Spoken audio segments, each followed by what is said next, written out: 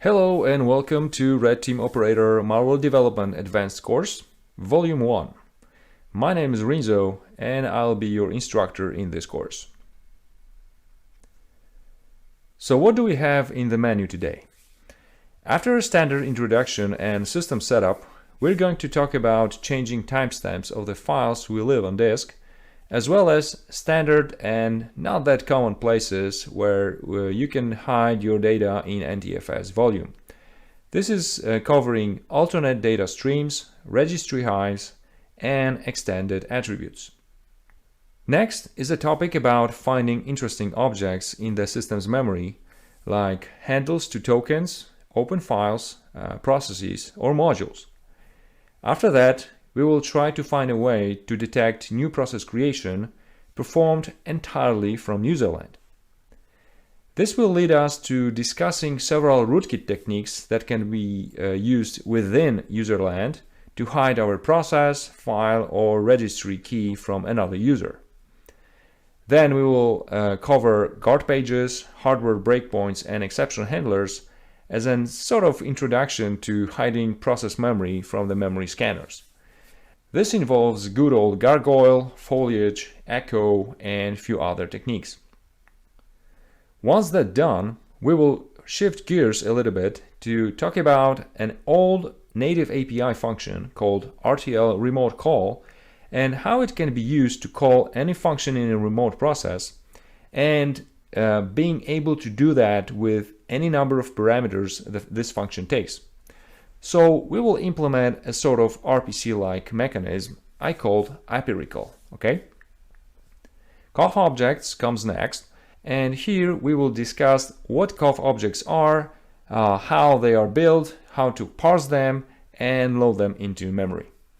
Finally, we are going to use several techniques from the course to build a COFF object that will create a snapshot of LSAS process without directly calling open process function. Okay. All right, let's get started. First, download the VM image and zip package from the course website. After the download, now we need to import the VM into the VirtualBox. So we click Import. Now we need to select a file, click Open.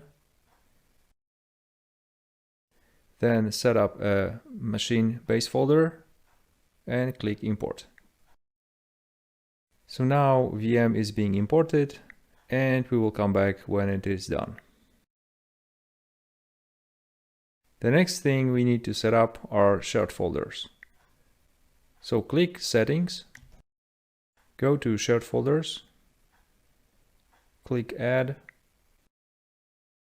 set up folder path, choose your folder name, click Auto Mount, and set up the mount point to Z drive. Click OK and OK. And please note, in the description of the VM there is a username and password for login to the VM. So now let's start the VM.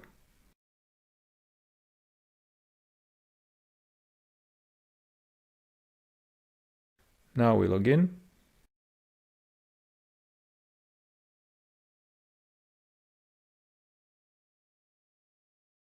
Please note that this VM is a Windows 10 Enterprise Evaluation version available for download from the Microsoft website. The next thing we need to do is to unzip our course materials. So go to our shared folder and extract the zip.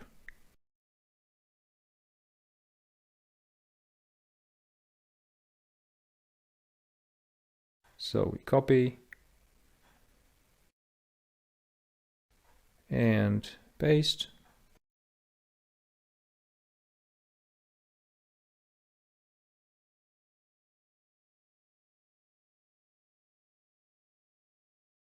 And after the unpacking process, our VM is ready for the course, so we can start.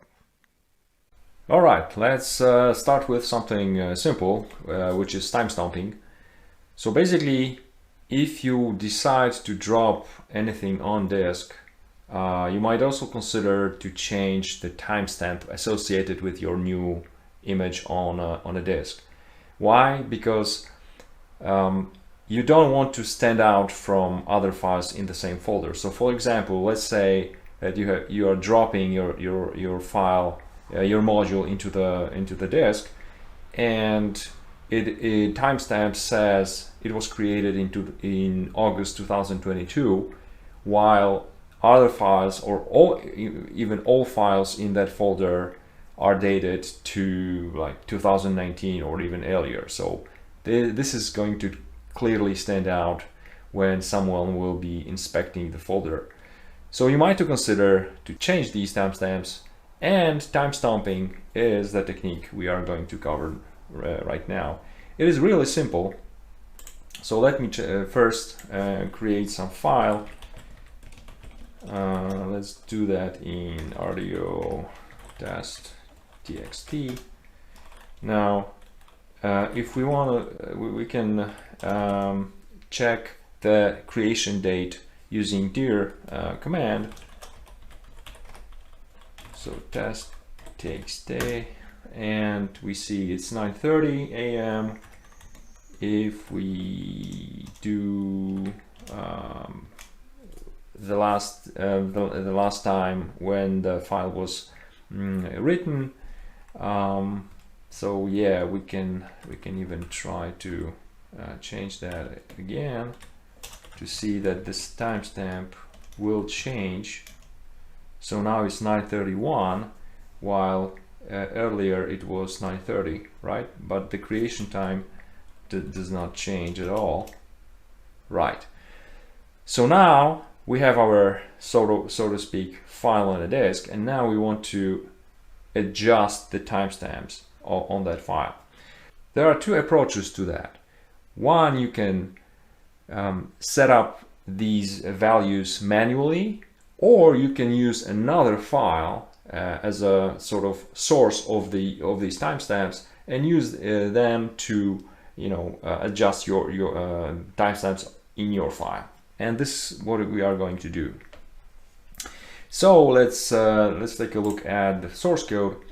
And this module is actually using two functions from NTDLL. One is called NT-query information file, and the other one is NT-set information file. So as you imagine, the first one will allow us to extract the information from the source file, which we want to use as a reference, and set information file will store that information on our module or on our file. So from the main, we are just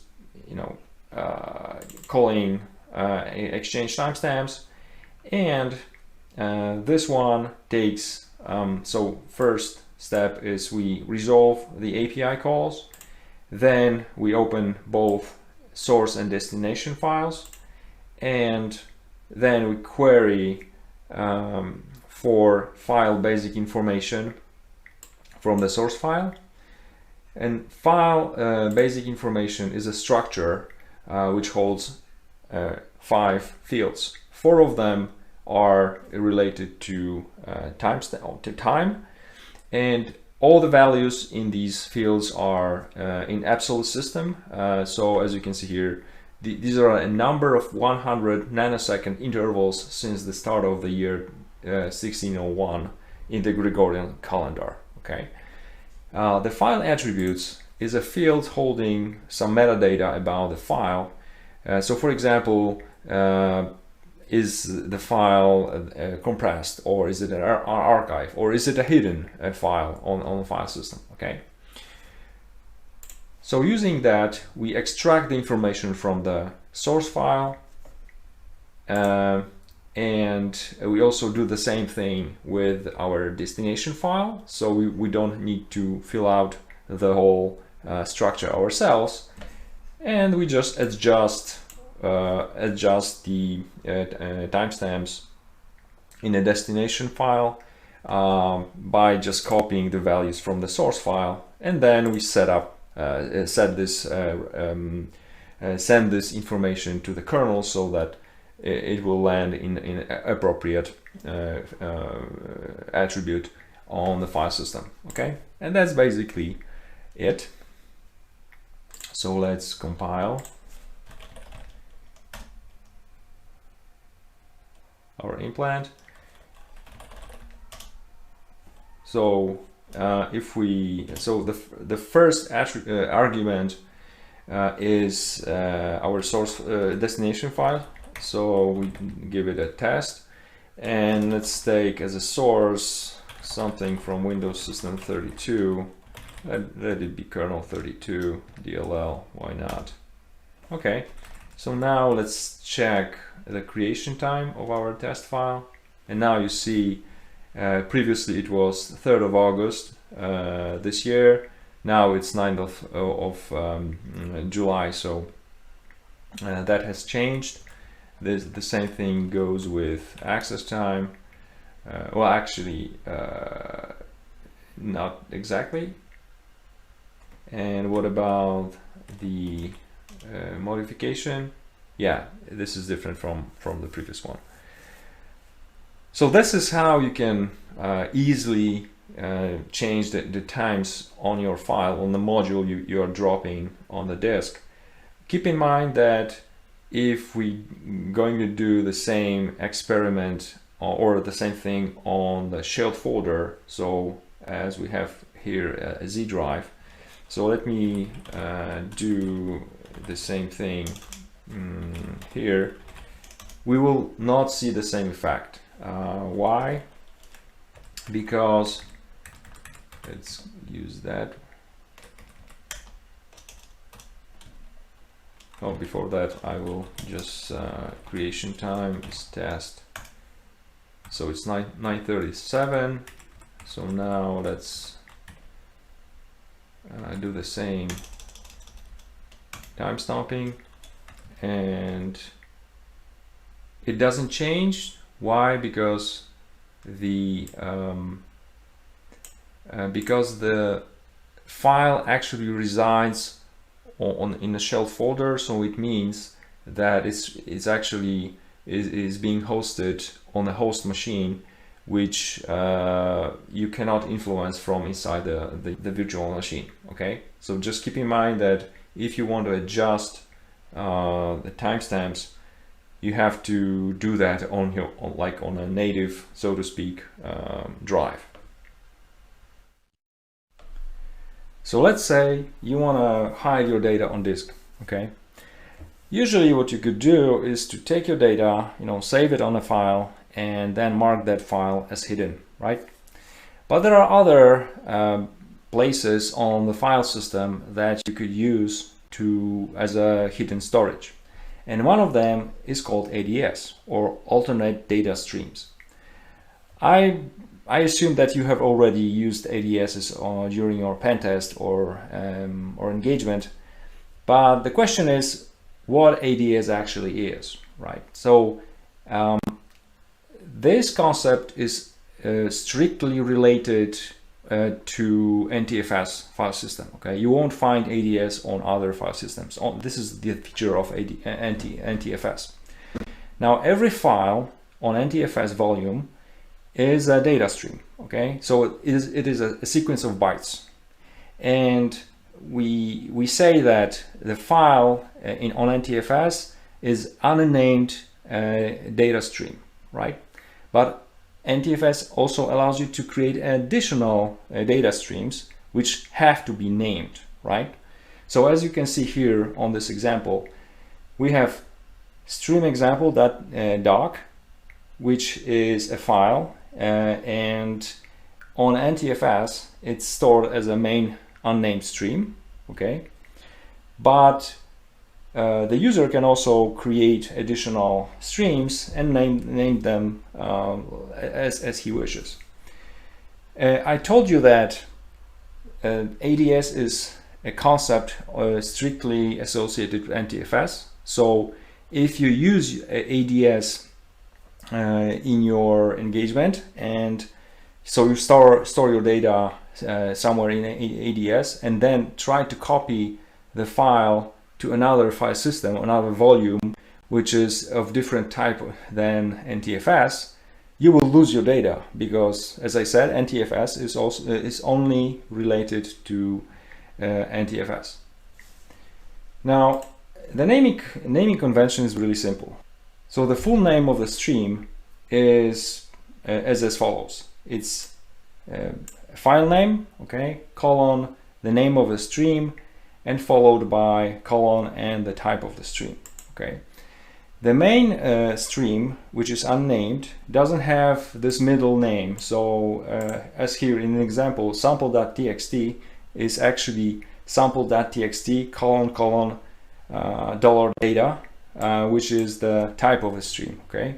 And this is the typical type for ordinary files. If you want to know what are other types of data streams, here you have it. So there is attribute list, bitmap, EA, extended attributes. Index allocation is actually a data stream covering a folder. So in other words, it's a directory, and so on and so forth. Okay. So we'll use that concept to hide your data. So let's jump into the VM and see how we can actually use ADS using a C programming language. All right, so let's see the code.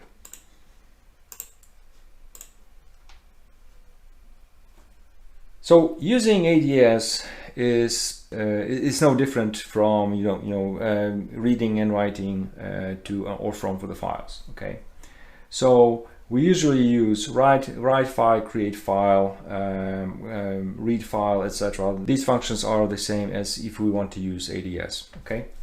Now, so the first thing I want to make sure is that I'm dealing with the NTFS. Okay. So I'm using get volume information function to extract the information about the underlying file system. And if the name contains NTFS, then I'm good.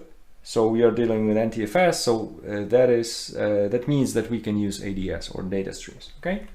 Now I open up a file, and in this case, I'm going to use the test.txt file I've created in a previous Timestomping module, and to name the ADS as described earlier. The naming convention says that after the file name we have to provide a colon and the name of the data stream. So in our case it's ADS, but it can be any name. All right. After that I write my data, which is secret sauce. Okay, just as an example. And then if I want to list all the data streams from the file, I use these two functions, find first stream and find next stream, okay, in a while loop. That will give me all the data about the streams associated with this particular file, right? And at the end, if I want to read back what I've written, then I have to reset my file pointer and then read the file as read the data stream as any file on the disk, right? And that's pretty much it. So let's compile this. And let's see first if there are any data streams. No, we don't see any. So we have our target file, which in a second we will add additional data stream to that file. So let's run that. So as we can see, there is a main data stream which is unnamed, okay, and the other one is ADS we just created. Okay, so now with /r is to display alternate data streams of the file. So let's do that again, and now we see sort of two files, but this one actually is an additional data stream for the test.txt file. And if we want to access this from the command line, we can use more with the redirector test.txt ADS to make sure that it contains the data we wanted to sort of hide. Okay. Now, what else you could do is, let's say we create that kind of name to confuse. There are a couple of things you can do to confuse potential defenders or anyone who's sniffing around, looking at ADS. So let's compile and let's run it again, and now we have two additional data streams. One is called ADS from the previous compilation, but now we have another one which looks weird. But actually, this is just a name we gave it. But yeah, it's not that common to see it. You would see that as a name, with a $sign and some letters after. And again, we can still access this data stream with our. Yep, this also works. Now, additionally, what you could actually do. So let me copy something from Windows System 32. Let's copy some binary and call it test.exe. And also let's create a directory called test. Okay, so now we have test.txt, test.exe, and test as a directory. Directories can also have data streams, additional data streams. So let's create a new one and name it like that. Compile. And let's see how it looks. So now we have couple of things that might pass unnoticed. So we have a test directory which has a additional data stream called test::exe. Okay, and at the same time we have a test.exe file inside the parent folder to test directory or test folder. Okay, so if someone sees that in a log or something like that, he or she might get confused. Okay, so this is not particularly advanced, but basically it gives you additional small tool. You can provide additional noise to what is happening in the system. Okay. The other option for storing your data as a hidden on a disk is to use a registry Hive, right? And the biggest concern you should have on this is how big the data can be to store that. So it seems like for the regular Hive, the maximum size of registry is 2 GB. Okay, so it's pretty big. As for the system Hive, the limit is different, but we are not worried about that. We are just using ordinary registry Hive. Now the question is how big each element can be. So it seems like for the value, it is all available memory for the latest format and only 1 MB for standard format. Okay. So what are these? We have this here, so the explanation is here is registry files, and registry file is just a file containing a sort of extract or just backup of some part of the registry Hive saved into a file. Okay, so registry files are they have two formats, standard and latest. The standard one is only supported by Windows 2000, so that's okay from our side. But the latest format is supported starting from Windows XP. So in other words, we can store up to 2 GB of data inside the registry Hive.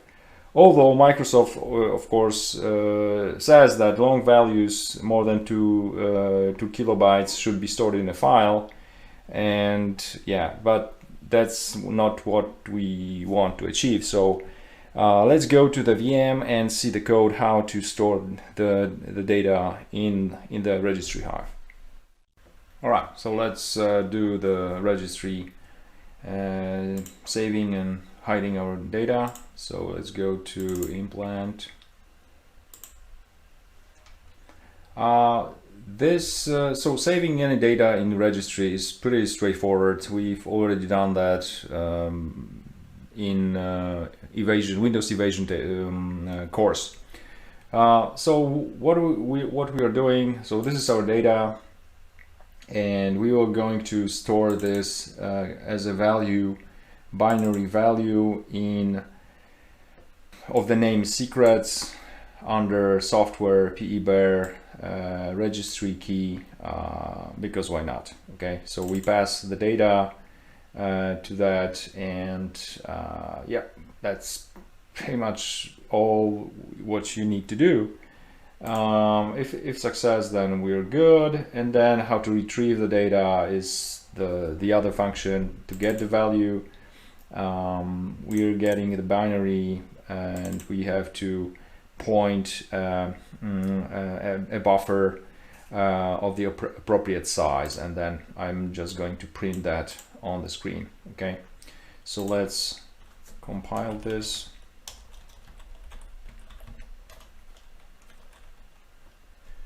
So here I have PEBAR, registry editor already opened on the PEBAR key, and so currently it's empty.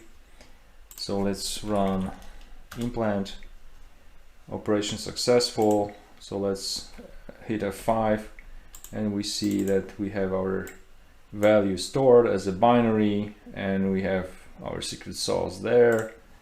The retrieval of the data was also successful.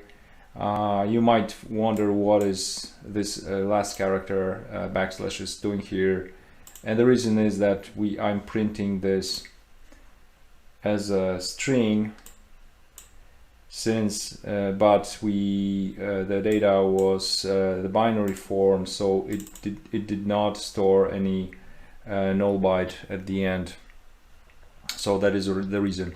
So let's check if we can store any binary file, preferably the DLL or exe file. So I've prepared one example of this file, and let's see how big it is. I remember it was about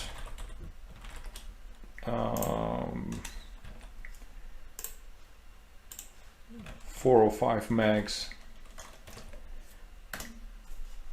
Yeah, around 4.5.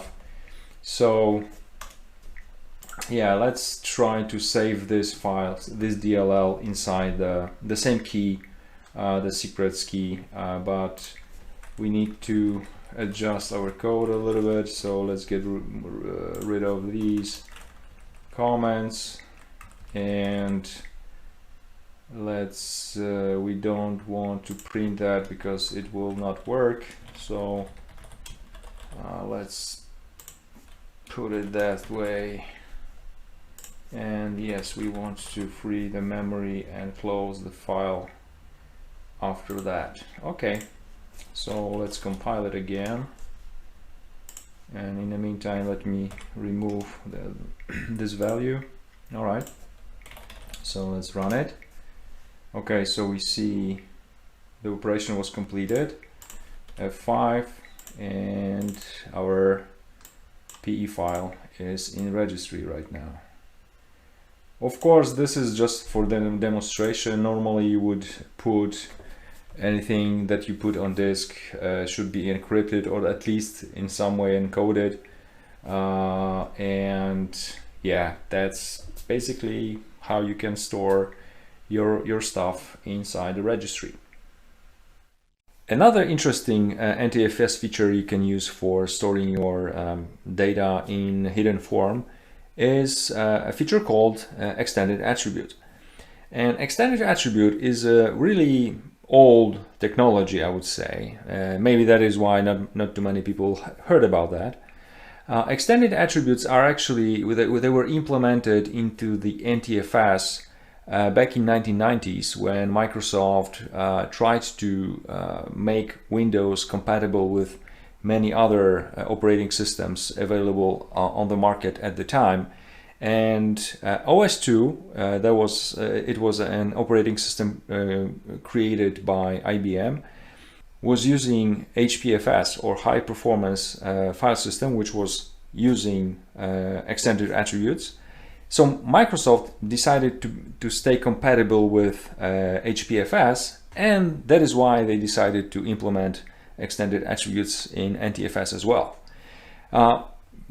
Like fast forward to 25 plus years, now in 2022, we still have that in NTFS.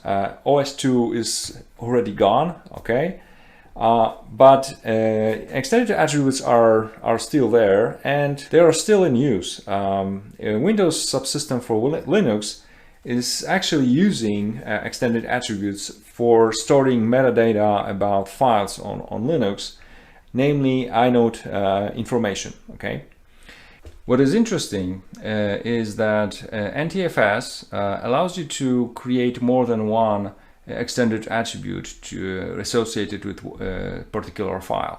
In other words, if you want to store more data inside and extended attributes, you have to create more of them than just one, because one only can have only up to 64 kilobytes of data. All right. There are two native API functions exported from NTDLL, which allow you to interact with this feature. ZW-set EA file is for creating extended attributes, and from the four parameters you can see here, the most important one is, apart from of course the file handle pointing to a file we are operating on, is the buffer, which contains a pointer to a structure called file full EA information, and this structure holds all the necessary information for the file system to successfully store or create an extended attribute in the file system. All right. As for querying or extracting information from extended attributes, we use ZW query EA file. Okay. And this function takes much more parameters, and this function also allows you to query specific extended attribute, not all of them. Of course, you can extract all of them at once, but it also allows you to query just specific extended attribute, which is really handy. Let's take a look at this crucial structure. And this structure has several fields. Okay, the first one, which is unsigned long, meaning it is 4 bytes long, and this is an offset to another record or another EA structure inside the file system. If this value is 0, it means this is the last attribute associated with a specific file. Okay. The next field is flags. Basically, it should be 0. It takes 1 byte. The third field describes what is the length of the name of the extended attribute. Okay, and this one also takes 1 byte, meaning that the name of EA can be up to 255 bytes or characters, because the value does not include null byte in the string. So in other words, you don't have to put the null byte at the end of the string. The fourth value is the length of the data, actually the data. And this is unsigned short, meaning it is a 2-byte value. So in other words, each extended attribute record can store up to 64 kilobytes of data. All right. The last field in this structure is actually the name, so the string. In other words, the name of the extended attribute. And after that string, we put our data. Okay, our value, which length is defined here. So if we fill out all the structure in a proper way, and we call ZW set EA file with this data, the file system will create this record in the internal database and store the data inside. To my knowledge, there is no built-in tool, either command line or GUI-based one, allowing you to query information about extended attributes on the file system. Okay, you have to either create that kind of tool or use some third-party binaries which allow you to extract that information. Okay, so that's from our perspective, it's a good thing. All right, so let's jump into the VM and see how we can utilize these functions in our code and hide our data in EAs. All right, let's go to the source code.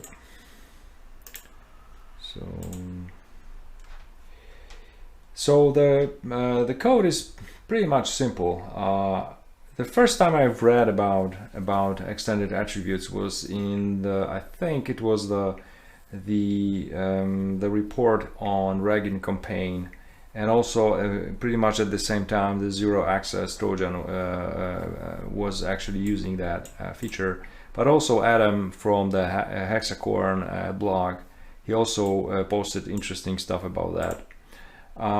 So the code is really simple. So for this exercise, I'm gonna use, I want to store a mighty secret sauce string in extended attribute, which will be named secrets, right? And for that, I'm resolving the functions I've mentioned earlier. Then I open a file where I want to store my extended attribute. Okay, and then I just store that with a custom function. Okay, and then after that I will extract actually all the extended attributes into this buffer, and we'll print them in the raw form, and then with each structure separately, or each argument separately. Okay, as for reading and writing, so for writing EA, I create a simple structure file, a full EA information structure. I fill that structure here. So I set the offset at 0, flags at 0, and appropriate names also are supplied, name lengths, sorry, also are filled here. And then I just, at the end of the structure, I copy the name of the EA attribute I'm creating, and then it is followed by the data I'm giving, or the value I'm giving here. Okay, and then I can call ZW set EA file function. For reading, it's pretty much the same. I just take the buffer and extract all the information into this buffer of the size, and this false, it means that I want to extract all the information. If this parameter would be true, then it will only extract one record. Okay, and the following parameters, as I told you earlier, they can be used to extract specific EA record from the file system. And for printing, that's pretty much pretty simple thing. This function print data is it will be helpful to see how this structure is actually laid out in the record. Okay, so let's compile this and create a new file on the drive, which is NTFS. So let's call it test.txt and run our implant. The file name should be given as the argument for the for our implant. So crto test. So now we have one record which was stored and then extracted. So this is how it looks when it was stored, and this is how actually this structure, which is here, which is nicely laid out. So first 4 bytes is the next entry offset, since this is the only extended attribute associated with test.txt file, then that is why this value, 4 byte value, is 0.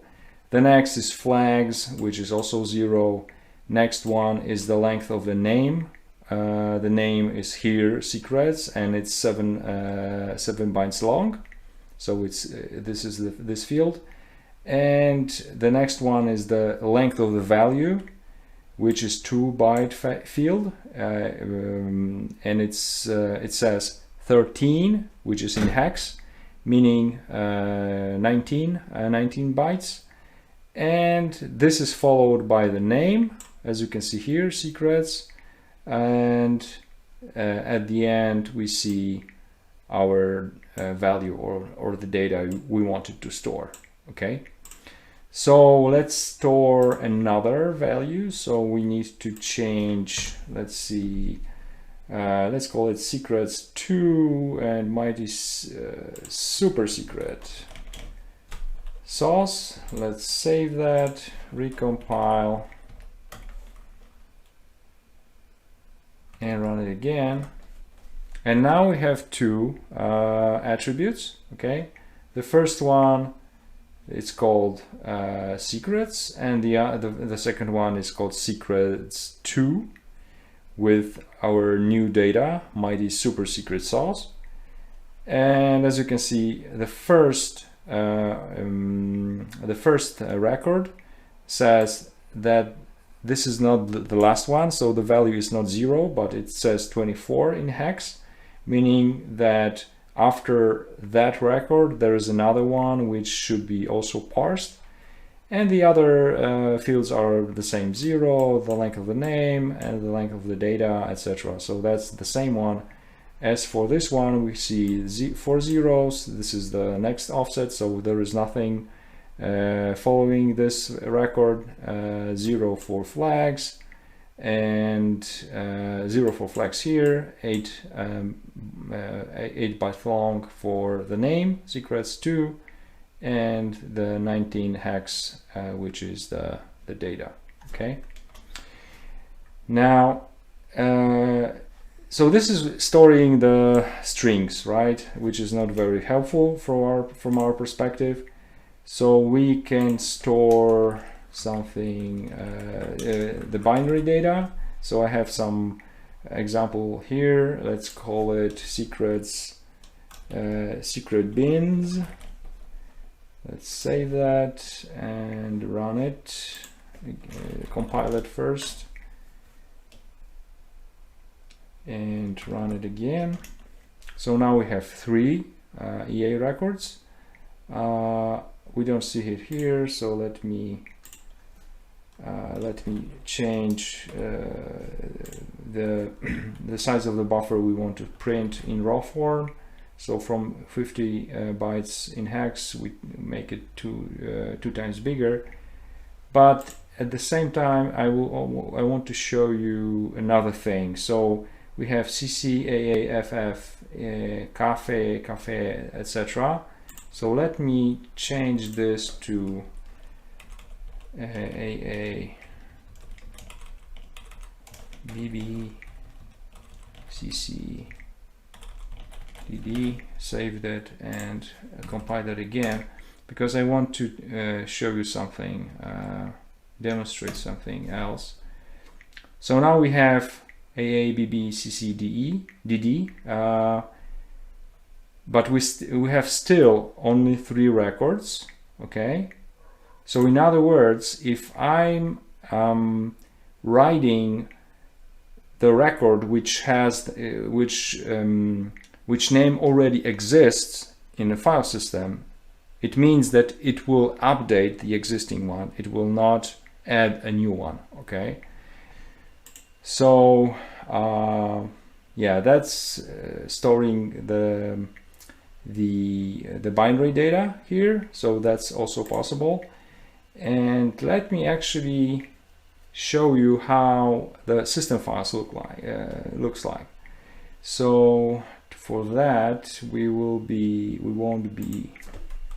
need to write anything.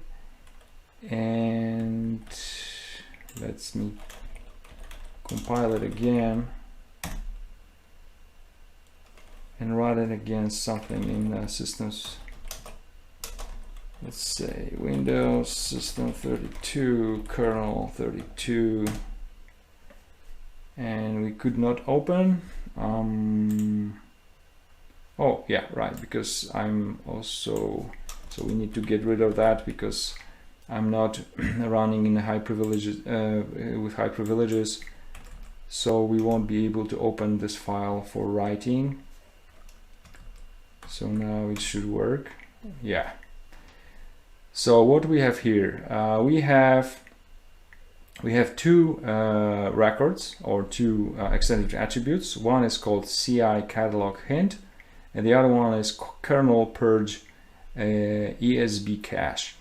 And if you go through the System32 folder, through the files, you see almost every one of them has these records. These ones are associated with a signature, digital signature verification.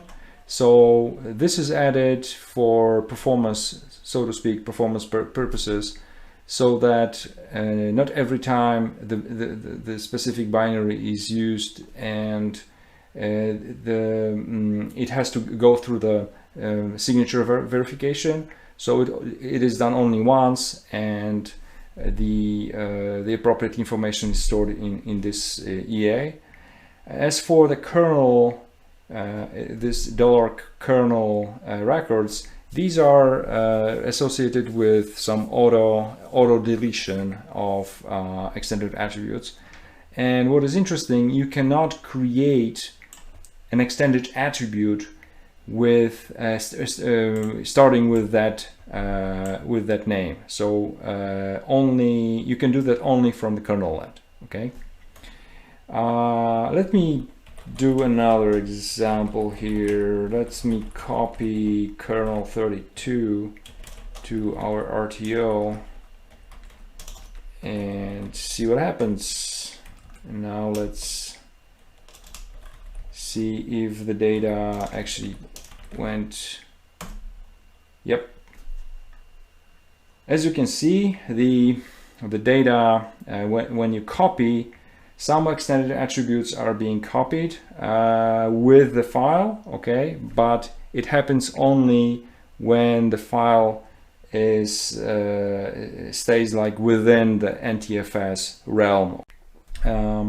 Yep. So basically that is it. This is a really cool technique you can use for storing your payloads, your encrypted whatever configuration for your payloads. If it's smaller than 64 kilobytes, then you can use only one extended attribute. If you want to store bigger files or bigger data, then you have to chop it to more than one EA and store it separately. Okay. So let's say you have landed in the box and now you want to do some initial recon. And one of the information you would want to get is the process listing, right? There is a classic method of doing the process listing using snapshots, but I will also give you some alternatives. So it's always good to have some alternative WinAPI or even a native API functions which are less known in our field. So let me open up the source code. So as I said, the classic one uses create tool help 32 snapshot function, which is a generic way to extract information about specific objects running in the on a system. Either processes, you can list modules with that, you can list threads with that, and yeah, basically what we do, we create a snapshot and then parse that snapshot in a while loop here using two functions: create process 32 first and then process 32 next function, and we're going through this snapshot up until we find the specific process we are looking for. So we take the name of a process. In our case, it's going to be notepad.exe, and we compare it with the extracted information from the snapshot, and if this is the match, then we found our target. You can change this function to something more fancy, but for the demonstration purposes, we're just going to focus on the first instance of notepad.exe.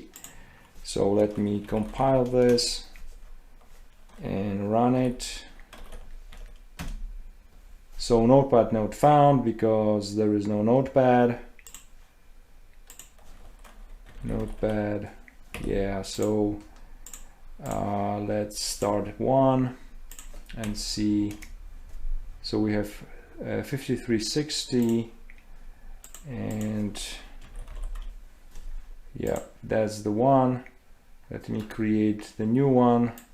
So we have two. We still should, yeah, we should find the first one, but now if I close the first one and run again, it gives me another PID, which is 4536, and this is correct. Yeah, so that's the classic way to extract information about the processes running using snapshots.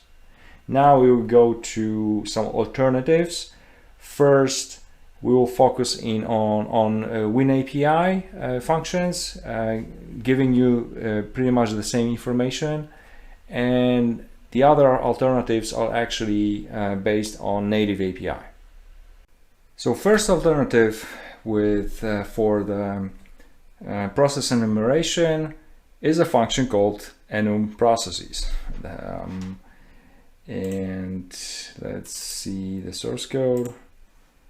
These examples are really simple. So we just the function find target is the same. We're gonna look for notepad, but this time we call enum_processes, and what we get the list of processes. So I create a simple table of integers, and then in this for loop I'm going through all the process IDs, return from here, open a process on each process ID, and then go through all the modules in the specific process and look for the main module and extract the get module extract the name of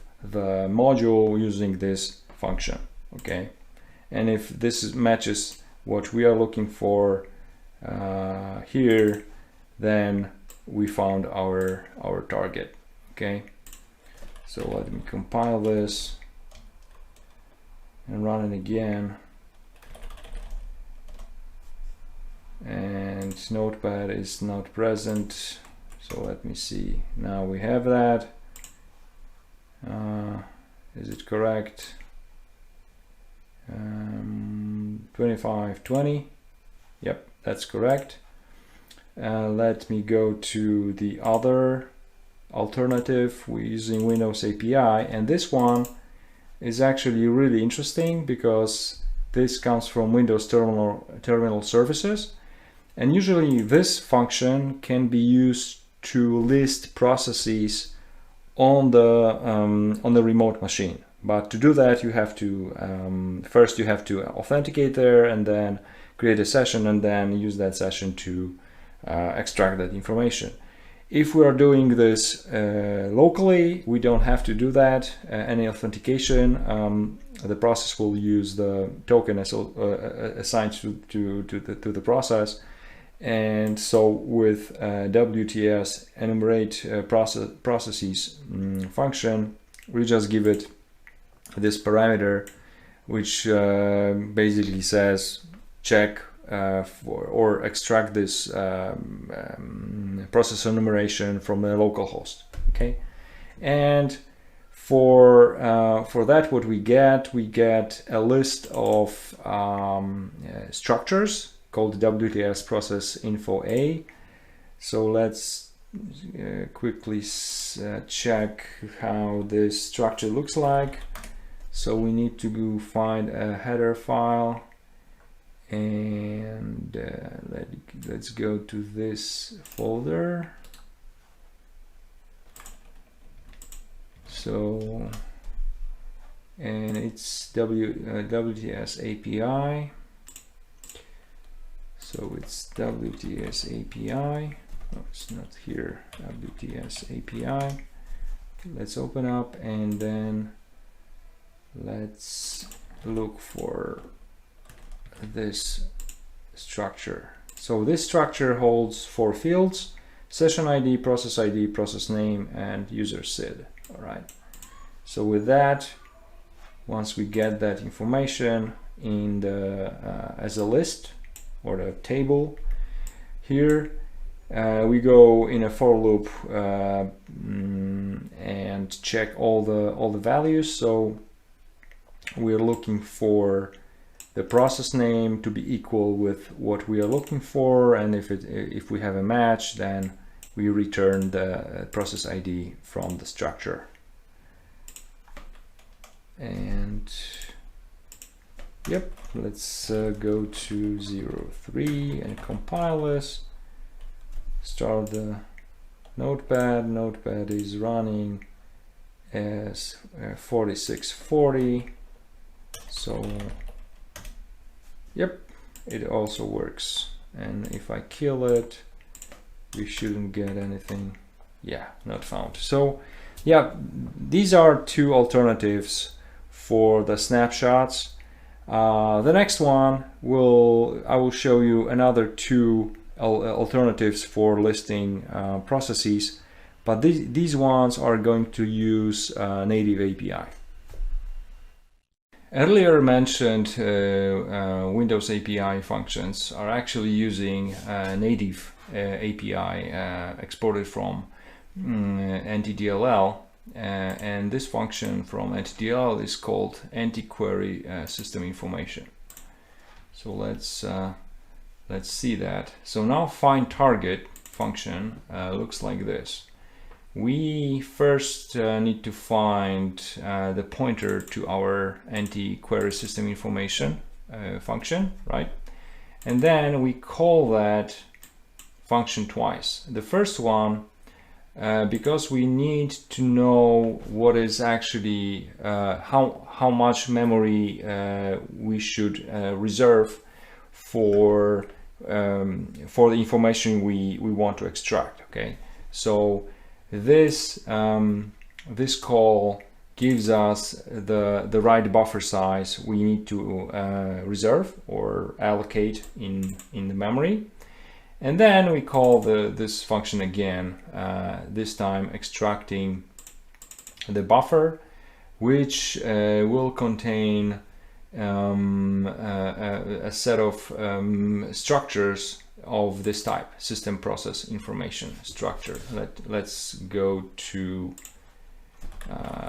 let's see, oh, we have it already here. Let's go to winter, yeah, this one, and let's see how this structure looks like. So this is pretty big structure, but there are a couple of fields that we are interested in. So image name and unique process ID are two main ones that we want to check in find target function. So as I said, we extract this into the buffer, and in this while loop we check if the image file name buffer contains the process name we are looking for, and this image name is of type Unicode string. So this is another structure which has several fields. One of them is buffer, which contains actually the white character string. It's not an ASCII string, it's a white character string. So that is why I'm using a function for comparing white character strings, not ASCII strings. Okay, and once once we have a match here, then we can get the process ID of the process we're looking for. If not, then we just go through this loop again and again unless we find or not what we're looking for. So let's compile this and let's run it again. Let's run the notepad, and 4892. Yep, that's correct. Yep. So this is one, I would say, widely known technique of using anti-query system information function to get that information using native API. But there is another one which is not very well known, at least that's my impression, and this one is called anti-get next process. And actually I found that in the Process Hacker source code, and basically Process Hacker source code is a gold mine for Windows internals. So yeah, it's not the first time I'm finding interesting tidbits there.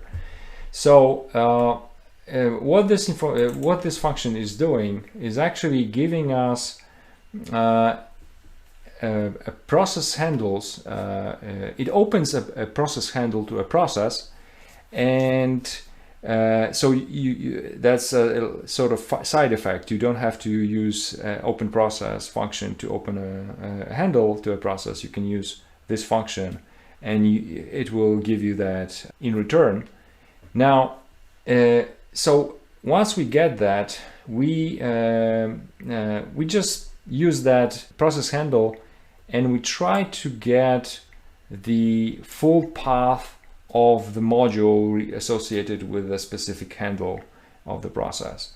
And if we get that, we can also extract only the module name. So we get rid of the path part. We're just focusing on the module, and then we can compare the names as in other find target implementations, and that's pretty much it. So let me go to this one, compile it and run it.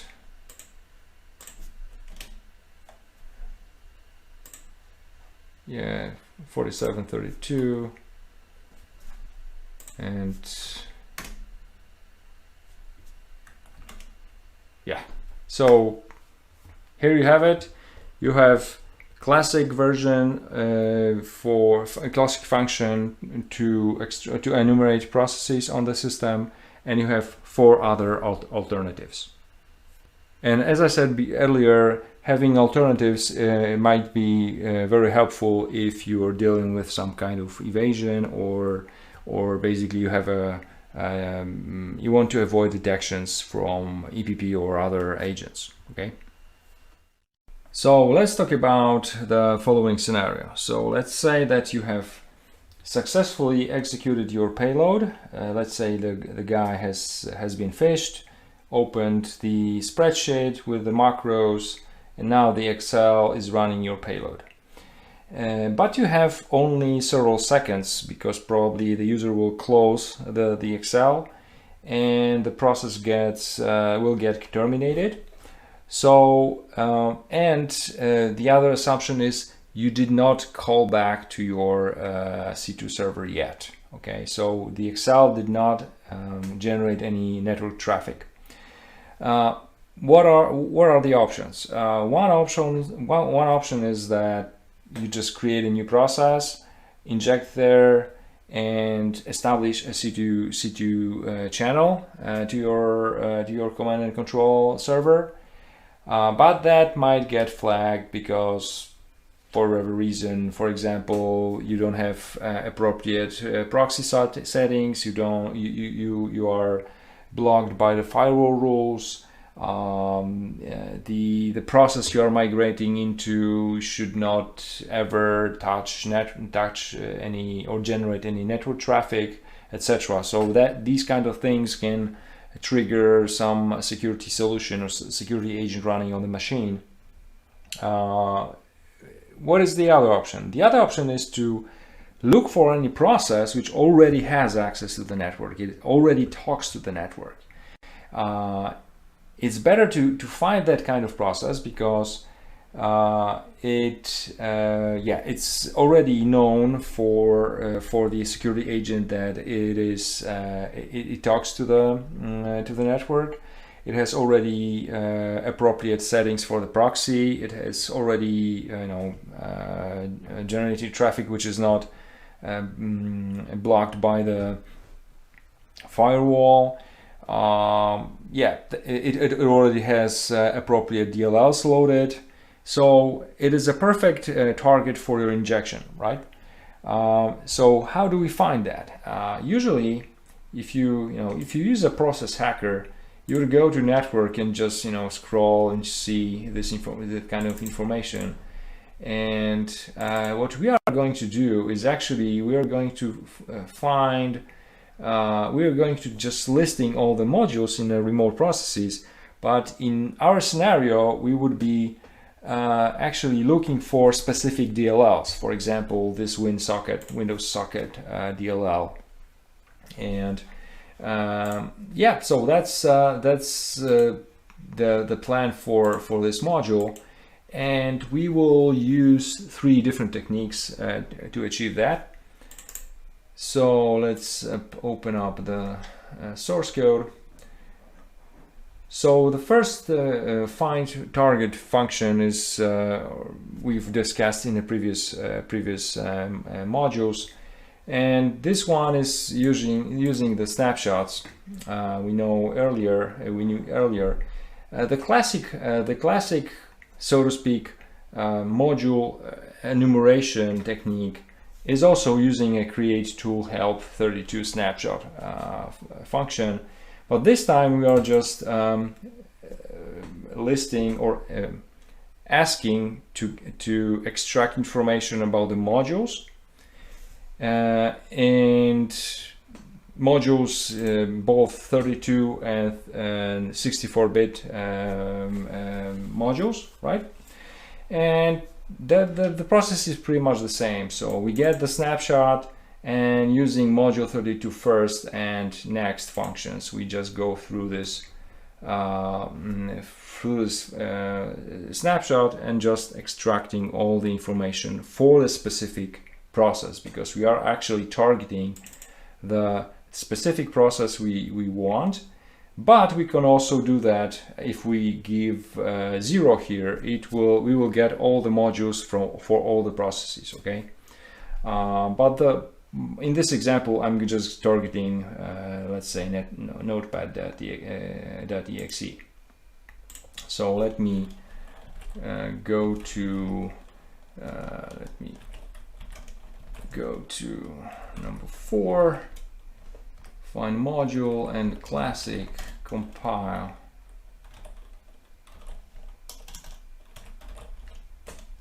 And now we get, using a snapshot function, we get all the modules loaded in the process, in the notepad. This is the 64-bit version. This one is 32-bit version. Let me verify that. So it's 32-bit. So now it's actually running in WoW 64. So we have both 32-bit modules and 64 as well. And with that, we will get the same information as well. So we get information about 64-bit modules as well as 32-bit modules, right? So that's the classic one. Now let me go to the other one. Was actually this function was used, well, not that one, but the regular one, enum process modules we used in the previous module, discussing how to list, how to enumerate processes, remote processes. With that function, we actually we can extract all the information about modules from the specific process. So again, using find target, we find our target notepad, and then we just query modules from that process. And in this for loop, I'm gonna extract information about the process, the module name, and print it out on the screen. But of course, in our scenario with phishing, we would be going through all the processes on the system, and then extract all the modules from these processes to look for specific module, like Windows socket DLL, right? So let's go to 02. Let's compile this first, and let's run it against this 32-bit module, 32-bit notepad process. So as you can see, the information is pretty much the same. We don't get the size as from the snapshot, but yeah, this is the other way to get that information. And the third option, or a third way to get that, is using virtual query EX function. So this function is used to query information about the memory allocations in the remote process. Okay, and using that and information about specific addresses of the memory in the remote process, we can then query that for using the same get module file name EX function to extract the name associated with the specific allocation address. Okay. So the third one is pretty much the same result, but again using a different technique. So now you have 3 different methods you can use to look for any interesting process to inject into. So let's think about another scenario. So let's say you want to do a code injection into some remote process. Okay. For that, you have to go through the 4-step process. So first one is to open a handle to the remote process. The second one, reserve some memory in that process. The third one, deliver your payload into the remote process memory. It's not always the case, but in many injections, this is actually what you need to do. And finally, you have to execute or trigger your payload somehow. Okay. Now, security solutions are monitoring for occurrence of these 4 steps in sequence. So one of the methods for bypassing this detection is to actually avoid some of these steps. Okay, and now we will be focusing on the first one, which is opening a handle to the process. Instead of calling anti-open process or any other API, you might try to sweep through the operating system memory and search for any handles which are actually of your interest. So maybe some other process has already opened handle to your process, and if so, and if the access rights are appropriate, then you might duplicate that handle and use that in your process injection. Okay. So for that, we have a simple application which lists, in this case, it lists all the threads. Let me quickly change that setting, because it is able to query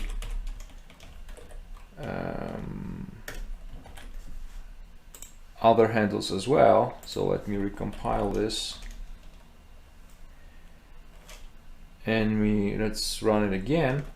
So this implant is actually going through the memory, calling just one function to be honest, and retrieves all the open handles in the system, and then go through these handles and look for just specific types I've implemented, because not all handles are actually interesting from our attacker's perspective.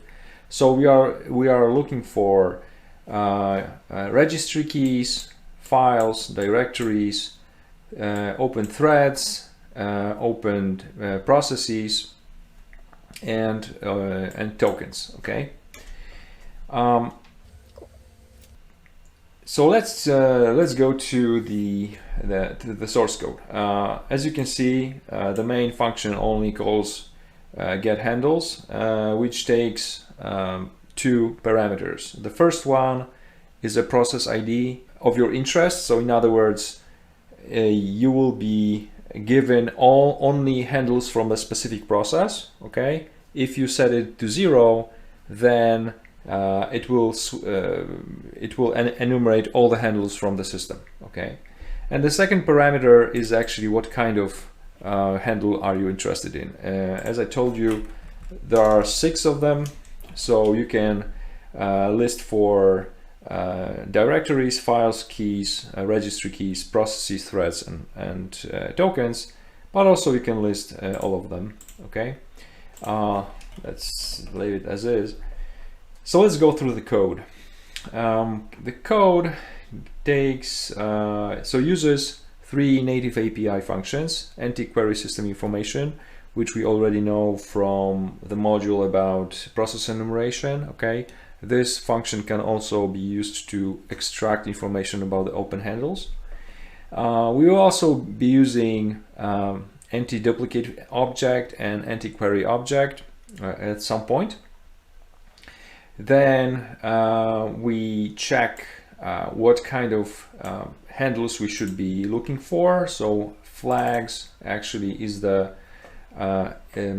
is our second parameter we give into the getHandles function. Okay, and then we need to figure out how big chunk of memory we have to reserve for all the information about the handles. Okay, and we do that in this while loop. So constantly calling anti-query system information function with specific pointer to the reserved memory, and checking if the return value is status info and length mismatch. So this gives us information that the handle info memory, or to be specific, the memory pointed by handle info is too small. Then we have to adjust that here, and we are just doing the realloc with doubling the size of the memory, and up until the anti-query system information returns success, or at least stop throwing a length mismatch, then we know that the reserve memory is large enough to fit all the information. All right, and with that, we actually, after the, so to speak, final call to this function, our memory region will already contain all the information about the handles, because we were querying for that. And this memory is filled with structures called system handle information, which is defined here. And this structure is basically has two fields: the number of handles and the array of another structures called system handle table entry info. So and this structure gives us more detailed information about the specific handle. So we get the process ID which this handle belongs to, what type of handle it is, what is the value of the handle, and what are the access rights to the handle. All right. So once we have that, we go through the for loop. There's a huge for loop here, actually going back up to the almost end of the function, and we take every handle, as you can see here, with every iteration, and then we do some checking, querying additional information, and then we will be printing this information out on the console. Of course, you can do much more with that information, like you can duplicate or even do some action against specific handle you were looking for. Okay, but basically getHandles is mostly focusing on getting the information about the handles and then printing this on the screen. So in this check, we are specifically looking or checking if the supplied first parameter for the function, which was here, was 0 or not. If 0, then we will be printing all the information about all the handles, and if not, then we will just be focusing on a specific bit.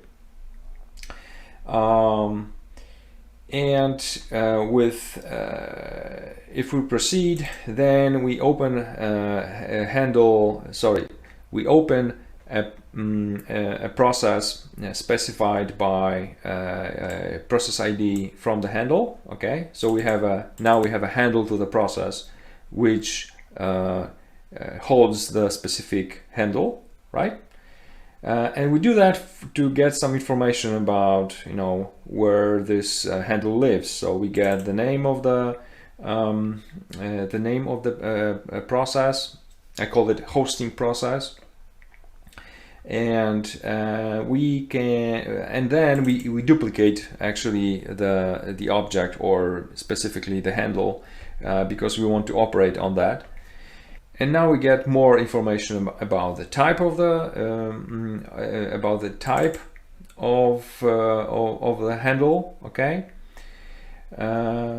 And we're at this point we are checking if the type of the handle is the one we are interested in. So in other words, we're checking if the handle is either a file or directory or a key, a registry key, process, thread, or token, okay, or all of them, based on the filter which was set here. And the next step we want to do is to call an anti-query object function, because we want to extract name information about the specific handle. But if we are dealing with pipes, named pipes, and this function anti-query object can actually hang at specific in specific situations when the object is a named pipe and has specific access rights set on that object. So to circumvent that situations, we're gonna check if the object is a named pipe, and if the granted access is set to these values, and if so, then we are not going to bother to querying the system for the name of the object, and we just print out all the information we have found so far. All right. Now, if we pass that check, then we just try to get the name of the object, right? And if the object doesn't have a name, then we just print information that we could not find the name. Otherwise, the returned structure is actually a Unicode string. So from that we can do two things. One is to figure out what is the process ID of the handle if we are looking for processes, and what is the thread ID if we are interested in threads, okay? And after that, we just extract the name of the process using these two functions, these two calls. And once that's done, we now can print all the details on the screen. So what we have seen here, this is the place where it is being processed, and that's basically it. And then this closes the loop, for loop, and we are going back to the beginning, and with another iteration, and going through all this process with another handle. So let's now check only tokens, okay? And let's compile this. And let's run it again. So how to basically how to read this? The first at the very beginning we have a hosting process information. So in other words, where the specific handle was found. Okay. So we have a name of the process and its process ID. Then it is followed by the number or the value of the handle. So if you go to Process Hacker and go to the Handles tab, so this is the value we are printing here. This is the value we are looking at. Okay. The next a printed value is the address in the kernel memory where the specific object lives. Okay, this information can be also extracted from using anti-query system information function. It is followed by the access rights to the object or to the handle.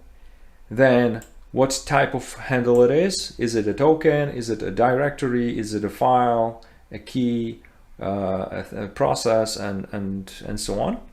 And if it has a name, then it will be printed here. Okay. Now, looking through the results, you should be focusing on this column, which is access rights. And how to decipher these values. So there are two ways. One is to use Microsoft's documentation. So there's a web page describing process security and access rights, and you can find all the values for these flags. Or you can just go to Process Hacker and check these values there. So let's say we go to the Explorer. Okay, let's go to the Explorer,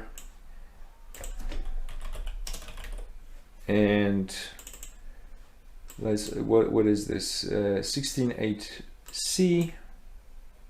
So we go to 16.8c. This is a token, and the granted access value is F01FF, which means full control. So in case of tokens, you will be always in most cases interested in this value. Okay. Cool. Let's check another interesting. So we were talking about process injection. So let's view processes. What kind of handles can we get? Let's compile and let's run it. So we have our results. So let's see. We have SI host, which has an open handle to the process system settings. It has access rights 1000, which is process query limited information, which is not a big value. In case of processes, we are actually focusing on these values, because this means full control. Okay, and we can verify that. Let's say MS Edge.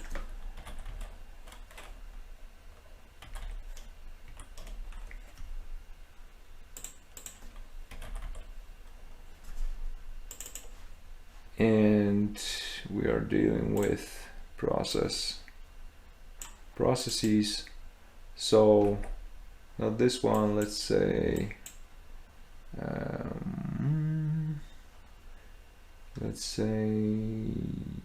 74A.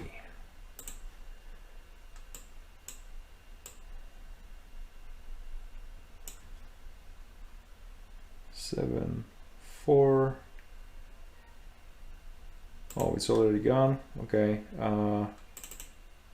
But anyway, as you can see here, grant access is 1FFFFF, means full control. So that's the best one you can find. And let's see what we've got here, if anything. So we have Explorer, who has opened handle to a process Notepad with a full control. Okay, we can verify that as well.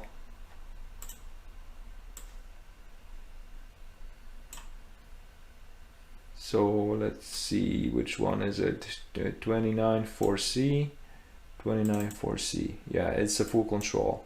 So in other words, if we duplicate this this handle, we get full control over Notepad process, Notepad++ process.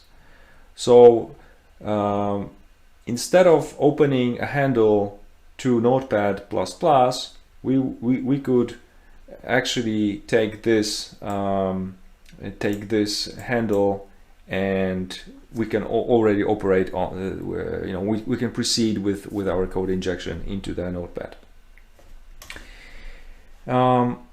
There's another thing. So because we are running as in medium integrity, we don't have access to everything. So let's say what will we get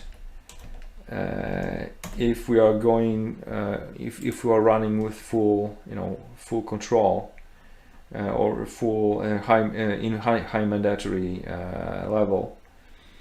So as you can see, we get information from the process hacker, which is running as in high privileged context, and from that we get a lot of process handles, but we don't see full control. This is only 1400 in hex, which was query limited information, query information. So process hacker is at least doing its job, securely accessing other processes. But I hope you get the idea how you could leverage that kind of information in your code injection adventures.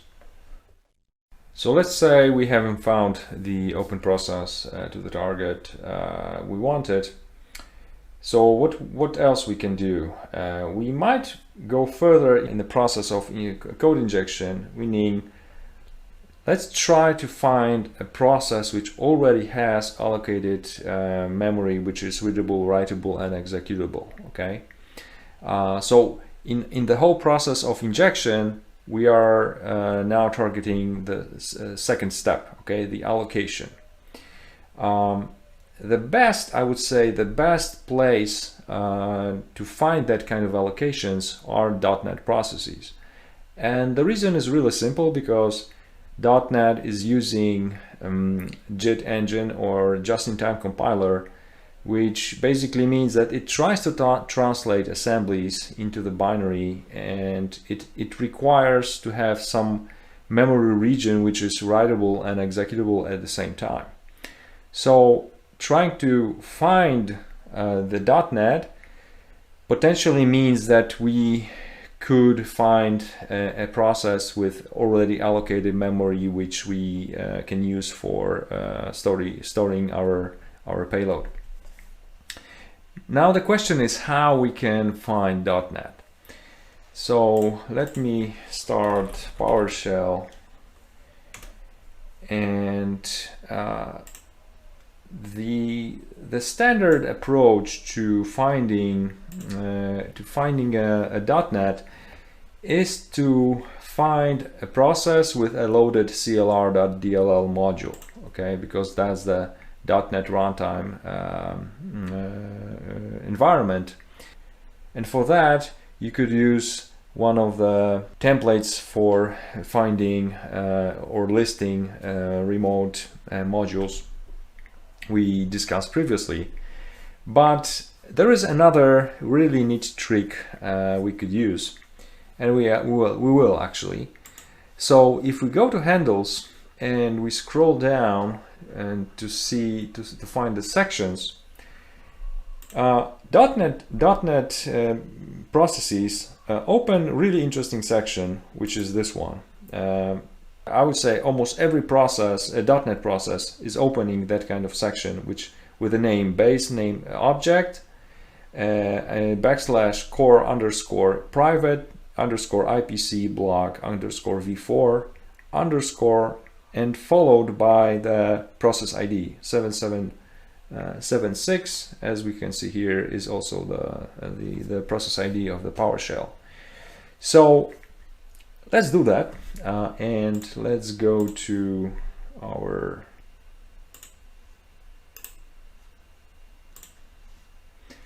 So I found that trick inside the Process Hacker source code. So all the credits go to Wenjia Liu, the original author.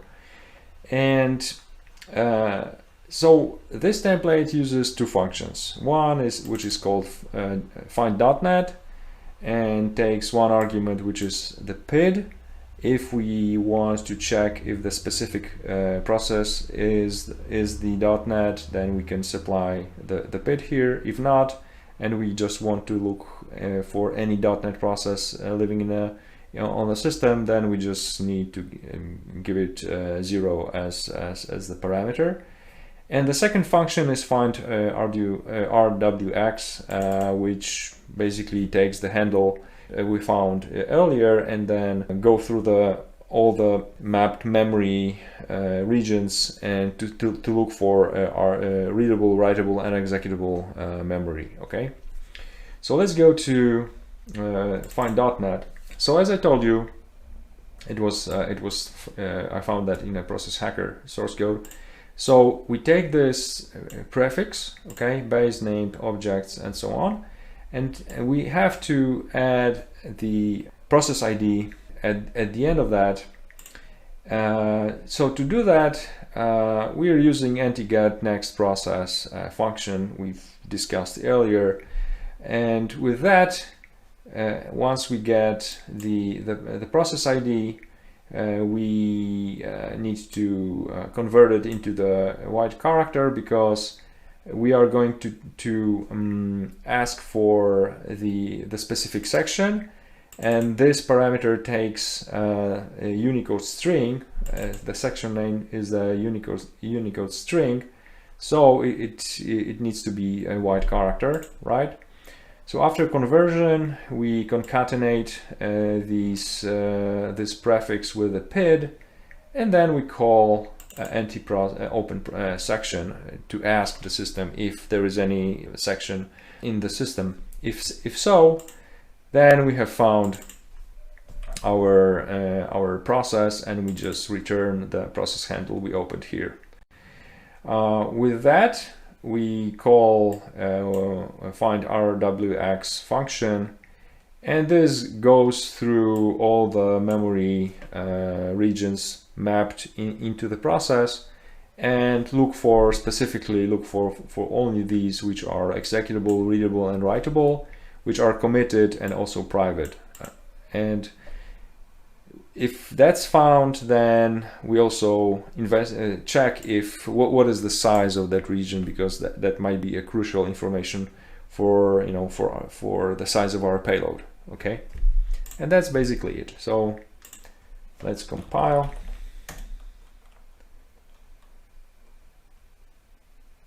And let's run it.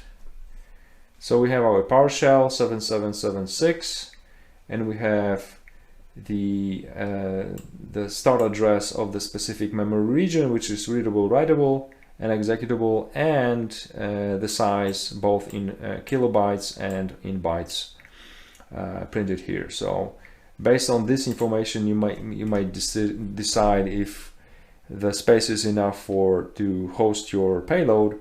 Although you have to keep in mind that these memory regions are actually being used by the process, so your payload might get overridden by some random bytes, and you have to be aware of that risk. Yep, but basically that's how you can find .NET with RWX memory regions. So let's talk about another scenario. Let's say you are on a box, and now you want to get notified about new process creation. You might wonder why you would want that kind of information. Well, the thing is that it might be beneficial for you if you detect someone logging into your machine and starting Process Hacker, okay, or PEC, or Moneta, or any other tool that might indicate that someone is looking for you. All right. The question is how to do it in user mode, because in kernel mode we know that Microsoft gives you very interesting and very straightforward interface to get that kind of information, which is you register your callback, which gets called when specific event happens, for example, a new process being created. Okay. In user mode, we don't have that kind of clear interface, I would say, but there is something you can do with WMI. And actually, if you take a look at Vault 7 dump, you can find interesting document where they describe WMI process watcher, okay, which is doing exactly what we need. They utilize exact notification query async function, which as one of the parameters, it takes a callback function which gets called when specific event happens. Okay, so let's take a look at the this exact notification query async function or method actually in the MSDM. So it gets 5 parameters. Okay, the first one indicates that we will supply WQL query, okay, because we are using WMI and we will just be querying for specific information we are interested in. Okay, so first parameter should hold a string WQL.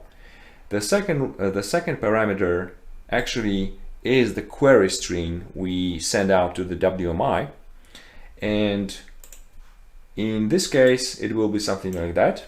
So we will want to get all the notifications about creation of the process or the instance of Win32 process class, and this query will be launched every second. All right. The third parameter is set to this value, and it basically means that the status reports will be sent to our object or our sink, so to speak, the sink object, with information about what is the status of the query. Okay, and actually we will not be using that functionality, but it has to be set. Okay, the fourth parameter is typically null. We can supply some additional information about the query, but we will not do this. And the last parameter is what I've already mentioned, which is the handler or the callback function, which we will implement, and this function or handler will be called when new process creation event happens. All right, and this has to be implemented as a method inside IWBAM object sync class. Now this interface has to implement several methods. Okay, one of them is set status, I've mentioned earlier, but the second function or method called indicate will get called when notification is being sent. Okay, so this method is being called by WMI. So indicate takes 2 parameters. Okay, the first one is the number of objects in the array, which is being returned as our second parameter.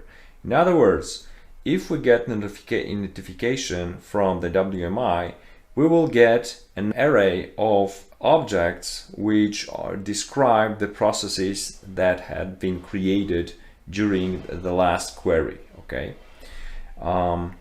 and what else? Set status. As I said, we will not be utilizing this method, although we need to create this and define this in our object.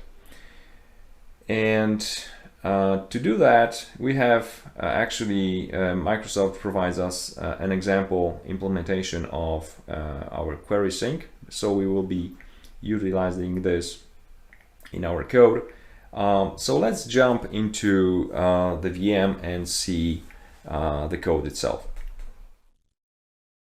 So to the source code, if you have taken a model development intermediate course or Windows evasion course, they already described COM interface as well as WMI interface, and now we are going to use WMI interface. So if you took any of these courses, you should be already familiar with that, how to utilize these interfaces in your C or C++ code. All right, so we start with creating a new class derived from IWBAM object sync, and the reason is that all notifications in WMI environment are actually being sent to that kind of class or object of that class.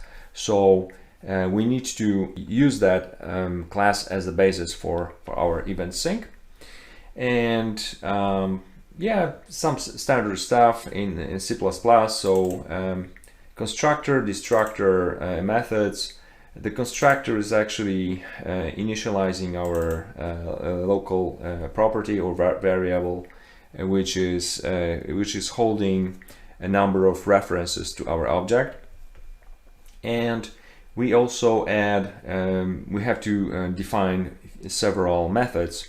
So addRef, release, and query interface are actually required methods for any COM object inside Windows. So we need to define these as well as the two we need for our notifications. So set, status, and indicate. Okay. addRef does nothing more than just increases the number of references. The release method is doing the reversal, and if the number of references is 0, then we destroy our object.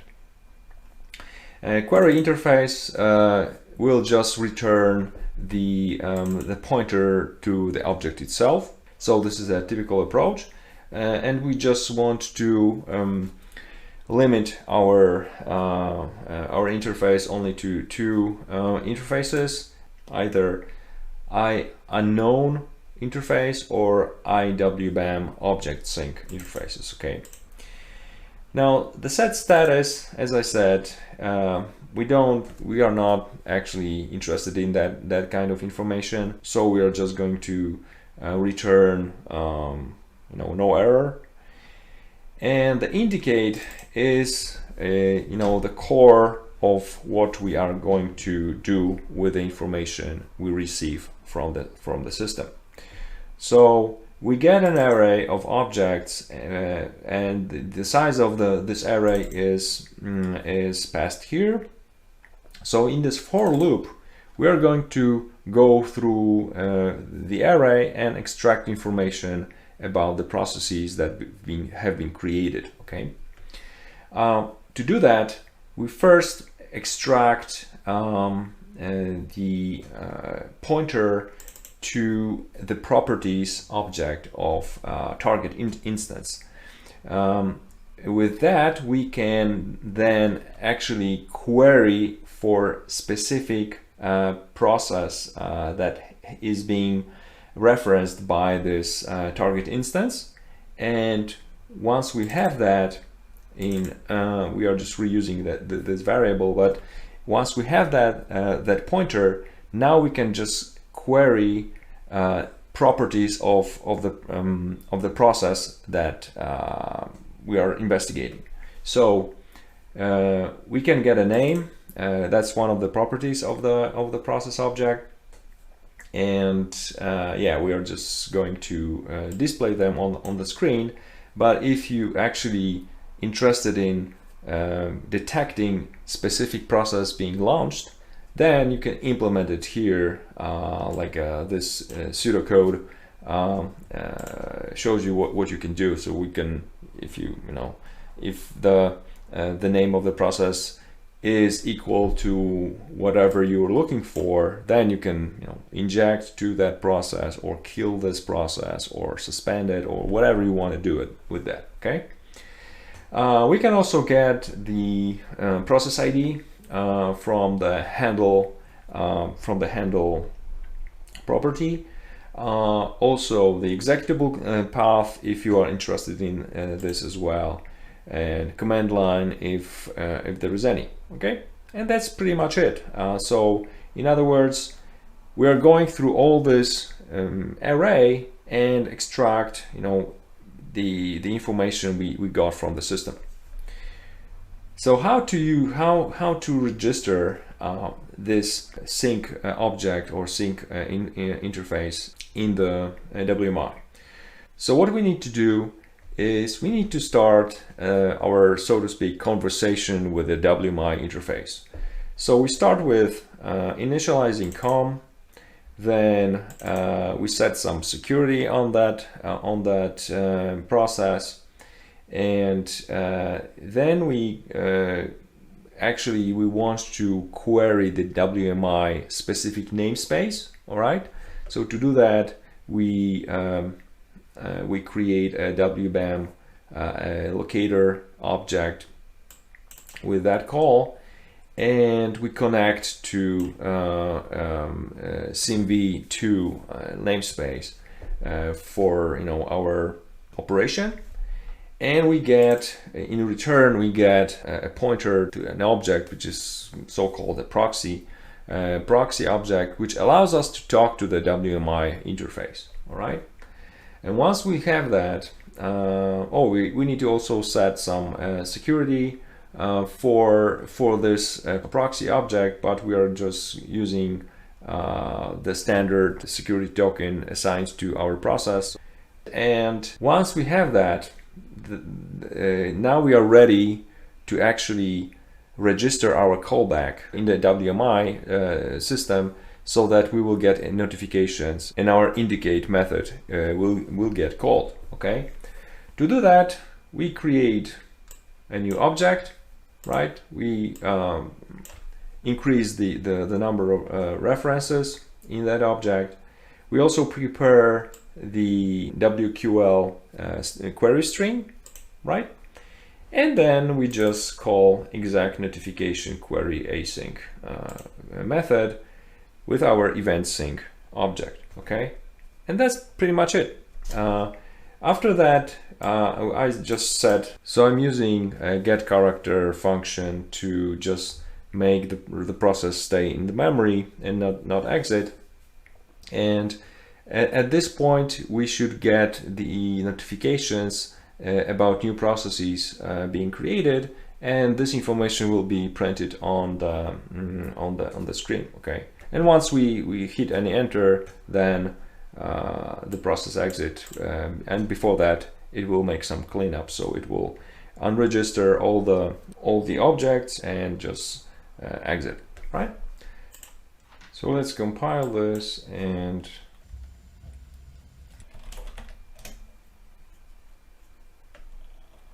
let's run it, and let me start a few processes. This one, this one, this one. As you can see, all these events are being logged, so our implant gets notified about these events, and you can see that. So let's check 1688. That's a notepad.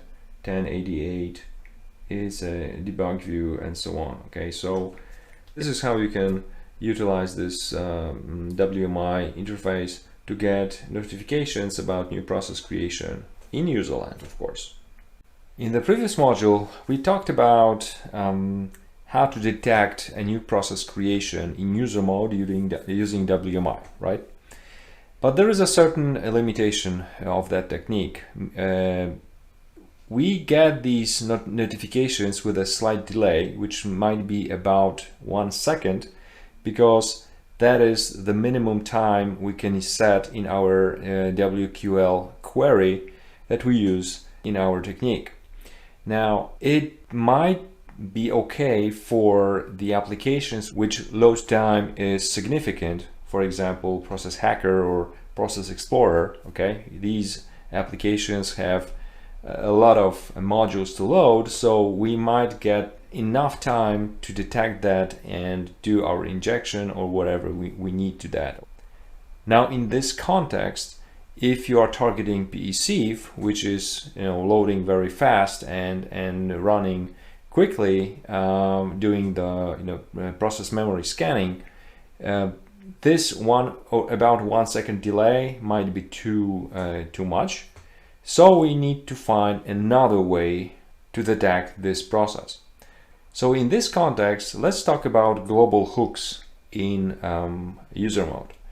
So there is no one, let's say, mechanism that you can use to hook all the processes at one point, okay?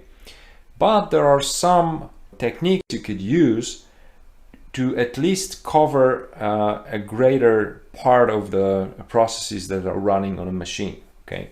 And one of these techniques is an API called SetWindowsHookEx or extended, okay?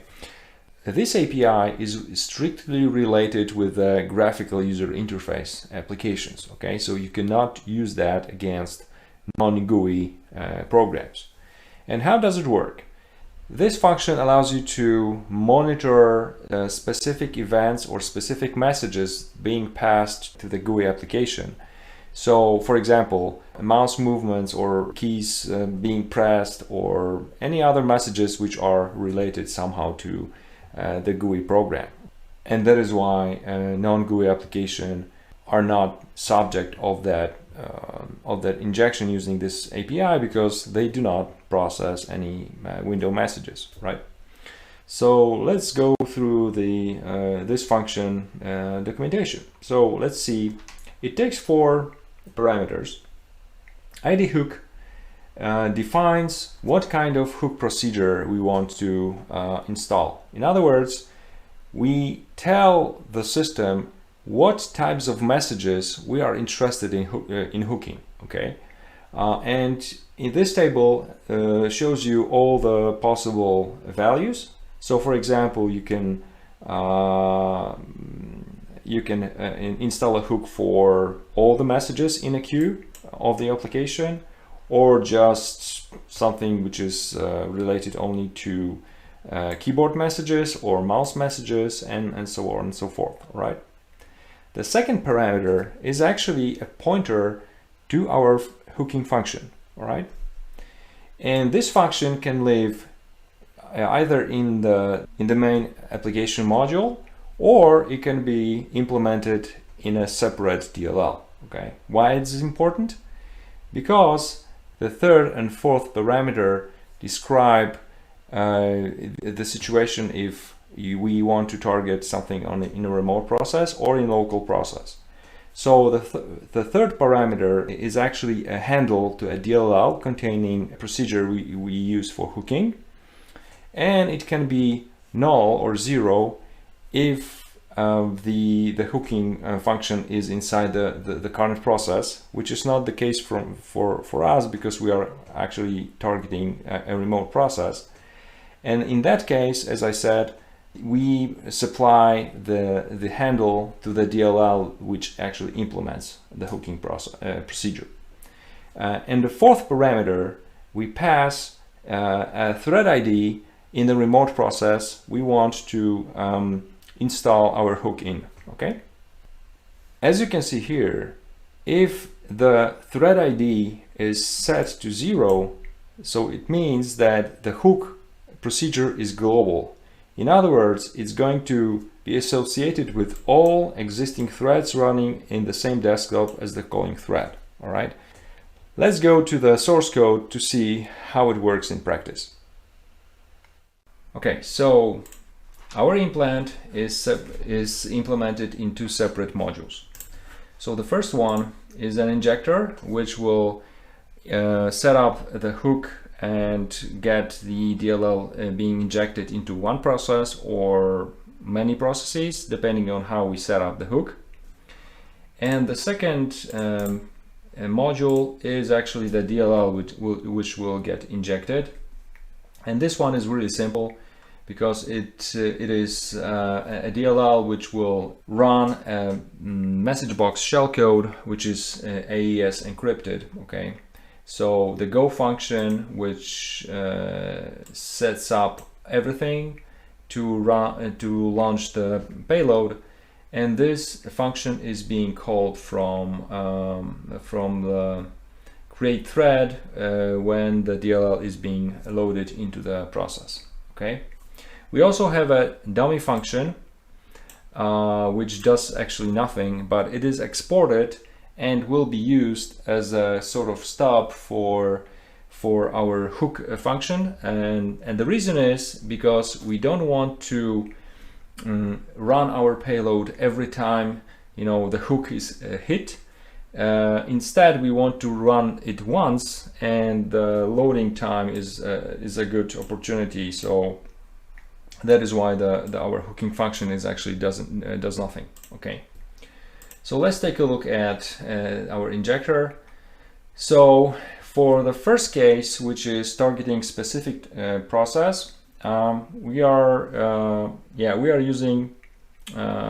use notepad.exe for our target. So for that, we get process ID, and then from the process ID we get a thread ID of one of the threads belonging to Notepad. And once this is successful, we need to find an address of the dummy function in our implant.dll. So that is why we need to load it into our own process in our implant.exe, and then get proc address will resolve the address of the dummy function, and this address will be used as the second parameter of SetWindowsHookEx function we've discussed earlier.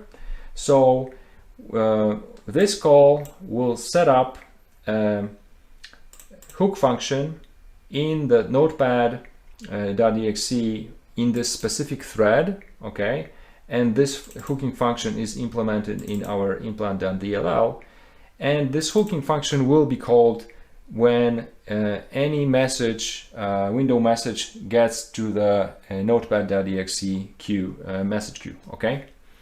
So as I said, this is why we don't want the dummy function to do anything else than return 0, and all you want is to force our implant.dll being loaded into the target process. Okay.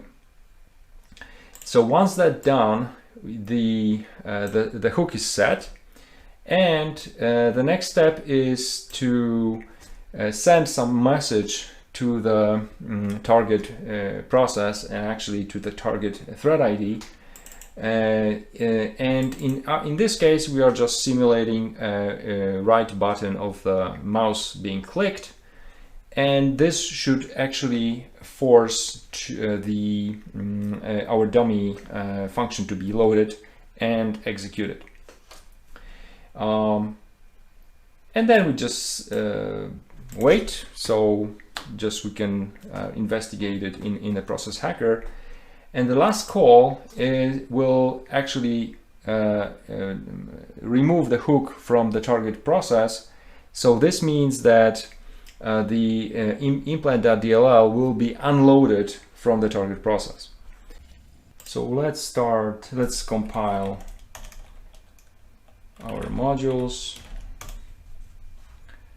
Let me start the notepad. Let me start debug view, because some of the messages will be posted here, and let me run implant.exe. So our payload got executed. We see two messages that the implant.dll was injected in implant.exe, which is fine, because which is expected, because we are actually first we need to resolve the address of the dummy function. So for that we are loading implant.dll into our loader injector. Okay.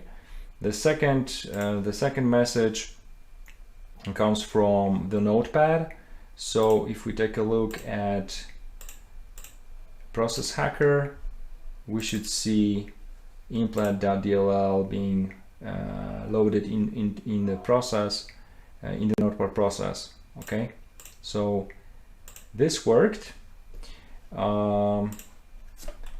So let's try to set up the global hook. So we are not going to target only one specific process, but we are going to target all the GUI processes. And for that, let me comment this 2 lines and uncomment this one. Let me compile. Let me compile again, and let's run it. And yep, let's run it again. So what we can see here, it got injected into the Explorer, con host, SVC host, Notepad++, and so on and so forth. So all these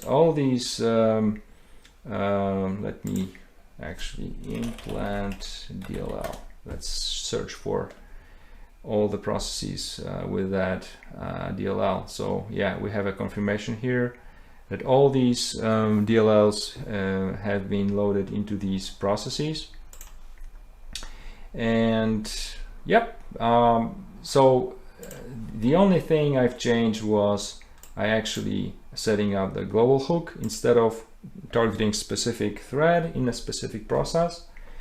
And yeah, that's one of the ways you can try to get your hands on the new process creation on the early stage, and to weaponize that, you would need to be more specific here. So you don't want to inject your DLL in all the processes.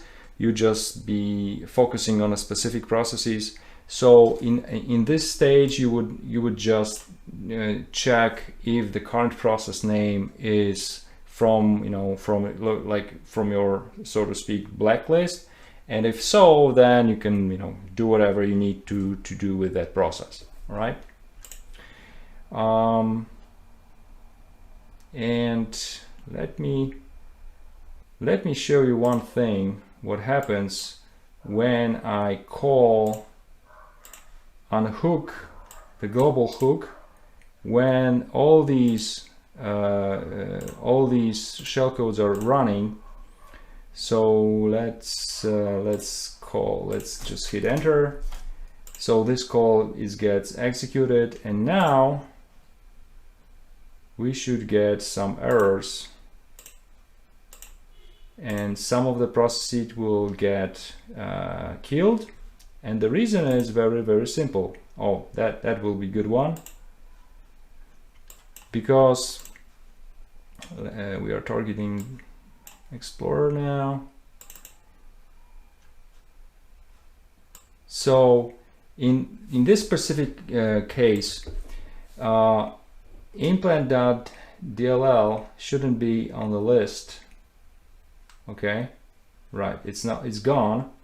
And the reason is because the unhook Windows HookEx was called. So, but our shellcode is still running. So if I hit OK, it will return to the thread which was launched from the implant.dll. But the implant.dll is already gone from the process memory, so it will crash explorer.exe.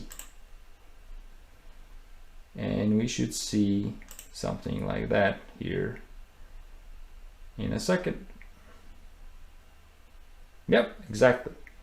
So you have to keep in mind that calling unhook Windows HookEx function cannot be done at any point of time. You have to be very careful when to call that or unhook your hook, your global hook globally. All right, so let's take a look at the code. So we have, as in the previous module, we have two separate implants.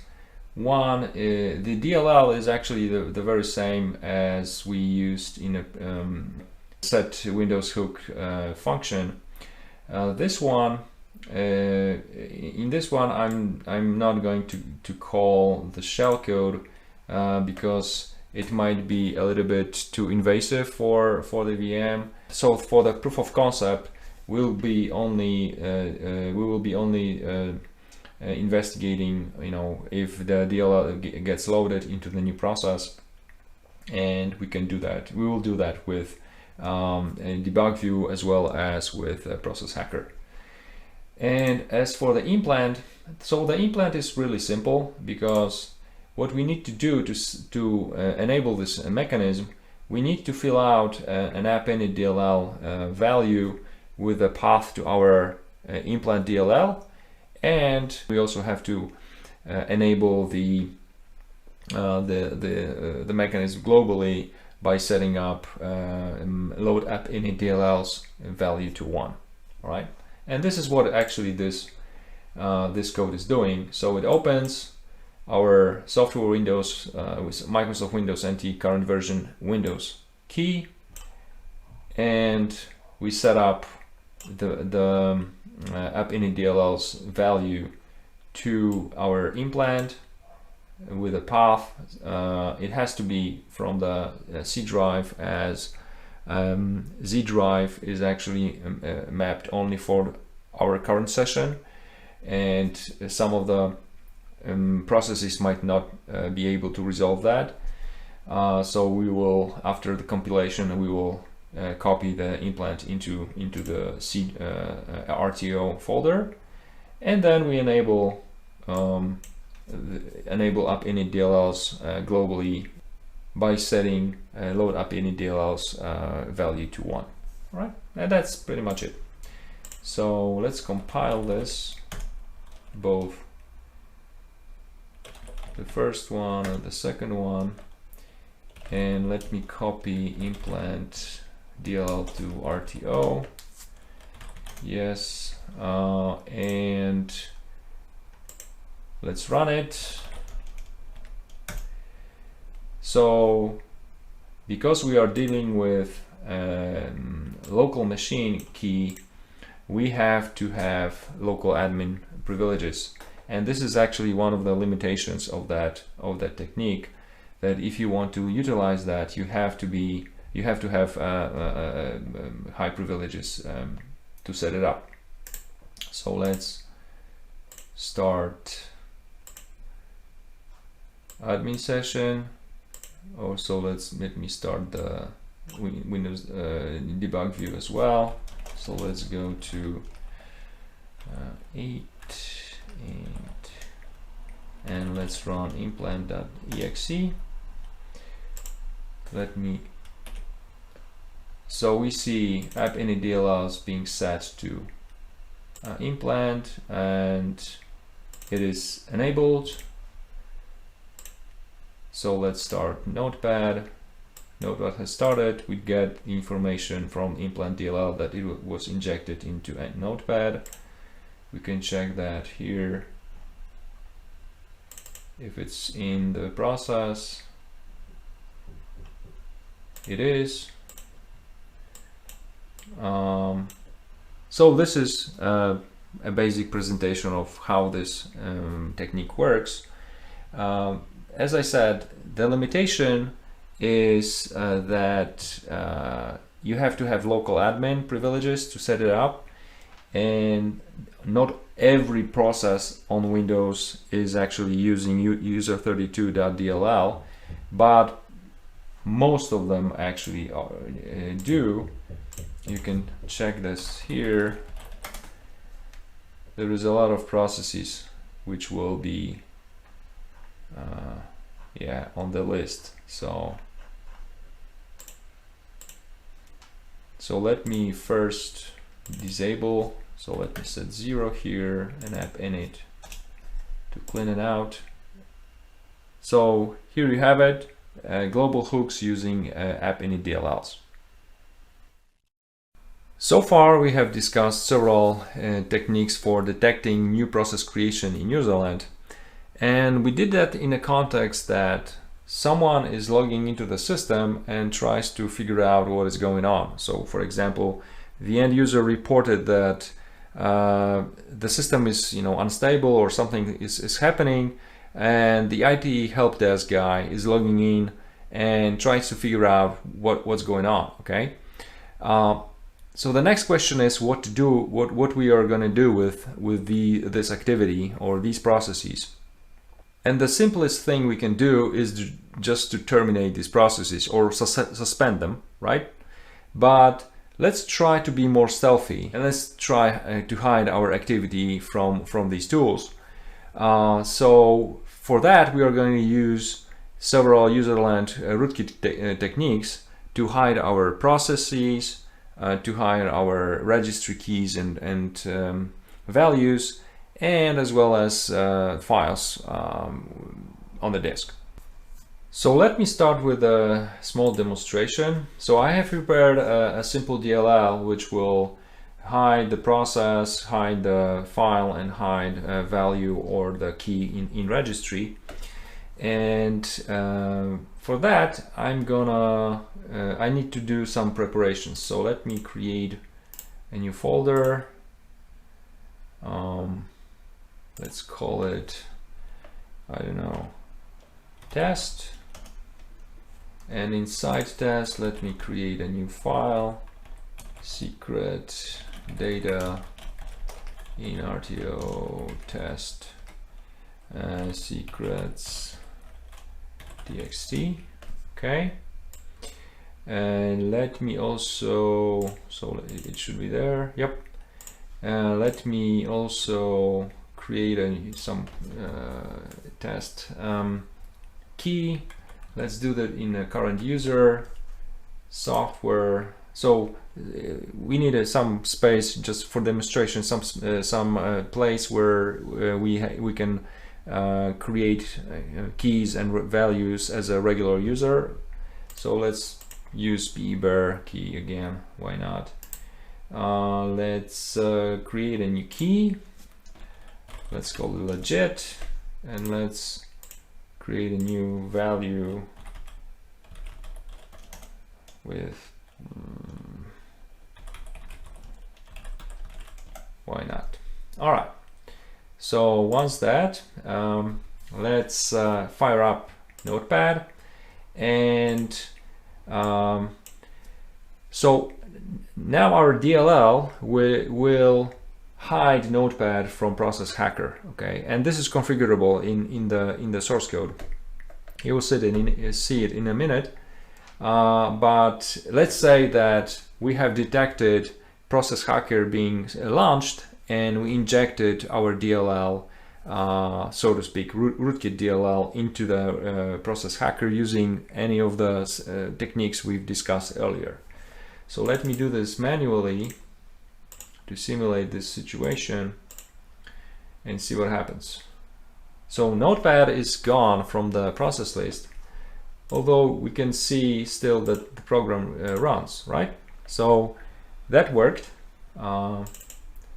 If I unhide or just unload the HWBlinker DLL, we can see that the Notepad is back on the list. Okay, that's a good one.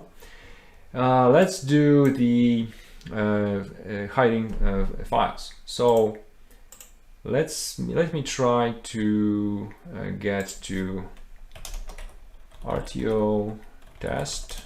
Okay, and we can see the secrets .txt, right? But what happens if I change the name of the folder to hide? And you can imagine that this is also configurable inside the source code. But let me also inject our DLL and see what happens next. So open up. Let's go to CRTO. We see the folder hide. That's fine. But now we cannot see the file, right?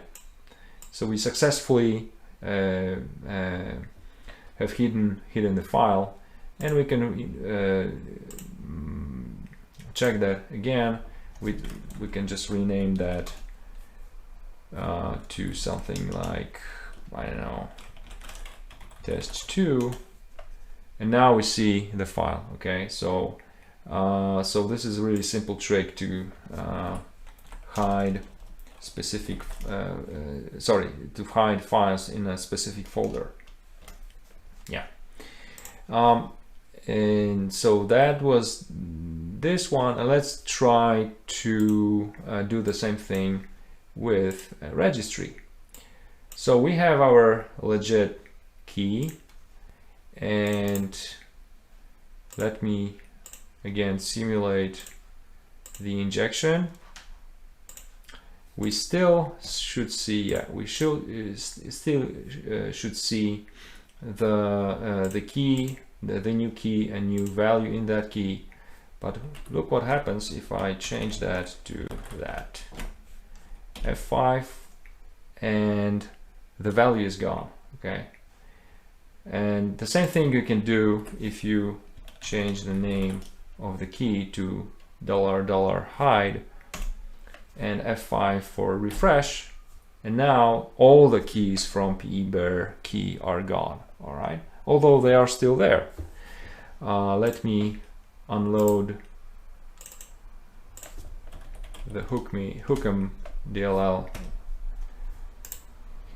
hit the del or just unload, and if you now hit F5, everything is back, right? So yeah, this is all these things like $hide, the hide name for the folder, or the notepad.exe process name to be hidden. All these things are configurable in the source code. So let me show you the source code. So let's take a look at the source code.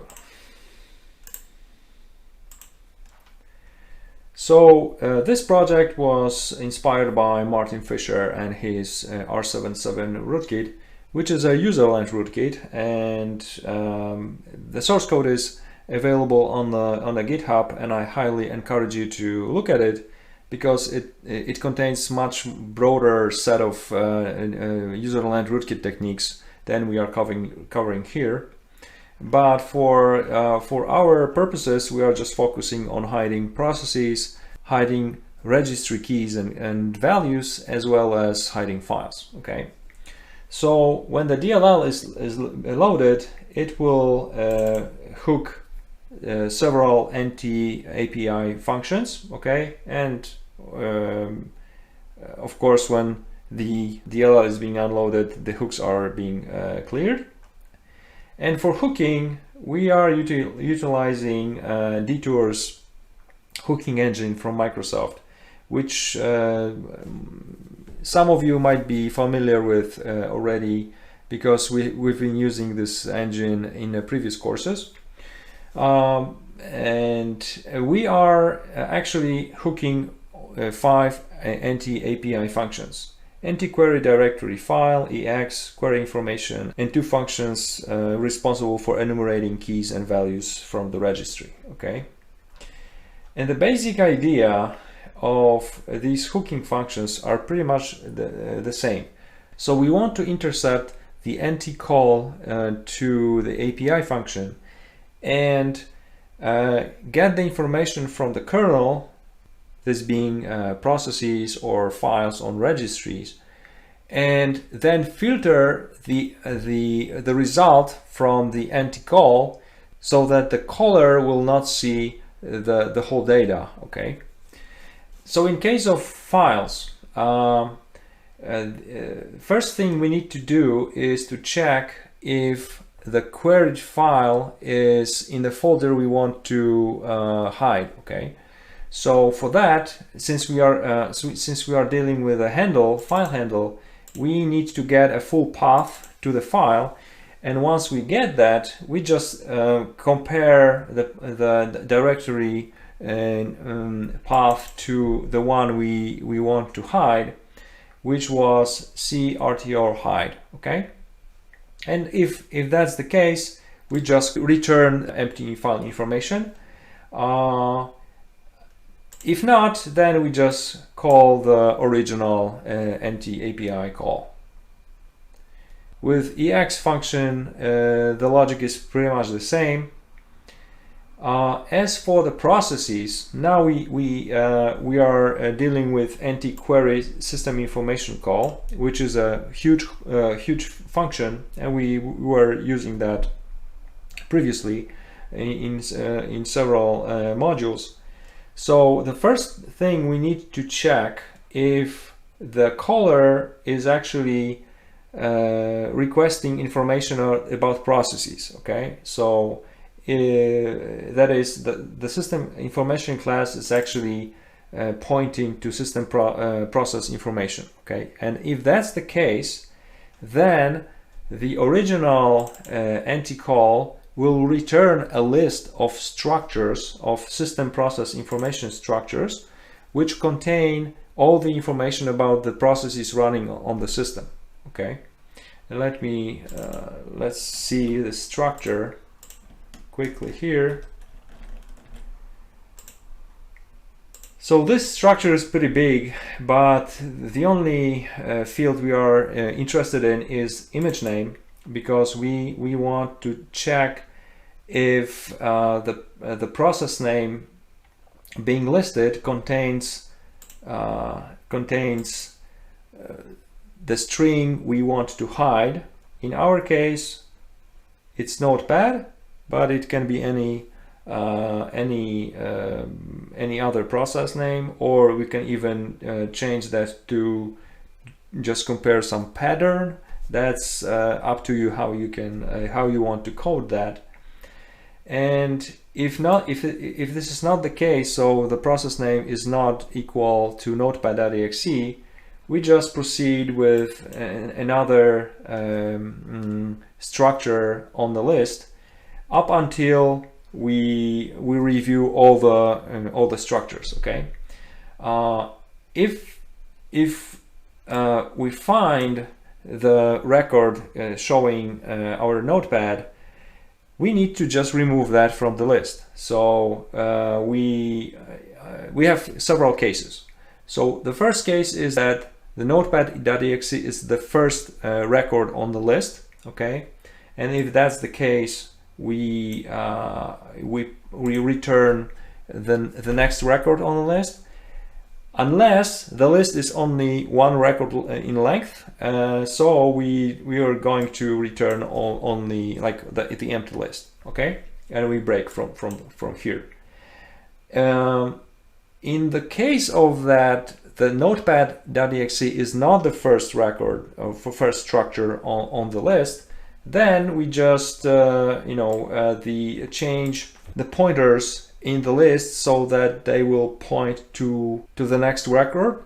In other words, we are just skipping this record from the list. Okay, and yeah, and that's pretty much it for that. So that's how we can hide our process on the process list. And as for registry key enumeration, we are actually hooking two functions, enumerate key and value key. So the first one is for keys, and the second one is for both keys and values. All right, so the first function, we need to check the what kind of information the caller is asking for. So is it the basic, the key basic information structure, or the key name information structure? And these the definitions of these structures are in this header file. So let's check them.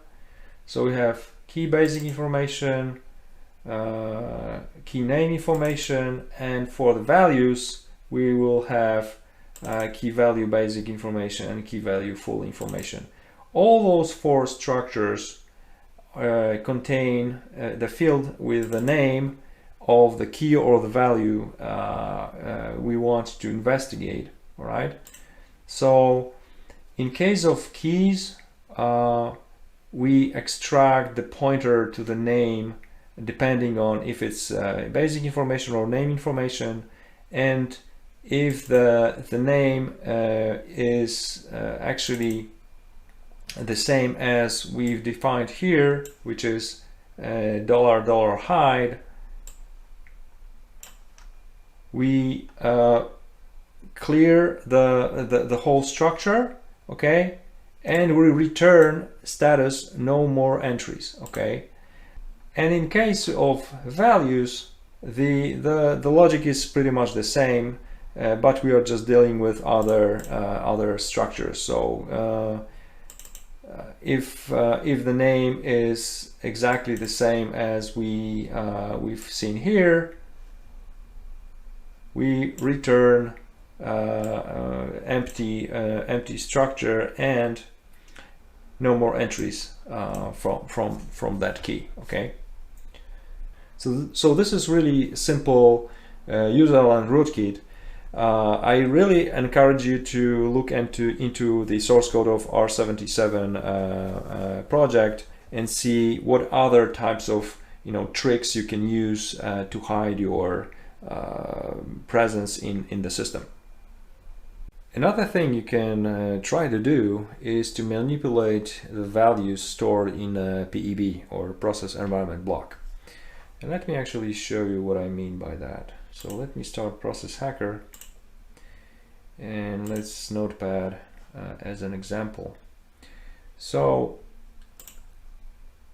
many values from the properties displayed here are actually coming from PAB structure of notepad process. Okay, so let's see them live. Once again, Windows debugger. Let me attach to notepad and show you the PAB. So there is a command bank PEB inside the Windows debugger, which gives you most of the information from the PEB nicely laid out, but we want to see the raw data. So let me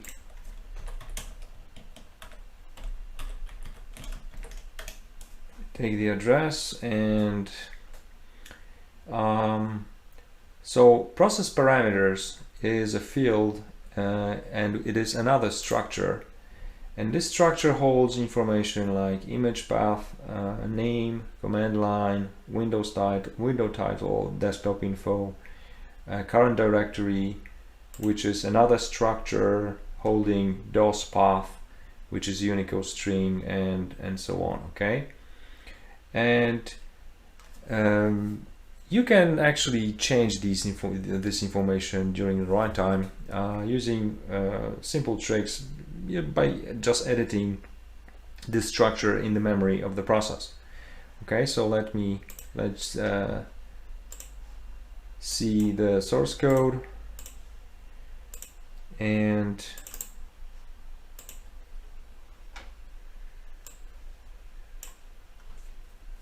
so this implant actually uses only one function, morphproc, and this function allows you to modify PEB in any process that you have access to. So in this example, we are going to modify PEB inside the current process, but with some additional API calls, you can try to do that on in a remote process as well. Okay, and what it does, it actually so it utilizes anti-query information process function from anti-DLL.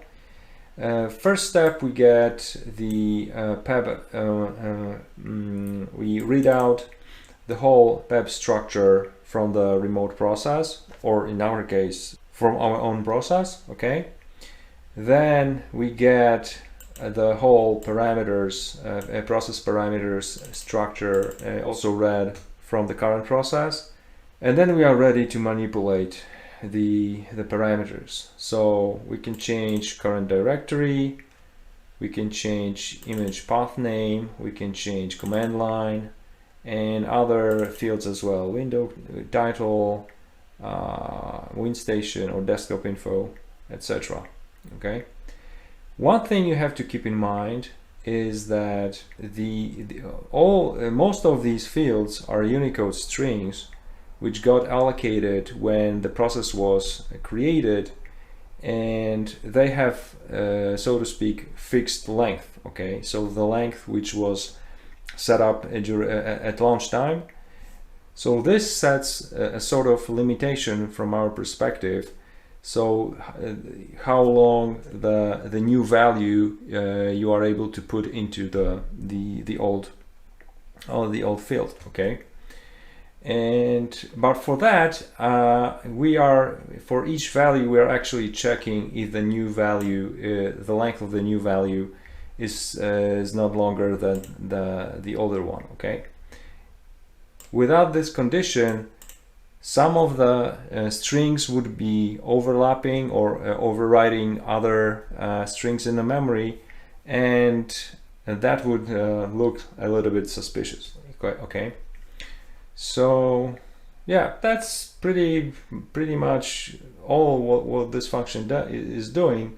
So we do, for every parameter, we write process memory with a new value, and then we update the length of the parameter if it is the Unicode string. Okay, because Unicode string is actually a structure composed of the length field and the string itself. All right.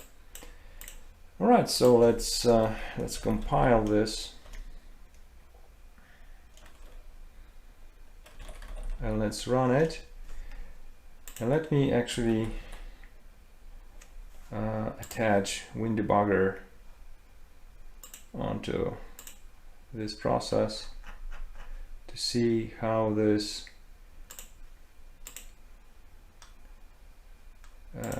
how its PEB look like. Okay, so now we are before any changes, right? This is before morphproc function being called. All right, so from that we can see that the current directory is this one, implant window title, window image file is going to be changed as well, and the command line is just this. So if we continue, so go command and let me hit enter, and as you can see we get an error because the command line, the new value of the command line is longer than the older one. So we can actually check that, because the current one command line is just implant.exe, and the new value is this long. Okay, so so for that we would need to run our implant like this, and let's see if this works. And let's actually use Process Hacker to see.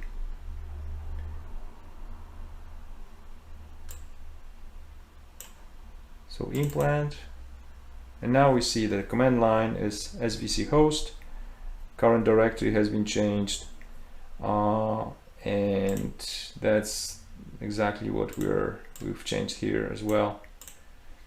Yeah, the one thing you might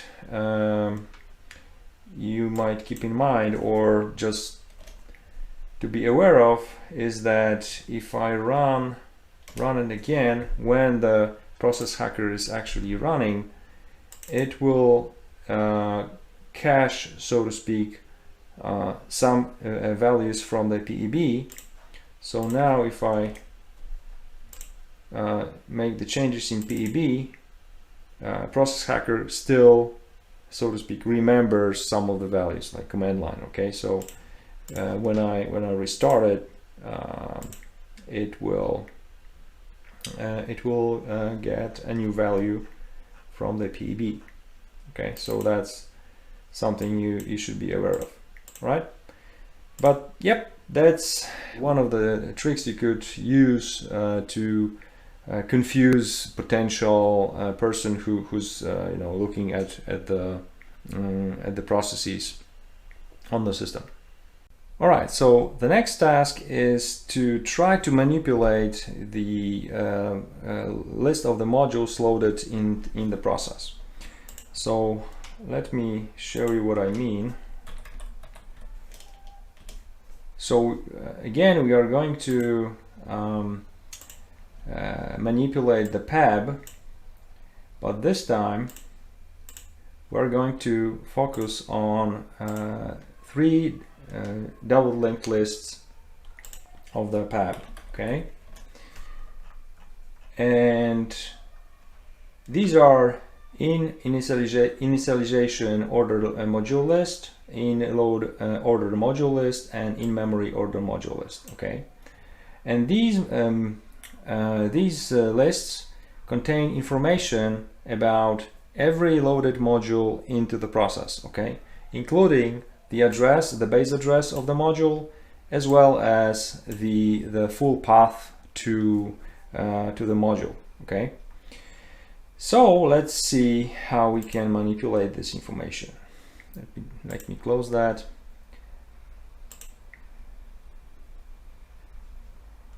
And let me open up Notepad. So in this project, I'm reusing the DLL we used in userland rootkits, but I have added additional function which will manipulate these lists. Okay, so during the module load time, we call morph module function, which takes 4 parameters. The first parameter is actually the full path of our module, our hookem.dll. Okay. The second parameter is the value of the actually the new value of the full path of our module in the loader data table entry belonging to our module. Okay. So in other words, our full path to our module in the PAB will be changed to this path. Okay, and this legit.dll actually does not exist on disk. The third parameter allows you to set to hard code the load address of our DLL. Okay, our fake DLL. If you set it to 0, then this address will be generated and allocated in the process. And the fourth parameter allows you to control if we want to remove our entry from the list or not. Okay, so for now we are not doing this, and let me compile. And let's inject that into Notepad process. And let's see if there is any process running on the system which contains hookem.dll module. Nope. What about legit? And we see that there is some process having this DLL loaded. So let's use PowerShell and let's view all the modules inside Notepad, and we can see the legit.dll, but we don't see our hookem.dll. Okay. which is very nice, right? Let's try WinDBG. So let me attach to Notepad and see the pab. And as you might expect, we won't see HOOKEM. No HOOKEM, but there is a legit fake DLL loaded at feed deadbeef address, which is also fake. Okay. So how does it work? So we give it. First we need to find a pab in the process. Okay.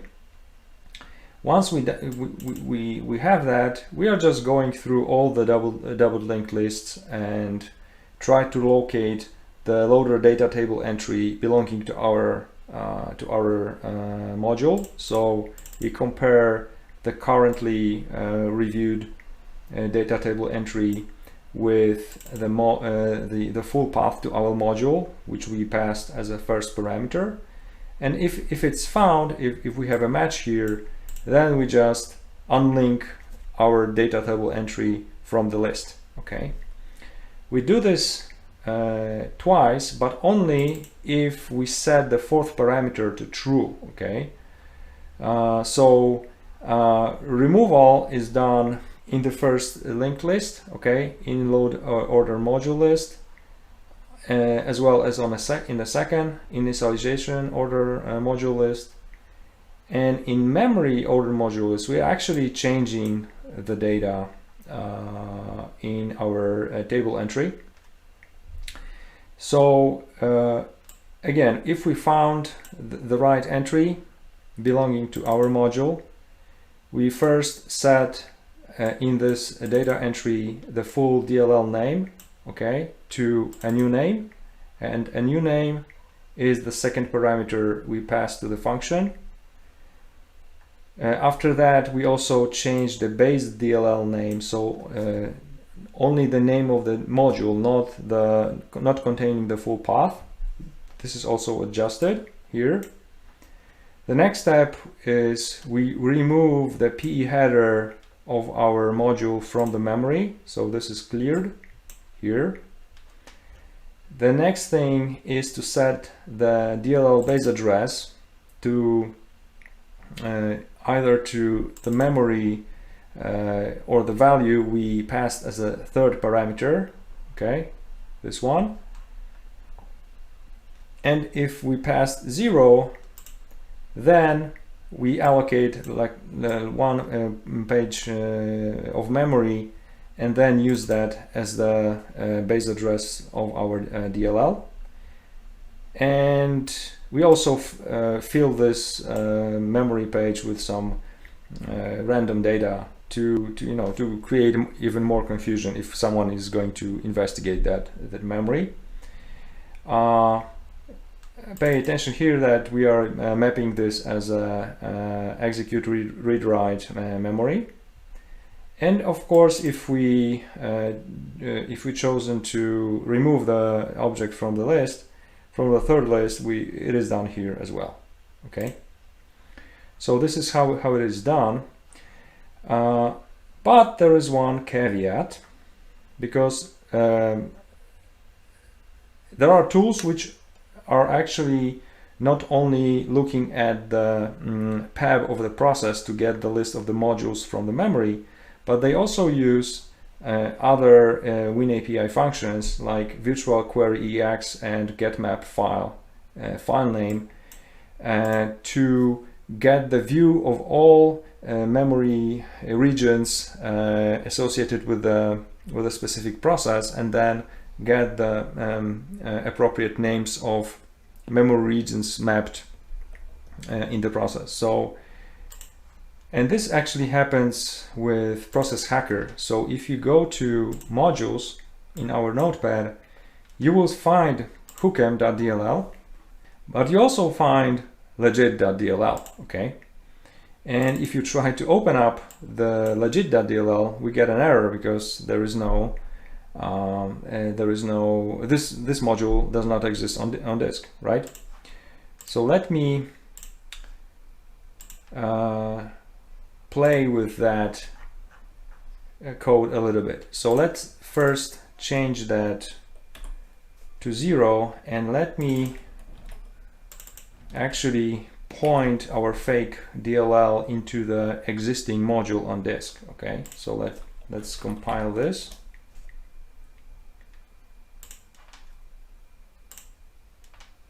And let's inject this into Notepad. Okay, so now we see soft kbd.dll being loaded. That's okay. If we check Notepad, we still see HOOKEM, but we also see soft kbd, right? And this module can be opened because it exists on the disk. And now if we take a look at the memory, there is a fake one page, 4 kilobytes allocated with some random data. And this actually belongs to our fake, so to speak, module. And we can see that with WinDBG.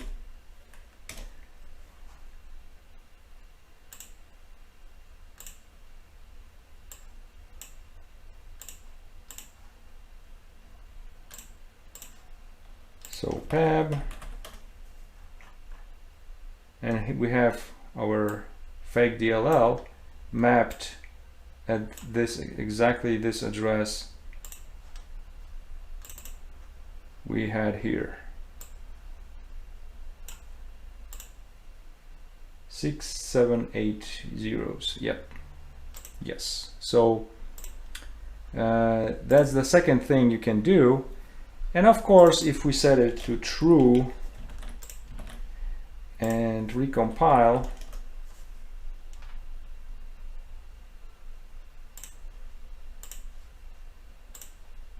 and load it to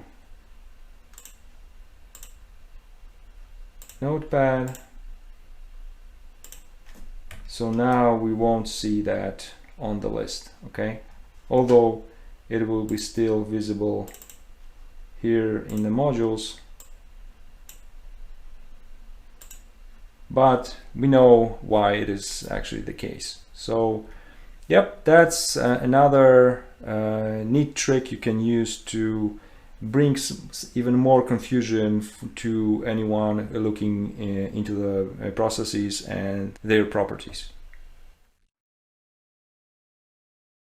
The next topic I want to talk about is guard pages. So guard page is a mechanism in Windows which provides a one-shot alarm for memory page access. Okay, this mechanism can be quite useful for an application which wants to monitor the growth of like large dynamic data in its memory.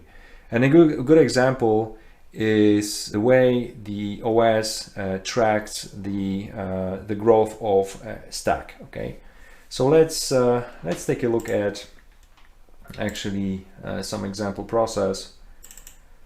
When you go to Process Explorer, you can find guard pages really easily. Okay, on the protection column in Memory tab, you can see this +G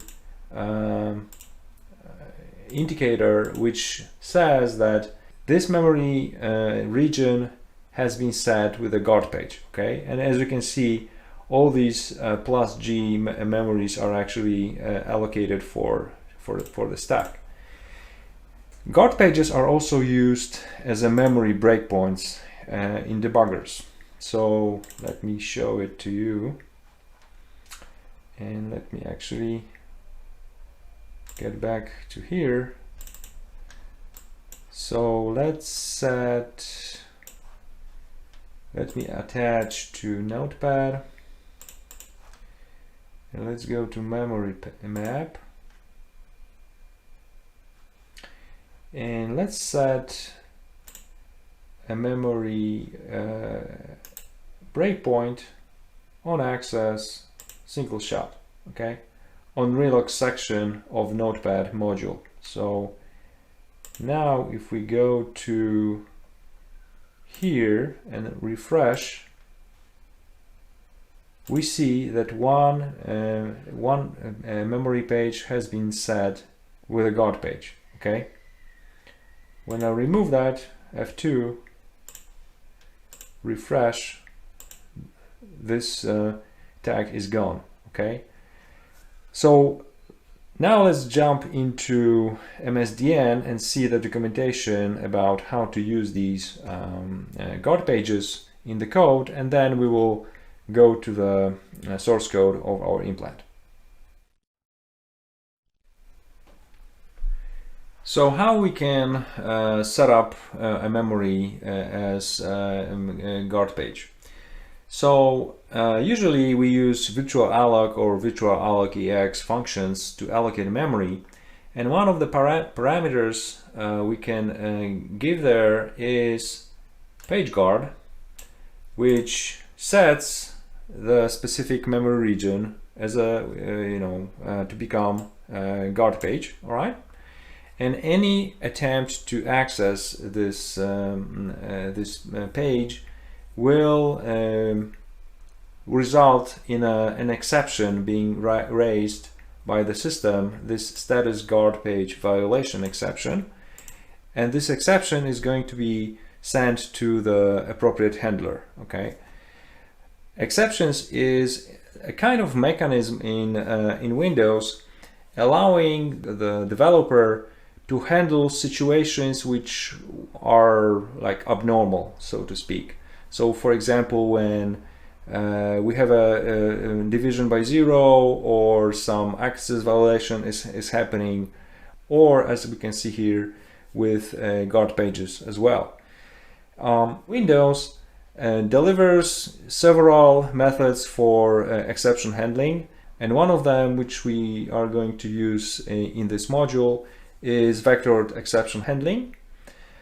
And basically the whole process of handling exceptions, it's quite complicated, but to cut the story short, in user land, when the exception occurs, the system will try to send this exception to the debugger if the debugger is actually attached to the process in which the exception occurred, okay?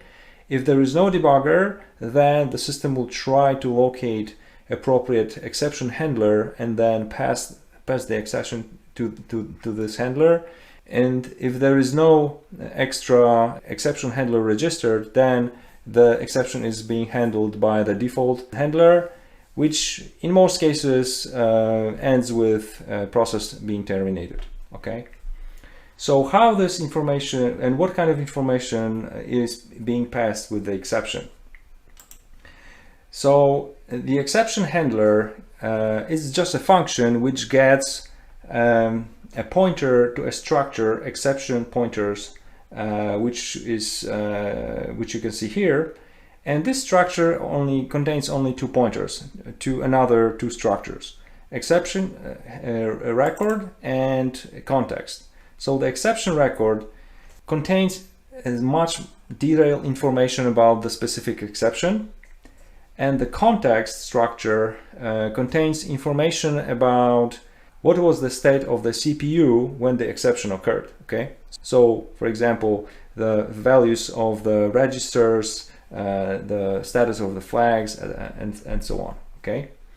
So the context record, we are already familiar with that from the previous courses. So as I said, this structure contains values of the specific registers, but the exception record has several fields, and there are mostly 2 which are important from our perspective, which is exception code and exception address. So the exception address will hold the address of the instruction pointer when the exception occurred, all right?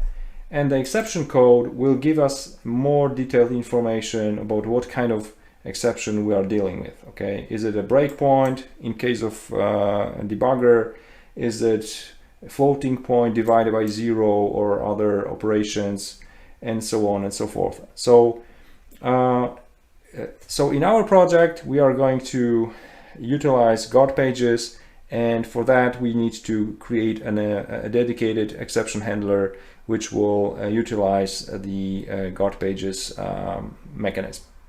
So now let's jump into the source code.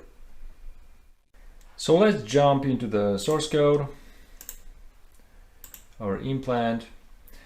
So this code is really simple. So let's say we want to set a memory breakpoint on a new process creation, that is when we call a create thread function, okay? So this is where we want to set our breakpoint, and for that we are using virtual protect to set on the address of create thread function. We set it the first 4096 bytes, which is the exact size of the memory page, okay? We set it as a guard page, but before that we also need to register our exception handler in the handlers queue, because there can be more than just one exception handler, and we are setting our handler as a first in the queue. And that's pretty much it. Our create thread function will create a new thread which will call sleep for 5 seconds, okay? Pretty straightforward. So let's see what the exception handler does. So the handler gets only one parameter, and this is exception pointers structure we've seen previously in the documentation. And from here we check two things. The first one, if the exception that occurred is actually related to guard page, okay? If that's the case, then we also verify if the CPU, when the exception occurred, so the instruction pointer was actually pointing to our create thread function, okay? And if this is the case, then what we just do, we print out the parameters which were passed to create thread. So RCX, RDX, R8, R9. So the standard calling convention, right? And that's it. So let's compile and let's run it. Implant. So the exception occurred, so we are here, right? And we get the first parameter, second, third, fourth, and the pointer to the stack. Now, if we compare to the parameters which were passed to the create thread, they are really actually corresponding. So the first two are zeros, that's correct. The third one should be an address to the sleep function. The fourth should be a pointer to a variable holding number 5000, which is the delay for the sleep function. And the other two parameters are being passed through the stack according to standard calling convention, okay? So let me use debugger and to verify if all these values are correct. So let's take this and let's go to, so we already see this is a sleep function in kernel 32, so that's correct. So this should be holding a value, a parameter for the sleep function. So we get 1388, which is 5000. All right.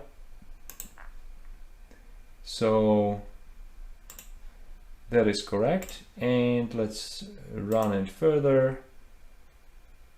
So in the code, when I hit enter, we are exiting our exception handler with a return value to continue the execution. In case that the exception that happened was actually not ours, so to speak, then we just pass we return continue search, which means that another handler which is in the queue, the next one, will try to handle this exception. Okay, so let me hit enter, and actually, are we running? Yes, we are running. So let's hit enter and wait a few seconds. We should, after about 5 seconds, we see that the sleep function actually executed and we exited the program properly. Okay, so what else we can do with that? So let me uncomment this, save that, and compile it again. And what we are doing now, we are actually changing our exception handler into a function, a hooking function. Okay, so now what I'm doing, I'm changing the instruction pointer to point to another function which is defined here. Okay, so instead of create thread, which will launch sleep function, we are just trying to, print all the parameters we see here. Okay, and we will stop here to wait for the user to hit any key. So let's run it again, and let me hit enter, because now we are in this line. So get character, and so we have a different behavior. Instead of sleep function, we are actually running PRN or print function, which prints out exactly the same parameters which were passed to the create thread function. The last two are zeros, which correspond to these zeros. Okay, and since if I hit enter now, we will exit print PRN function, and the sleep function from the create thread will actually not be executed. So let me hit enter, and yeah, exactly. So these are guard pages and mechanism to set some kind of memory breakpoints using this feature. As I said, it has some limitation, which is that you cannot be very granular or very precise with your guard pages, because guard page can be set at least on the whole memory page, which is 4096 bytes, which is not very, as I said, not very precise. But there are some cases that this functionality is very helpful. The biggest caveat of using guard pages for hooking is that they are triggered on the whole memory page, which is, so to speak, not very convenient in some situations. Okay, but there is an alternative given by the Intel architecture. It is called debug registers. Okay, and debug registers allow you to be very precise with your hooks without doing any code patching in the process memory. So let's take a look at this Intel feature. So there are 8 debug registers in Intel CPU. DR0, 1, 2, 3, 4, 5, 6, and 7. Okay. DR0 to DR3 are called debug address registers, and they hold a linear address of your breakpoint. Okay. DR4 and DR5 can be ignored because they are implemented only for legacy software, and in almost all cases they cannot be used.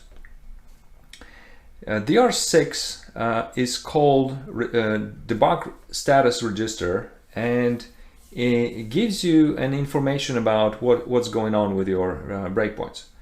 I'm not going to cover all the bits in both DR6 and DR7 registers, because I don't want to overwhelm you with too much information which is not relevant to our purposes. But just please take a note that any number assigned to the specific bit, here and here, you can see that, it corresponds to appropriate address register. Okay, so 0 means this bit corresponds to DR0 register, 1 is DR1, 3 DR3, and so on. Okay, so in DR6 there are first four bits inform you which breakpoint was hit. Okay, so B0 is DR0, B1 DR1, and so on. DR7 is called debug control register, and it lets you to specify how the address in the registers DR0 to DR3 should be interpreted. Okay, so when you set up a breakpoint, a hardware breakpoint, you have to specify three things: the scope of the breakpoint, what type of operation should trigger the breakpoint, okay, and what's the length of the breakpoint. Now, the scope is controlled by the first 8 bits of the DR7. So this from here to here, okay. The scope can be local or global. Local means that it's associated only with a specific thread, okay, and this is defined or seen in the context of the thread. The global means that the breakpoint should trigger on all the threads in the process. Unfortunately, global bits are ignored in userland, so setting bits 1, 3, 5, and 7 does not bring any effect.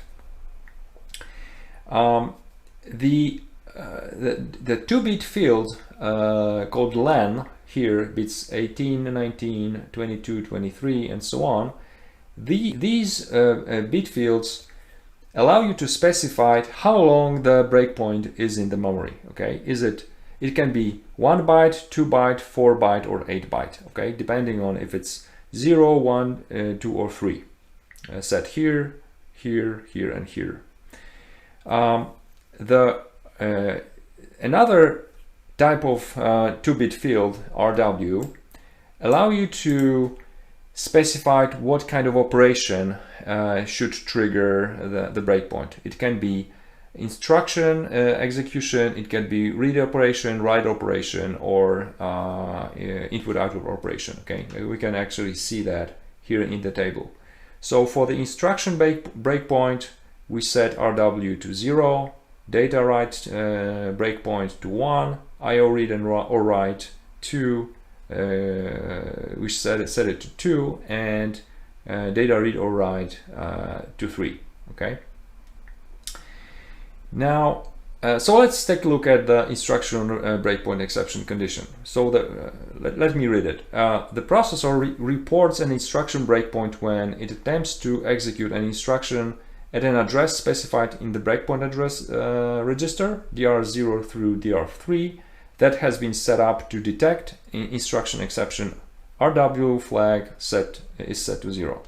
So, in other words, let's say we want to set a breakpoint. So we have a linear address of the memory we want to break on. We put that address into the DR0 register, for example. It can be in any other of these 4 registers, but let's say that we are setting this in 0. Then we set the first bit local to 1, okay? And we set the length to 0, so it will break only on the first byte. And for the execution, we set the RW field to 0, so both 16th and 17th bits are set to 0. Okay, and that's how you set the breakpoint. The last thing I want to highlight here is this paragraph. Because the debug exception for an instruction breakpoint is generated before the instruction is executed, if the instruction breakpoint is not removed by the exception handler, the processor will detect the instruction breakpoint again when the instruction is restarted and generate another debug exception. So, in other words, when our hardware breakpoint is hit and the execution is forwarded to our exception handler has to do something with the breakpoint because of this condition. And if we don't, and we continue the execution of the thread, the breakpoint will be hit again, and we will end up in the sort of infinite loop. Okay. So what Intel says, to prevent looping on an instruction breakpoint, Intel architecture provides RF flag, resume flag in eFlags register. Okay. When the RF flag is set, the processor ignores instruction breakpoints. This is one of the two ways you can continue the execution of the thread from your exception handler. Okay, and then we will cover both cases in our project. I know that it all might, sound very confusing, but I hope it will get more clear when we see the source code. And actually, let's go and do that right now. All right, so let's see hardware breakpoints in action. So let me open up a source code. And this source code is really simple. So first we set up our handler, okay? Then we set up the hardware breakpoint on our current thread. Because as I told you, we can in userland we can only set that on specific threads, okay? In one of the future videos, I will going to cover also how to do this on multiple threads in the same process. And we are setting the hardware breakpoint on the sleep function execution, okay? Then we trigger the exception, or we trigger the breakpoint by calling the sleep function for 1 second. So at this point, our exception handler should take over and do something with that. And after that, we continue our execution. We remove the breakpoint from the thread, and we call sleep again to see that it will not trigger the breakpoint. So the sleep for 4 seconds, and we exit. Okay, so it's pretty straightforward. The handler is pretty much the same as we used with guard pages, with this exception that we are triggering only on single step exception and checking that we are actually the exception was triggered on our sleep function. Okay, and if that's the case, we print out information from the context of the exception. So the exception address plus the parameters passed to our sleep function, and then we continue the execution by setting the RF flag, so the bit 16 in eFlags register. Okay, and so that's how our handler looks like. And for setting the hardware breakpoint, our function takes 3 parameters. The handle to the thread, the address we want to break on, and either we are setting or unsetting the breakpoint. So we can do both operations with the same function. So we take the current context of the thread, okay, store it into this context variable. And if we are setting the breakpoint, we need to pass the address into the DR0 register. It can be any other register from DR0 to DR3, but in this implementation we are just using DR0 register. And we also need to set the first bit in control register, okay, is set to 1. And also we are clearing bits 16 and 17 in the DR7 register, the control register, because we want to break on execution. All right.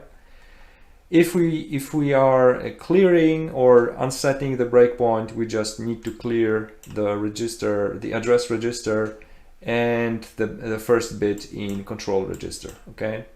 Once that's done, either setting or unsetting, we set the context in the thread. And that's pretty much it. All right. So let's compile this. And let me run it. And let's attach a debugger. So let's attach to implant.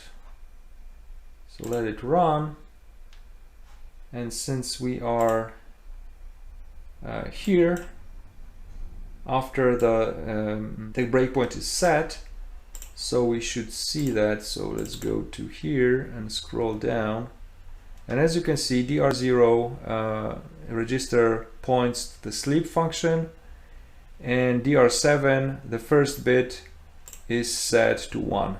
Okay, so the local scope. Okay, so let me hit enter, and our exception handler took over. We can actually see the same information here. First, a chance exception on B660, so the exception address is the very same as our handler see that.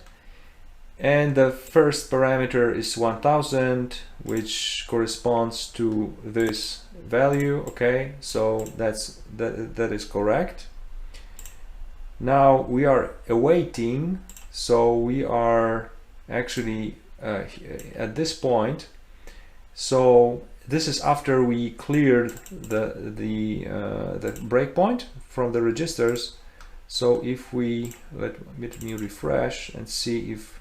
And now you see that the debug registers are clear. So when if I hit enter, the sleep function with 4 second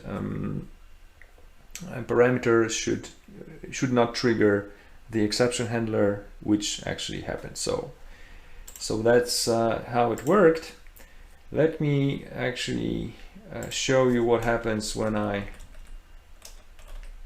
do not see that, do not unset the hook. So we should get 2 exceptions from here. Okay, so let me recompile.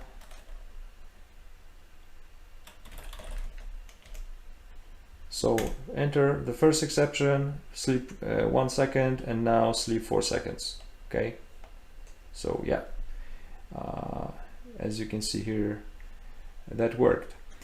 The last thing I want to show you here, let me comment this out and see. Actually, let me unset that. And let's recompile. So you will see what happens if we don't do something with the exception and with the breakpoint. So if I run this, we get into the loop because as Intel documentation said, that the exception happens before the instruction is run. So exception handler has to do something with either with the instruction pointer or with the RF flag to escape the loop. So the other thing, so let me demonstrate this as the last point. We can actually skip the breakpoint just by adjusting the instruction pointer. So if I run it, the function was called the function sleep function the first breakpoint was hit, but we successfully bypassed the breakpoint, and we and the execution continued. So yep, this is how you can use hardware breakpoints. And in one of the future modules, we are going to weaponize actually this technique.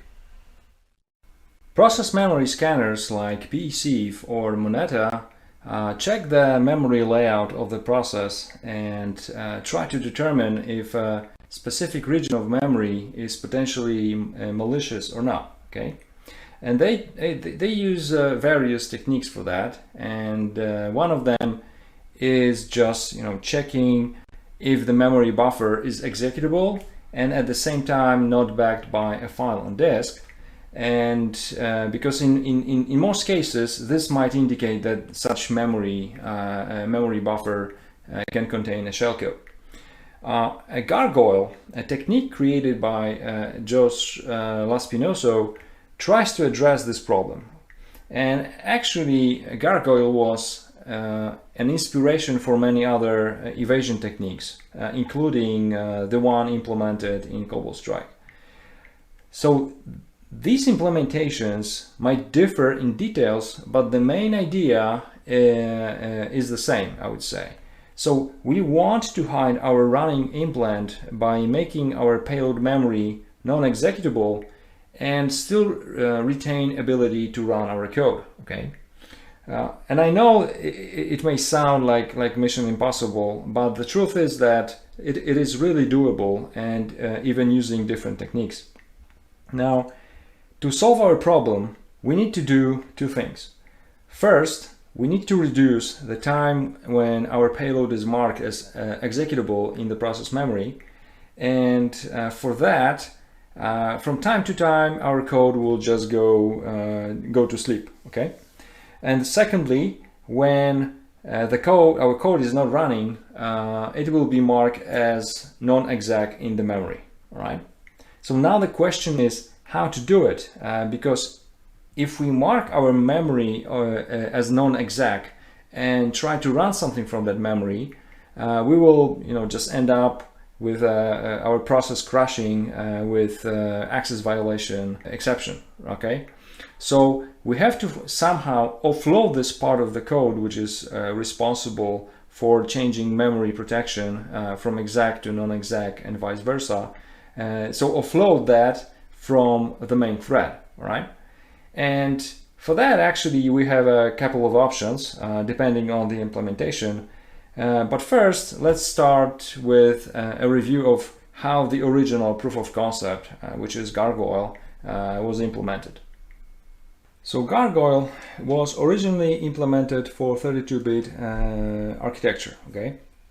And it works like this. So the Gargoyle payload is running, but at some point it will call virtual protect ex function, okay? Which will set the payload as a non-exec, okay, memory, and then it will go to sleep.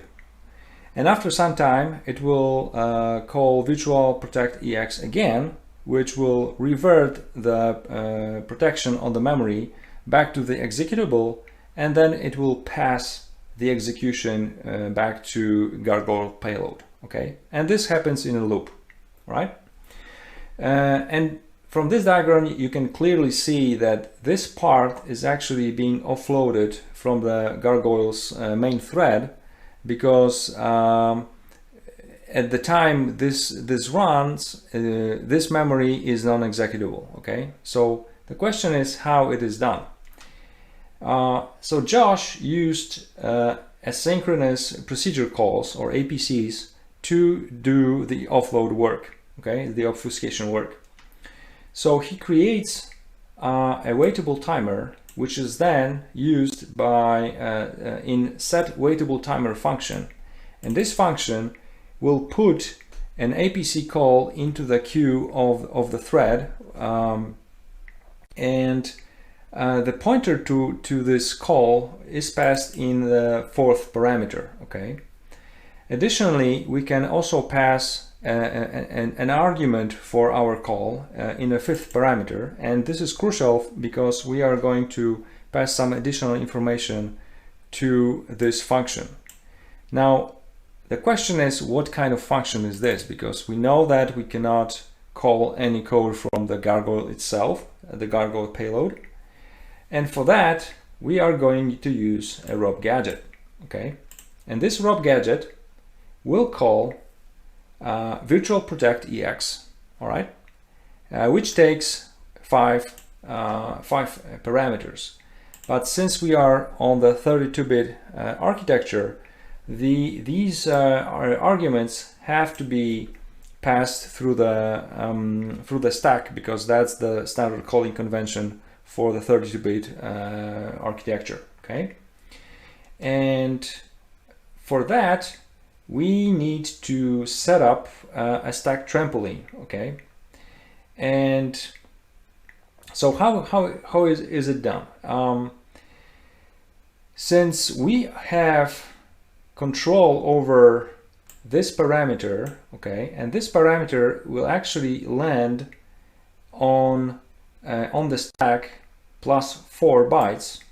Okay, so the rob gadget we need has to be like this, like it has to look like this. Okay, and it seems like Josh was able to find that kind of rob gadget, this one, pop ECX, pop ESP, and ret in ms.html.dll library. Okay, so how does it work? The first value from the stack is being popped into ECX, and we don't care about that value because the next value is actually under our control, which is again is passed here. All right, so this value lands in ESP, and this means that we control the where the stack is, and if that's the case, then we can point the stack pointer to a structure we defined here, and contains all the data, all the parameters for virtual protect ex. So in other words, ESP will point to our like, so to speak, fake stack, and if when the return instruction is called, it's equivalent to calling virtual protect ex function.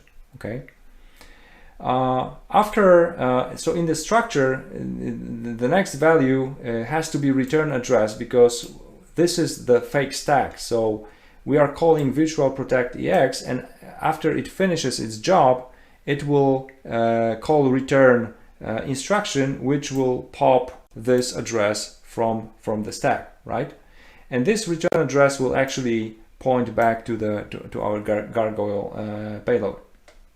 So this fake stack contains all the parameters we need to pass to virtual protect. Okay, and basically that's the core functionality of the Gargoyle. But this is not everything, because Gargoyle is implemented in assembly, and it uses two additional structures: workspace, which contains a pointer to config structure, another one, and this setup configuration structure holds additional information that is used by the Gargoyle, like, for example, few pointers, function pointers, which Gargoyle uses. All right.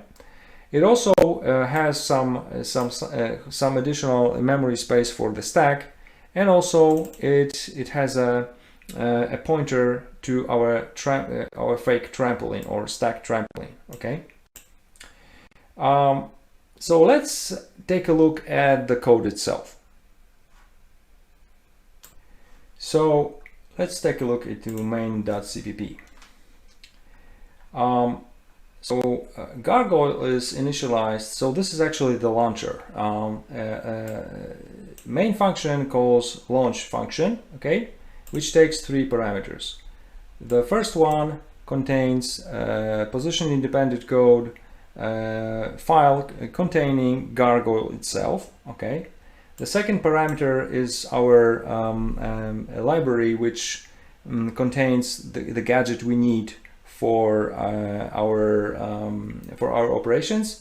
And the third parameter is actually the file containing the gadget itself. So the bytes we are going to look for in this DLL. Okay. Launch function is pretty straightforward. So we read in the Gargoyle shellcode and allocate some memory. Okay, and we get the setup memory pointer to pointing to this shellcode. You can see allocate pick. Where is it? It's here. So it's opening the Gargoyle file and allocates some memory and read that these bytes from the file to the memory, and then return the pointer to the allocated memory and the size of the shellcode. Okay. The next step is to load up the DLL containing the gadget and the gadget itself, so that we get the gadget memory with the address of the gadget in the memory of the process. And then we start to set up the two structures, the stack trampoline and the configuration structure, which is then passed to our shellcode as a parameter. Okay. So let's take a look at the Gargoyle itself. And as I said, this is implemented in assembly, but it is nicely commented, so it's like almost self-explanatory. Okay, so we create our timer, then we set a waitable timer with an address to our gadget and to a stack trampoline. So this one contains virtual protect ex function. Okay. Then we actually run the main function or the main payload, which is basically running message box call. And this is just a proof of concept. But normally you would put your main payload here, okay, and then we call wait for single object ex function twice, okay, here and here, because this function puts the thread into alertable state. So the first one will actually trigger APC-call, okay, so our ROP gadget. And the second one will guarantee that after the gadget fires, we will run the Gargoyle again. So in other words, it creates a sort of infinite loop. Okay, and after that we call virtual protect to hide our memory. All right. So this is how Gargoyle works. And Gargoyle was actually implemented like in 2017, and since then we have other implementations covering similar techniques. Okay, so let's review them quickly. So Waldo IRC actually created a port of Gargoyle to 64-bit architecture. Okay. And for that, he had to figure out how to do it, what kind of ROP gadget to use. So for that, he was actually, he used that kind of ROP gadget he found in anti-DLL module, okay? And the reason is because we are dealing with 64-bit architecture, meaning that the standard calling convention requires that first 4 parameters for any function are being passed through 4 registers, RCX, RDX, R8 and R9. Okay, so that is why he he decided to use that rob gadget. All right, and he also decided to use different APC calls. This code is also does also different things like encrypting the memory, the heaps. But let's go to hook sleep, and in hook sleep you can see that actually the APC calls are being queued by queue user APC function with a pointer to a cryptor. Okay, and this is sort of a 64-bit version of Gargoyle. Okay, and the config structure we know from the original Gargoyle. Okay, so if we take a look at the which was it, main assembly, so this procedure is being called by query user APC, right? And it is calling virtual protect, and you know, all the functions that are required to make Gargoyle work on 64-bit. Okay, so this is like a huge chunk of stack that is being passed to the APC call, and at the end the gadget is being called from that call. Okay, so that is 64-bit sort of implementation of Gargoyle. Another interesting implementation was done by Austin Hudson, which is also known as SecIdiot. Okay, and in Foliage, he decided to take a different route for APC calls. Let's see the code really quickly. So basically what he's doing is, instead of using rob chain, he uses a chain, sort of chain of APC calls in the thread queue. Okay, and for that he creates a dedicated context for each APC call. Okay, he uses an event for signaling. Okay, and with each QAPC thread, he's actually passing anti-continue function, which basically hijacks the currently running thread with a new context, which is passed as a parameter for anti-continue, and he does that several times. Okay, so the queue at the end will hold several APC calls, which then get executed when the main thread gets into alertable state. Okay, so let's see here. He's calling anti-wait for single object function. Okay, and as the return address, he sets anti-test alert. Why? Because this function will force the system to clear the APC queue. So in other words, he wants to guarantee that the next APC call in the queue will be called. Okay, what else? Here we are changing the protection of the virtual memory. Okay, the next step is to encrypt the memory, and what is really interesting, he uses anti-device IO control file for that. Okay, this is done for setting the fake stack frame for the running thread. Okay, so that's additional feature of Foliage, which was not present in Gargoyle. And then he calls anti-delay execution. So this is the main, like, so to speak, the main sleep. Okay, and after that he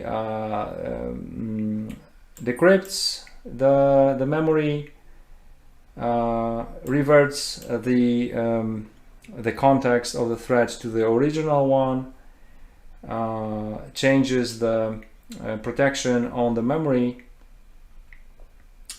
and anything else, and exits the thread. Okay, so that's how foliage works. Apart from that, we have two additional implementations: death sleep, which is really interesting because it tries to actually instead of faking the threads, it actually kills all the sleeping thread and then recreates the thread from the context that is being saved on the side. As you can see here, the call to the death sleep means that the thread is getting killed, but before that the stack of the thread and all the context of the thread is being saved. So after the sleep expires, the new thread is created, but with the context of the old thread. Really interesting project. And finally, we also have Ekko by Cracked Spider, and this this method was originally implemented by Peter Wintersmith from MDSec company, but Austin Hudson reverse engineered that from Nighthawk implant and described that in his interesting blog post. And based on that, Cracked Spider implemented Ekko, which we will discuss in the next video. So to wrap up, I would say that since the Gargoyle was published, we have several very interesting implementations of different techniques for memory scanning evasion, and I highly encourage you to review all the source code of the projects I've shown you, because they contain quite interesting tricks. Okay. All right, so let's see Ekko implementation. So let me open up the source code, and this is actually so the original author of the technique is Peter Wintersmith from MDSec, but as I said, the implementation was done by CSpider, and that was actually based on the blog post by Austin Hudson. Okay. So let's take a look at the main function. So it is really simple because that's a sort of a proof of concept. But basically, the idea is really simple. We do the infinite while loop, which allows us to do any work we want, and from time to time we will call the obfuscation function, which will do all the dirty work hiding our payload in the process memory. Okay, and this is done by Ekko obf function, which takes only one parameter, which is the delay for how long our payload should be hidden in the memory of the process. Okay, and actually this technique is using thread pools. So thread pool is I would say a very helpful feature of Windows if your application uses a lot of threads. Okay, so thread pools allow you to pass the thread management to the system instead of doing this by yourself. And also they are very flexible, so to speak, because you can delegate work to the system and configure that the specific work should be done when some event happens. For example, a timer expires, or some handle becomes available, or I don't know, IO operation completes. And Ekko uses timer queue threads. Okay, so we create an event, which is an object used for synchronization between the worker thread, which is responsible for the obfuscation, and our main thread. Okay. Then we also create timer queue, which is then based to delegate the work to the thread pool. We will also utilize two functions in the obfuscation. Anti-continue is a native API call allowing you to sort of hijack the execution of the current thread. Okay, so when you call anti-continue, it will actually change the context of the thread of the caller. Okay. Sys function 32 is just an implementation of encryption algorithm, or RC4 algorithm, which is implemented in HWBP32 DLL. Okay, and this RC4 crypto will be used to obfuscate our memory when the main thread goes to sleep. All right. We will also, for encryption and decryption, we need a pointer to our module in the memory as well as its size. Okay, and these two parameters are needed for the RC4 algorithm. So for system function 32. Okay, and so the next step is to first queue our first work for the thread pool. Okay, so this call create timer queue timer. Okay, creates a new timer in the queue we've created earlier. All right, and that actually this timer is set to 0, and when the timer expires, which means it expires immediately after the call, the worker thread will call RTL capture context function, which basically makes the snapshot of the currently working thread. In our case, it will be a worker thread, okay, from the thread pool, and saves the context of that thread into this structure. Okay.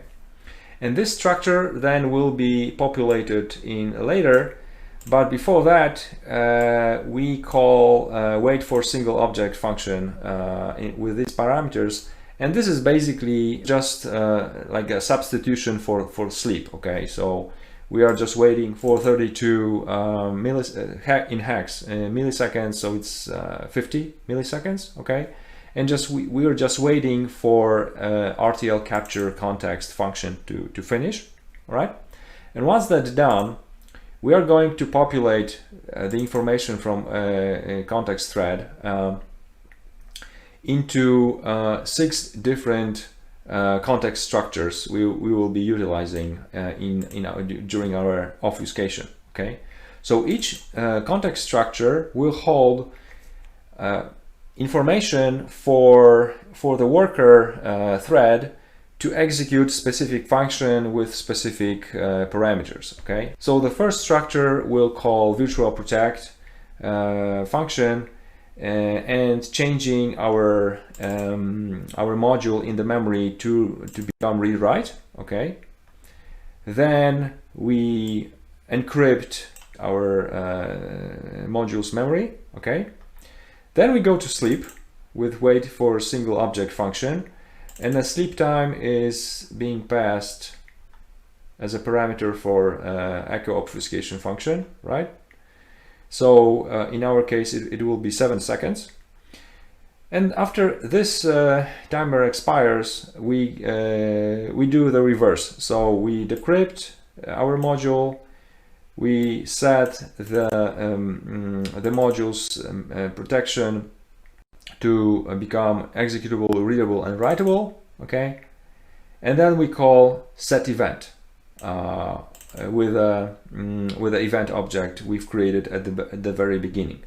And why? Because all these things, all these functions are being actually called by the worker thread from the thread pool, and not ours. Our thread, our main thread, is actually waiting here, okay, waiting here for the obfuscation to complete, okay. And the way we the worker thread can inform our main thread about, you know, I've done my job, is by signaling with using event object, okay. So all context structures are ready. So now the last step we need to do is to start queuing these calls into thread pool, okay. So the first we put you know, virtual protect call, then memory encryption, and so on, okay. And each of these functions, anti-continue functions, will be called every 100 milliseconds, okay. And once that, you know, set up in the thread pool, we go to sleep, and we just wait for the set event function to inform us that everything has been completed, and we can continue the execution. So after that, we just delete our timer queue, and we exit to our main while loop, and the story begins from the beginning, okay. So that's basically how it works. So let me compile, and let's start it. And let's see. So we have, let me first locate. So this is our memory. You can see it's read-write currently.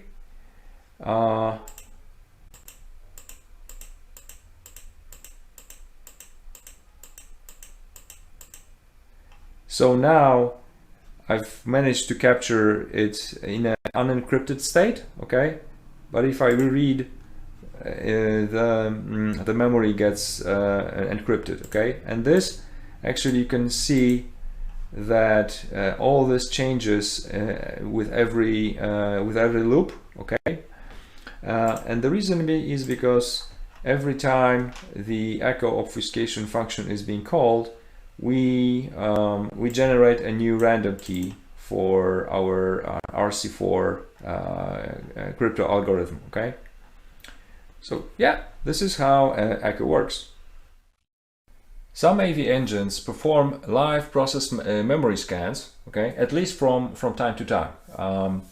And a few years ago, guys from F-Secure, which is now called WithSecure, they did an interesting research to explore how a Windows Defender does that kind of scanning.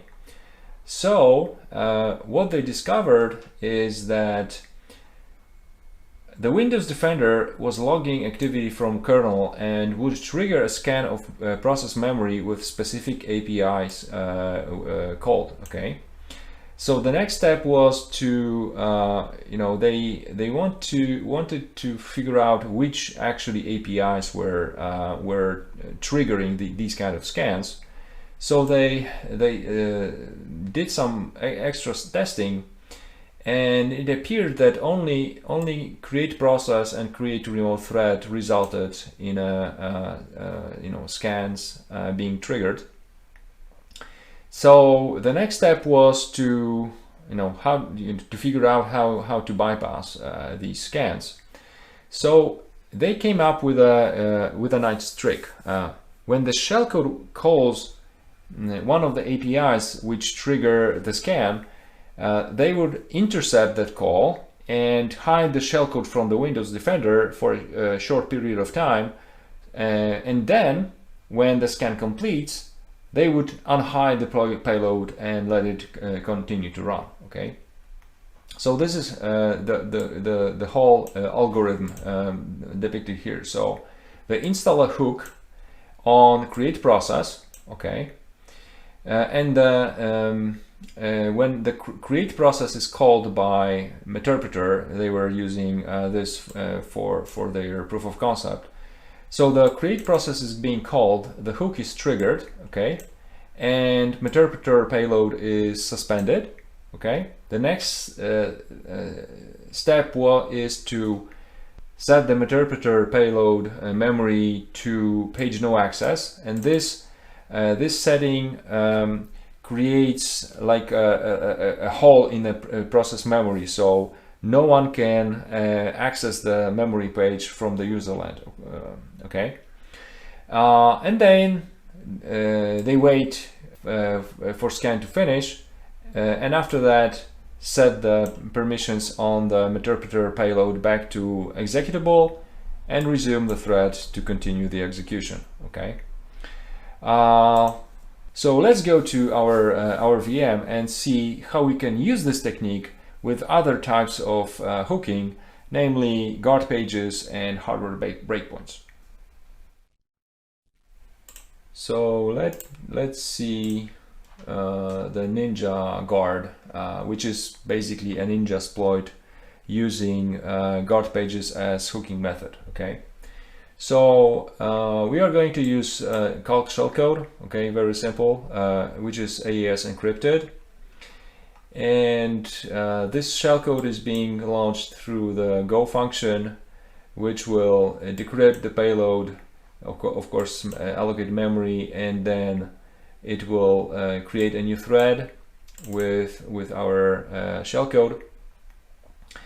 And let me scroll down.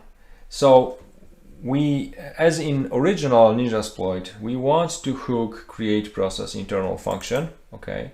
And for that, we are going to use a guard page. So we set the guard page on create process internal, and to handle the exception, which will be triggered when our shellcode calls create process, because create process internally calls create process internal function.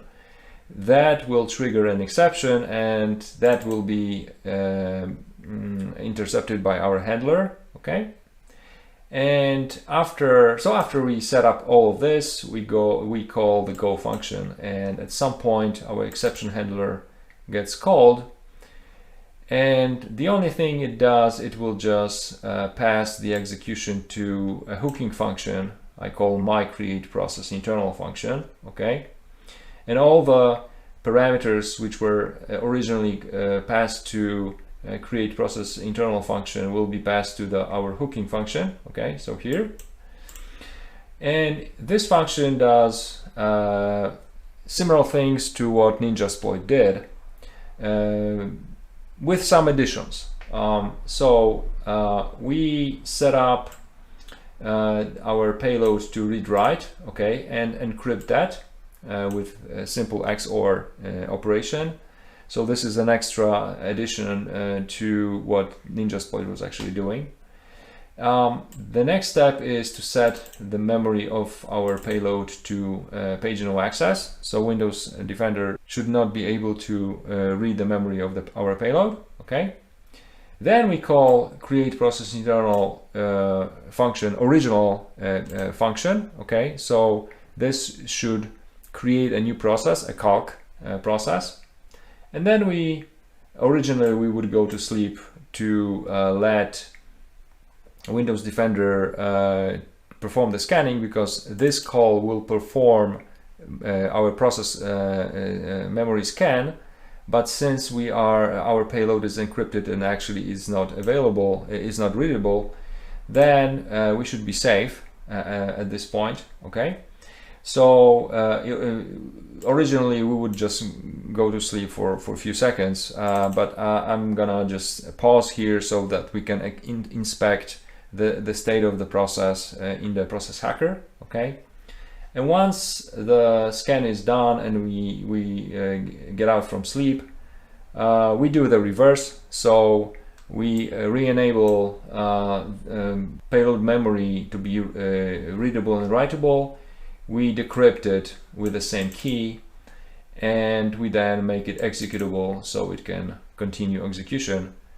And at the end, we re-enable PageGuard hook on create process internal function, because when the guard page is accessed and the exception is generated, the guard page flag is being cleared from the specific memory page. Okay, so to reuse it, we have to set it once again. So in other words, guard page is just a one-shot hook or breakpoint, so to speak. All right, and that's pretty much it. Okay, so let me compile it and let's run it. All right, so our payload is at this address, right?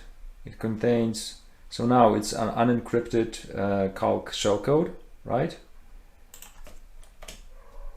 Now it should be encrypted, so if I reread, it seems right. Okay.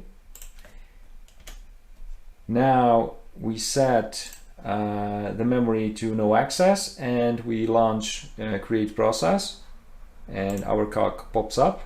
Okay. If I reread, I get an error, and the reason is because now my memory page is flagged as no access. So if I double click, I cannot read that because of no access flag, right? So when I'm asleep, now if I reread, the memory is back, okay, decrypted, and the guard page is reset. So we can, let me refresh and let me show you, and we can see that the one page of kernel-based.dll is set to with the guard page. Okay, and yep, that's it. So this is how you can weaponize a guard page in your project. So let me show you another technique to hide your payload in the process memory. So let's load implant. And then this technique comes from a paper by Frank Bloch and Ralph Palutke. And it doesn't have a name, so I call that just MapBlinker, okay? But it's really interesting and really simple. Basically, what we are doing, we are trying to utilize file mappings and map views on the memory, okay? And to actually hide our memory, we will just unmap the view to that memory, okay? So the algo is really simple, and it goes like this. So first you create a file mapping, okay, which is backed by a page file. Then we, since we want to access this memory, we need to map that into the view, and then we fill out this memory with some random data presented here, okay, and then we just unmap the view, and at this point the memory region is gone from, like, it's not visible. All right. So if there is any memory scanning going on, it will not find that memory. All right. And when we want to get back to our data, we just remap the view to the previously mapped memory, and we should be good. Okay. So that's pretty much how this technique works. So let's compile this and let's run it. So our memory is being mapped at this address. So this is this memory region. Okay, we have our random data put to be copied into this. Now when I'm unmapped the view, we cannot access this memory, and the reason is because it is gone and is actually set as a free, right? So when I remap the memory, the data is still there, right? So as you can see, this is pretty simple and quite effective technique. And let's go to another module to see how we can weaponize that. So example weaponization of MapBlinker, we will use that in Ninjasploit, okay? So let me open up the implant. So this code is actually a combination of 3 projects, Ninjasploit, MapBlinker, and hardware breakpoints, okay? And most of the code is actually similar to NinjaGuard, where we were using guard pages for hooking create process internal function, okay? But this time we are going to use hardware breakpoints instead of guard pages, right? Now, you might remember from the module about hardware breakpoints that in userland we can set it in the context of the specific thread, okay? So if that's the case, setting the hardware breakpoint on our current thread will not work against our shellcode, because Go function creates a separate thread, okay, with our shellcode.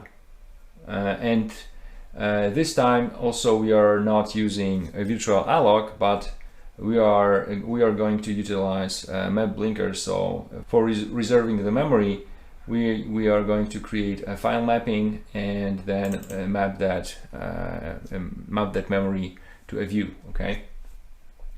But anyway, let's go back to threads. So if that's the case, how we are going to resolve this problem, okay? And one way to do that is to create a second hardware breakpoint, okay, on the create thread function.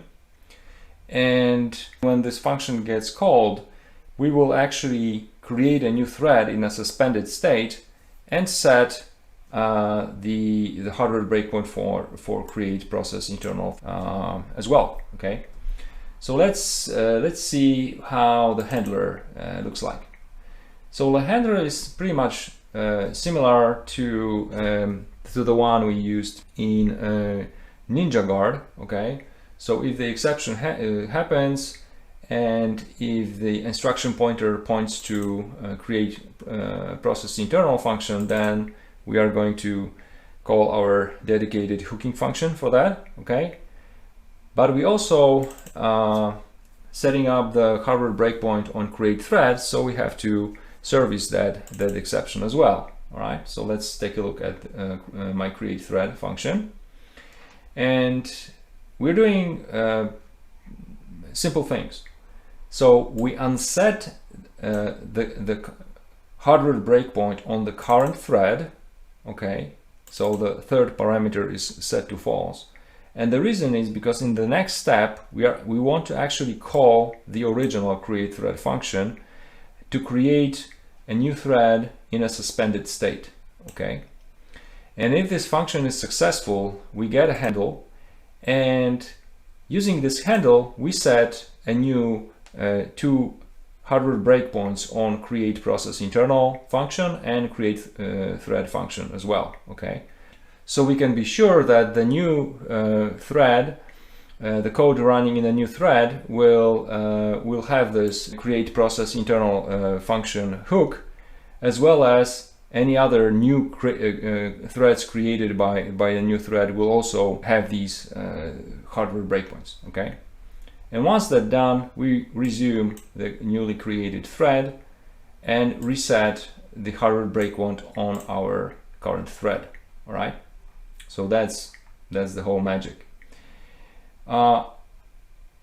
Set hardware breakpoint function is slightly different from what we have used previously, because it takes 4 parameters instead of 3.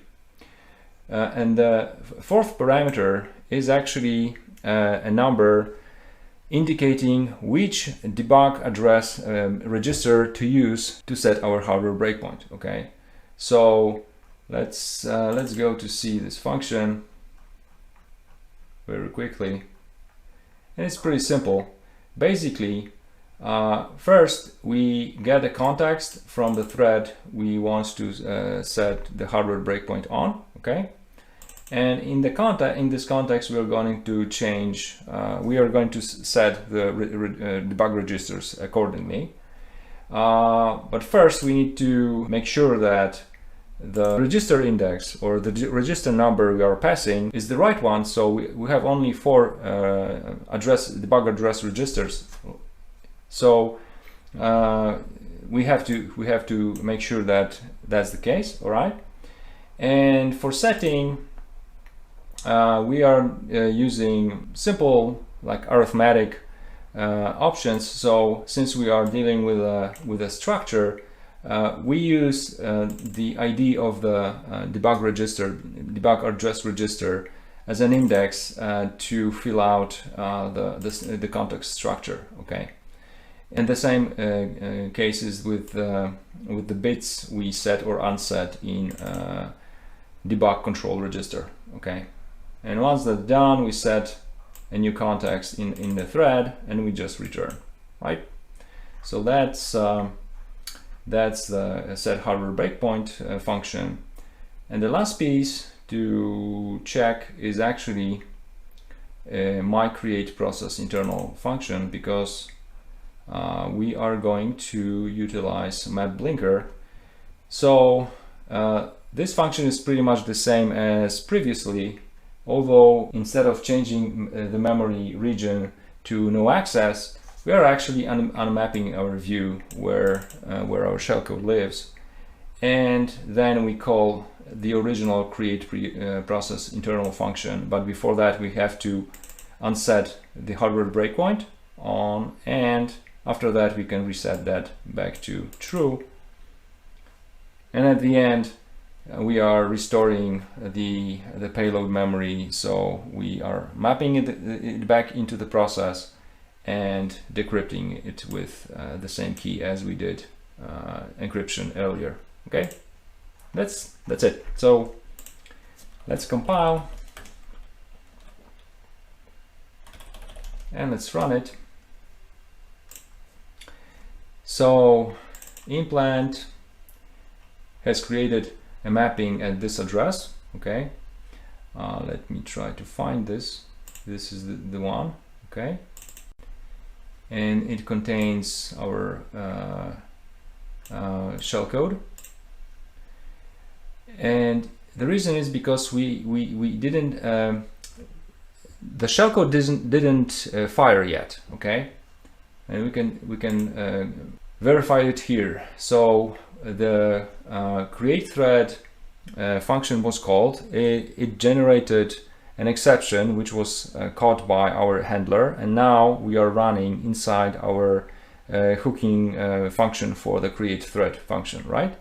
So we created a new thread in a suspended state, and in that thread we are setting the hardware breakpoints for create thread and create process internal functions. Okay, so if I hit enter now, the new thread is being resumed, shellcode gets running, it calls create process, and our calc gets popped up. Okay, and now we're going to sleep, so our memory should become unavailable as with the MapBlinker. Okay, so it is going to become a free memory. Is it this one, 39? Yeah, this is this one. So after the sleep, we restore the memory back, and we can still see the shellcode untouched. Okay, and that's it. So here you could see how to weaponize several techniques we discussed earlier. In NTDLL module, there's an interesting function being exported whose name is RtlRemoteCall. Okay, and it allows you to invoke a given procedure in a remote process and supply up to 4 arguments to that function. Okay. Alex Ionescu wrote about it about 15 years ago, and he suggested that it could be potentially used for IPC. The function takes several parameters. Okay, so the process and the target handle to a target process, as well as the handle to a thread in a remote process. And it's worth to mention here that we are actually hijacking the normal execution of an existing thread instead of creating a new one. Okay. The third parameter is an address to the function we want to call in a remote process, and we can supply up to 4 arguments. So we give it a pointer to an array of up to four parameters. Okay, and the size of that array is given here. And we can also pass additional parameter like context, as well as to inform the RtlRemoteCall if it should suspend the target thread, or if we want to do that manually. Okay. So under the hood, RtlRemoteCall uses anti-get context thread and anti-set context thread. So there, I would say there's no like special secret sauce that no one knows about. Okay. But it actually could be used to call an API function in a remote process and pass even more than 4 arguments to that function. Okay, but before we get to that, let's see how to use this function. So first we need to find a target thread, right? Then we need to copy our arguments to the target process memory.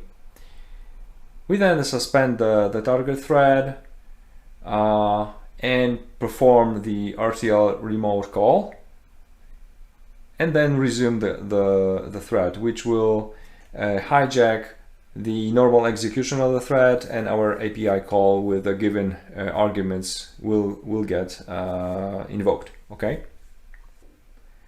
Now there's a difference in how this function works in 32-bit and 64-bit processes. In the former, arguments for the API call are passed through the stack, so like a regular normal standard calling convention. But in 64-bit, they are going through the CPU registers, but in a slightly different way than what is normally expected from standard calling convention, okay, for 64-bit architecture. Let's jump into the VM to see this difference. Okay, so let's see the demo. Let me open up this demonstration code. So what we are doing here, let me go to the beginning of main. We want to see how the arguments for the RtlRemoteCall are being passed to in the remote process. Okay, so we are going to use just for this demonstration a shellcode which is just a breakpoint. Okay, so we are going to call a sort of breakpoint in the remote process to see where the parameters are being passed in the process memory, and we will be passing for arguments or parameters for our so to speak shellcode. Okay, but let's start from the beginning. So we first need to resolve the process ID and thread ID of the target. We open them. We need to resolve the pointer to RtlRemoteCall from NTDLL. Okay, then we allocate some space in the remote process, and then we write our breakpoint in the remote process. Okay, so int3 instruction, and The last thing before we call RtlRemoteCall is to prepare our arguments. So as the documentation was showing, we can pass an array of up to 4 arguments, okay, or parameters. Okay, so just for the demonstration, I'm filling the array with values that will be visible on the debugger. Okay, and then I write. I need to write these arguments in the remote process memory. Okay, so I calculate the right offset, which is just it will land just after our shellcode, and yeah, and we write that there. Okay, and we are ready to make a call to RtlRemoteCall in a remote process. Okay, so let's first see how it looks like under 32-bit. So let me open up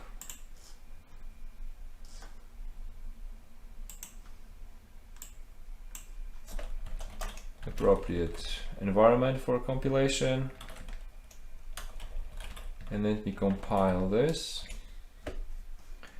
We will also need a debugger. Okay, and we need a 32-bit notepad. Okay, so let's double check if that's 32-bit.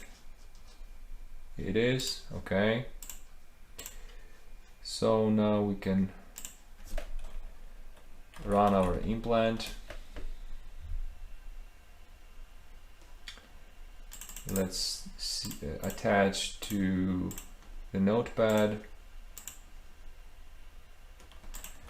And let's go to the address of allocated memory, so we can see that our int3 instruction has been written and is followed by 4 parameters. So 4 A's, like 8 A's, and so on. Okay, so let's make notepad running, and let's hit enter. So our breakpoint was hit, right? And we can see that all 4 parameters are being passed through the stack. So normal standard calling convention. Okay, so that's 32-bit, no surprises. So let's do the same thing here in 64-bit.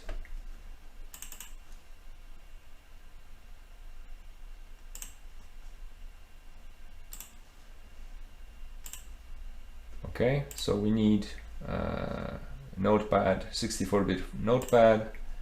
Again, double check. Yep, 64. Let's attach to it.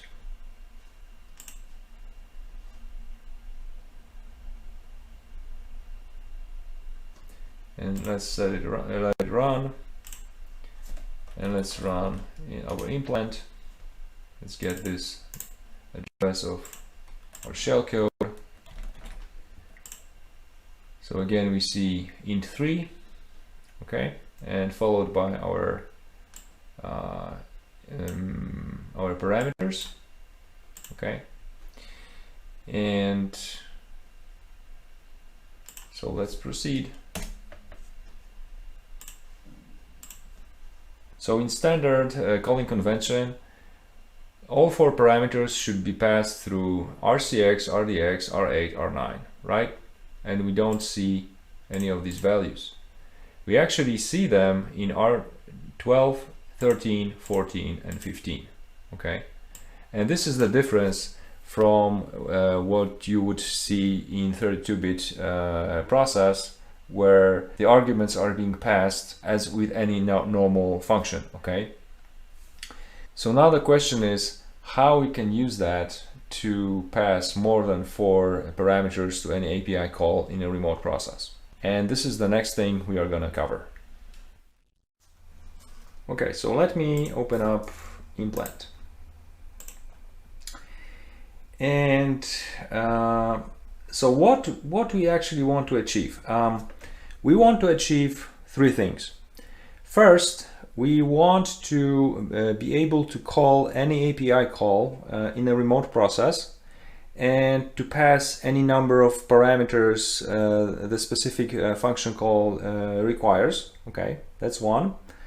The number two is we also want to get the return value from the call. Okay, so virtually number one and two will create our own, so to speak, RPC mechanism, okay, or remote procedure call. Okay. And the third thing we also want to achieve, actually we don't want to crash the thread we are hijacking, okay? So we want to make it resume its execution, and for that we would need to store its context from the moment we are suspending it before we make a call, okay? We make the remote call. All right. And for all that, we're gonna use some special shellcode, which takes only one parameter, which is a pointer to a structure, and this structure will hold everything we need to make our remote call and resume the thread. Okay. So the shellcode is pretty simple. It's gonna call a function we are going to pass in our structure. Okay, in this example we are just going to call message box, okay, which takes 4 parameters, right?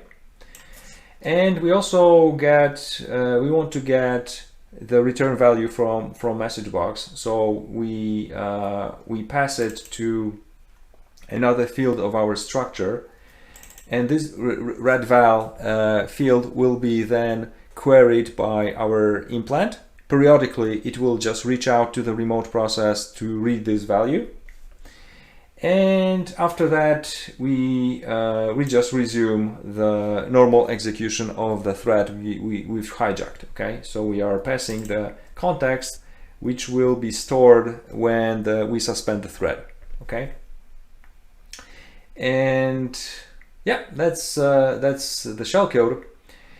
And so let's go to the main and see what we are doing here. So the beginning is the very same. We are finding our target, we opening the process and thread, and then we start to filling out our special structure. Okay, so the arcfunc field will hold the pointer to message box, followed by the 4 parameters the message box requires, and then we just call make recall function with 3 parameters, and after, if everything is successful, we get the return value, which is then printed out on the screen.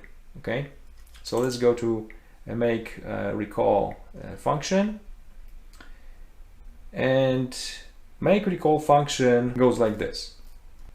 So as you have seen in 64-bit process, RtlRemoteCall passes the parameters to our function through registers R12, 13, 14, and 15. Okay, so our shellcode has to be prepended with additional prolog, which basically these are just 4 instructions, move instructions, that copies the values from these registers to the ones which are required from the standard calling convention. Okay, and actually our shellcode is taking just one parameter, so we could actually skip these 3, but you might at some point decide to write your own shellcode, and which takes more than 1 parameter, so this would be at this point required. Okay, so I just leave it that. So the next step is, so we define our prolog here, we resolve the native API pointers, allocate our memory, it is readable, executable, and writable. Okay, and we need to calculate our size of our shellcode, and then if if our source code is being compiled as a 64-bit application, we first need to write our prologue into the remote process, okay? And if this is 32-bit, then we just don't care. The next step is to write our shellcode into the remote process. And then before we make a call, RtlRemoteCall, we need to fill out the rest of the arguments for our structure. So red val field gets a special value. Okay, this value is defined at the top, A, B, C, D, and this value, this sort of tag is then used to detect if our remote call has finished and the value has been stored. Okay, so that's stored here. We also fill out the pointer to anti-continue, as well as the context of the thread we are hijacking. So we are suspending the thread and then getting its context, okay? And at this point, our structure is ready, okay? So we can store it in a remote process, and it's gonna be stored just right after the shellcode, all right?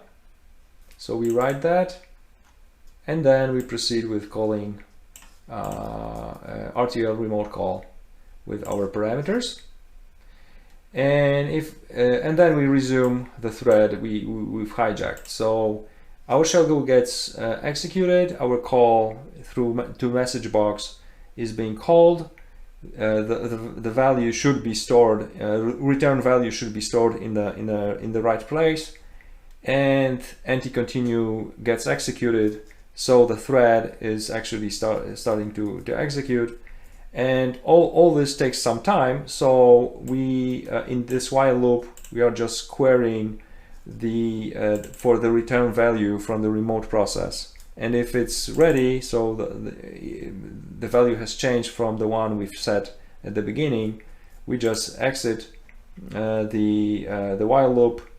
And at the very end, we also free the remote memory we have allocated, so that we don't want to leave any suspicious, so to speak, memory regions, since it's our RWX, right?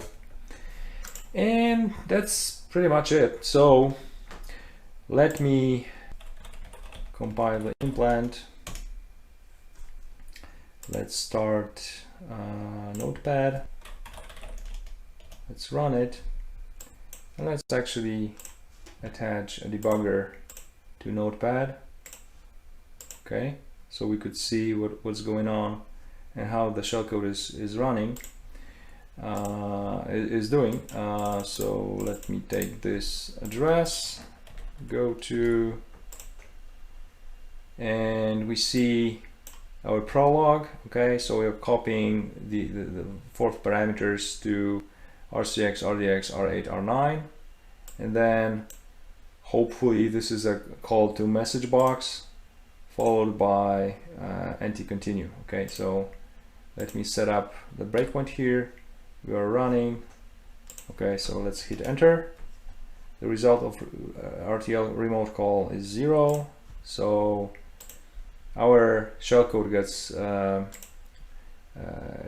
gets hit. Okay, and so let me set up breakpoint here. I can remove that already, run it, and we see that we are calling message box with these parameters. Okay, the first one, null, was 0, RtlRemoteCall baby, RTO, and MBOK. So these 4 parameters have been populated properly. So if I hit run, our message box got hit. Okay, and what do we say here? And we have a remote API call returned 1 and 1 for message box, the return value for message box 1 equals to someone clicked OK button. Okay, so yeah, it worked. Let's check if it works for 32-bit as well. So compile and let's run it like this. See if it worked. Yes, and the value is also 1. Okay, so yeah, this is how you can do your sort of own RPC in a remote process. And let's just do one quick another example to show you how you can leverage this. For example, let's say we want to call load library in a remote process. Okay, so let me call it load lib cpp.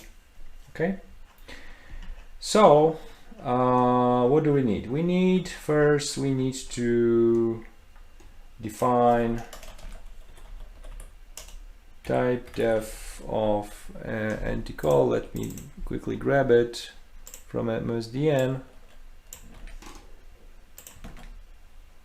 and it's gonna be pointer. So we define new type. All right, let's go. Okay, now what we need next? We need to change this. So let me grab the name here. And argfunc is okay. The first parameter is pointer to a string. So for that, we are going to do it like this. So let's just define it as an array of characters, and the other 3 parameters are not needed. Okay, so let's save it. The next thing is we are calling load library, so we just need 1 parameter. Okay, this looks good. Prolog is getting rewritten, shellcode is getting written. The context, it looks good. Recall. We need to actually initialize this, so we need to have load library A, and it's of type of this one, and parameter. So the first parameter is gonna be the string with a path to our DLL. So let's reuse. What was that? MBA 09 hookem. Yeah, so let's use that. Okay, so we are going to we need to string copy. It was 100 bytes with this string. The other parameters are not necessary. And we need to adjust backslashes. Okay, let me save that. Okay, I think it looks good. So we're gonna test this only for 64-bit because we have hookem.dll is only for 64-bit, but it should hopefully compile, and let's run it. Oh, we need to stop that because we are actually targeting inappropriate notepad, since this is 32-bit. So let me start a fresh one, and let's run it again. All right, so notepad, Let's check the memory. We should see our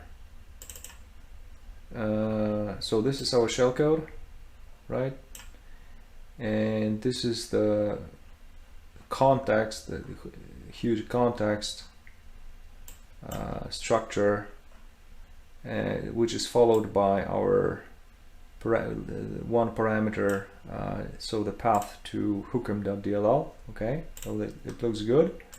So let's see if hookem gets if it gets loaded.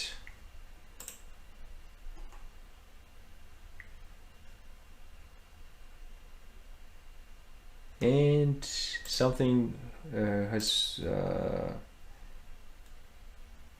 broken, so let's investigate what happened. Of course, load library is from kernel 32,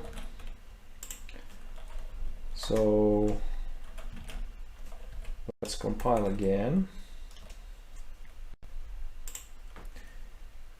and let's see if it is gonna fly this time. So notepad,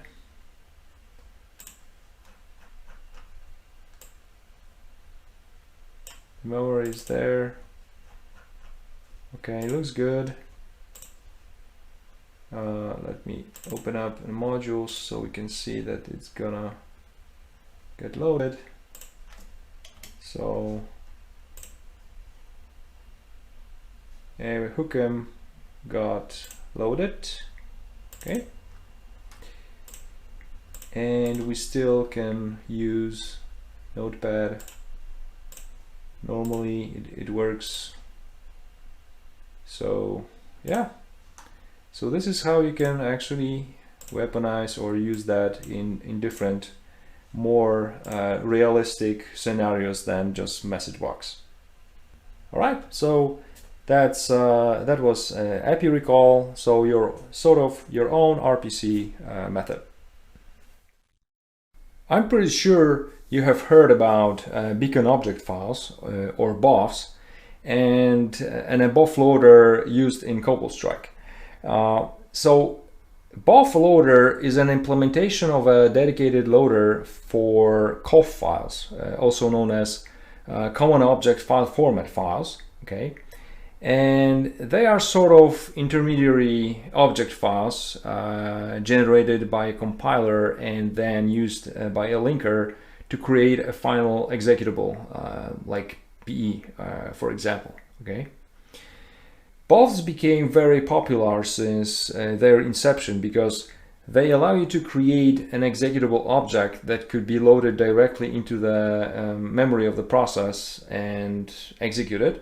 Okay, and they are also quite small, especially in comparison to reflective DLLs, which could be 20, 30 times or even more larger, although BOFs are not as small as shellcodes. I would say they sit somewhere in between and have a significant advantage over the shellcode because you can write them in high-level programming language like C or C++. Okay, so in other words, BOFs are almost like a shellcode written in C, but they need a dedicated loader to execute them. And now we are going to dive into a COFF format and see how to parse the data contained in them. In MSDN, you can find a document describing all the details of PE format as well as COFF files. Okay, and the structure of these files are pretty much similar because they are using similar metadata or meta structures describing, all the information contained in them. To parse a COFF file, we need several of them. Okay, we need a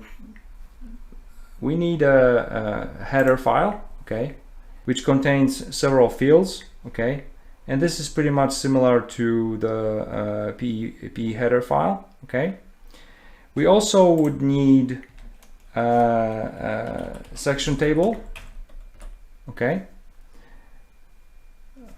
table, Okay.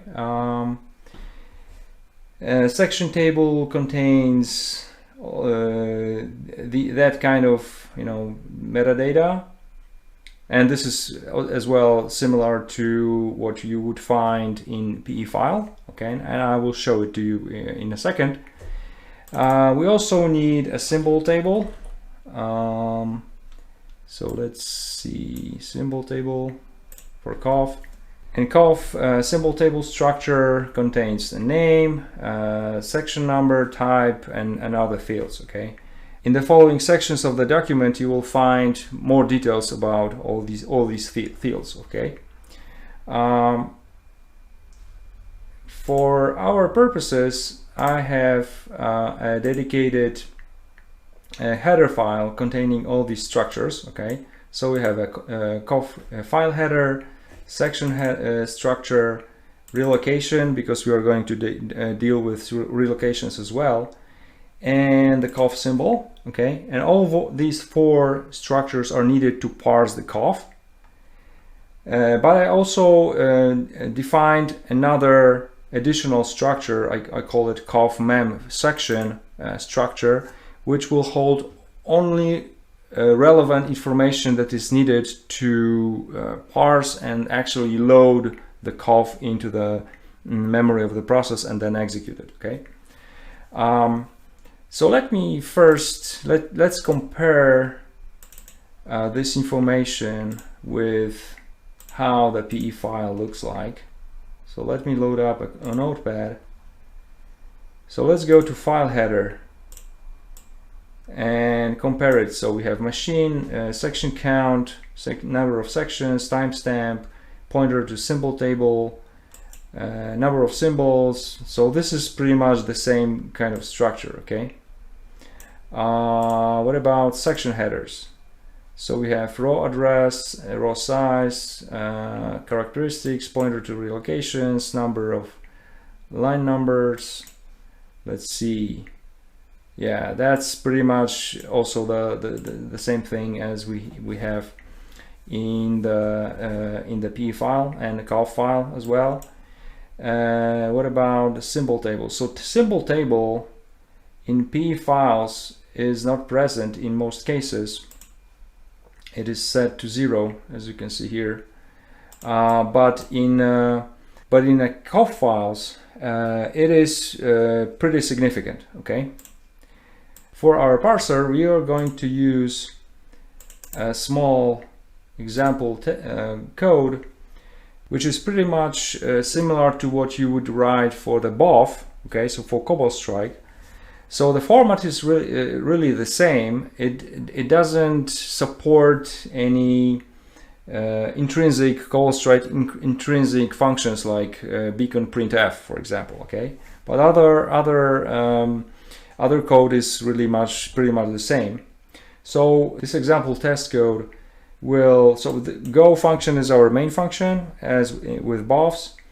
And so we are going to print some values from the global variable, do some math operations on it, and also call a testing function, which will resolve the address of the ZW add boot entry function from NTDLL, and then print it on the screen. Okay, so basically super simple code. Okay, so let's compile this.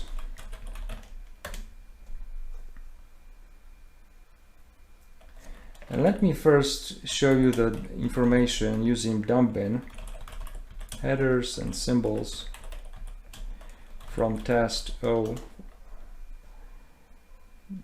because let me first show you the compile batch, what we are doing here. So we are compiling the CaFeBiBa, so this is our parser, and we're also compiling the test.c, but we are only compiling this. The CaFeBiBa is actually being linked as well, so in the result we get the full PE executable, and for the test.c we just only get the COFF file. Okay, so let's see the information from the dump bin.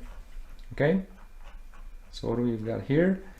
We have we have 8 sections in our test COFF file.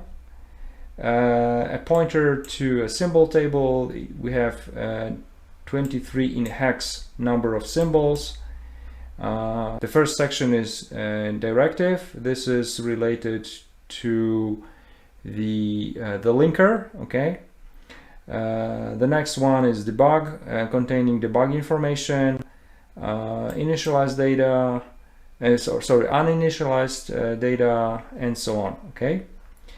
After that, we have a COFF symbol table, okay, with some extensive information about the symbols, where they are used, what are the offsets, etc. Okay, we are going to cover this information from the CaFeBiBa parser. Okay, so let's run it.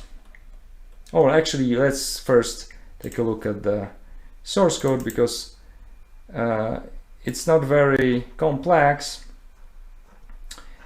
So what we do first, we load up the file into the memory.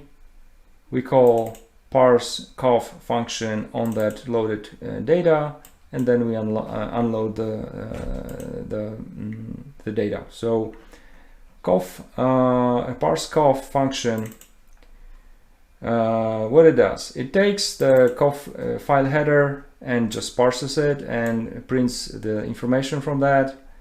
Then we allocate some additional memory, a table of COFF mem section structures, which will contain only information about the data we are interested in, and which is actually needed for loading. Okay, it is not necessary to do that like that, although from the educational perspective, I think it's more readable, although, as I said, it's sort of redundant.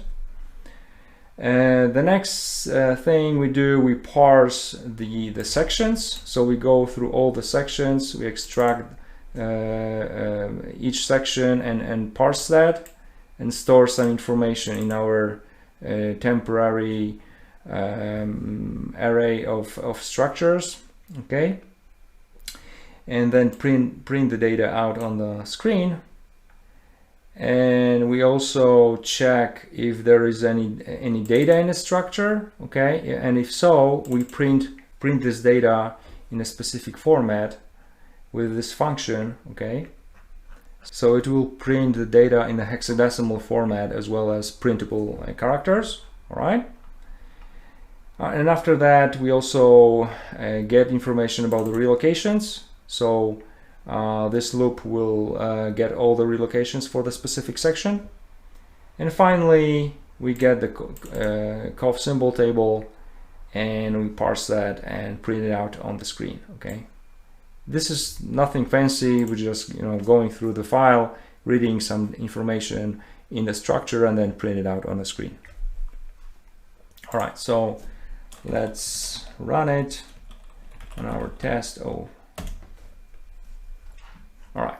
So as you can see, the format is pretty much similar to what we've seen with dump-bin, but it contains some additional information. Okay.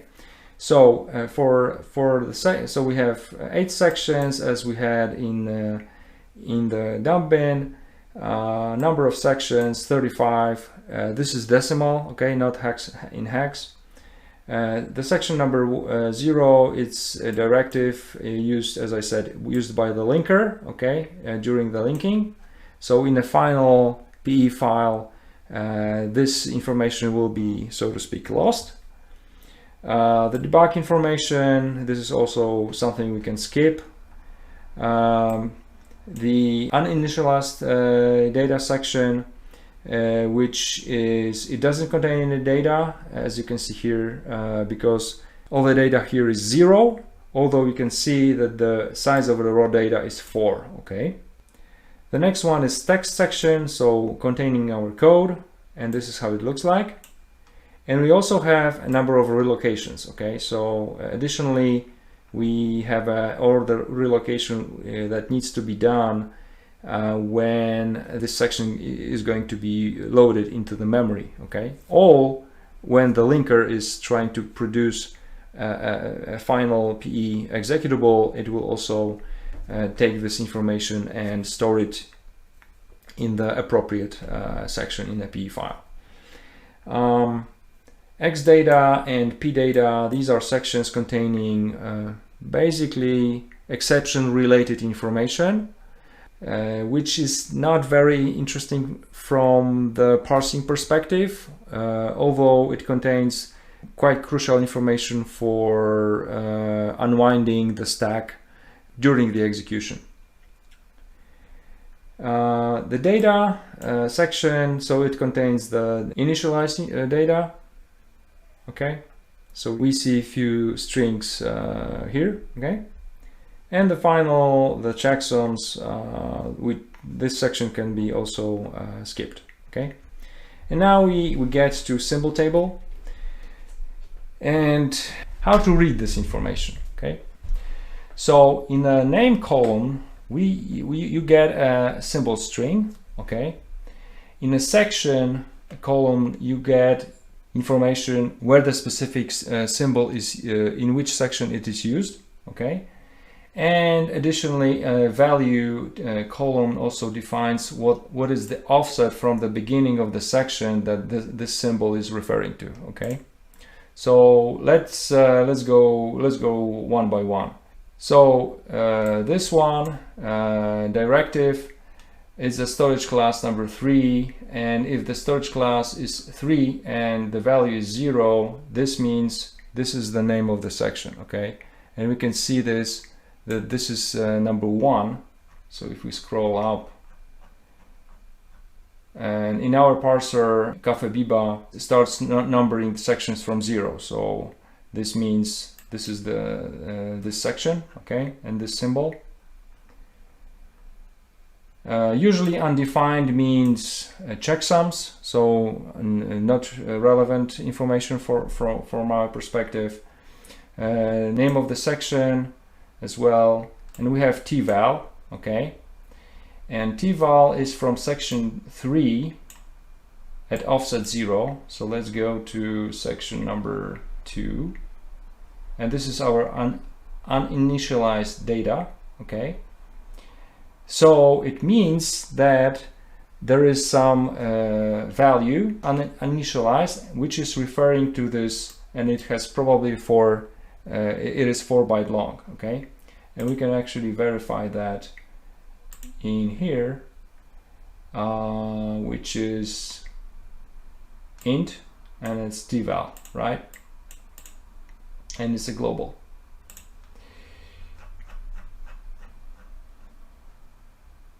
The next ones are the external functions, so they don't have any corresponding sections assigned. And these are functions which are being imported externally, meaning from other modules like DLLs. Okay. The next two are interesting. So these are our internal functions, testing and go.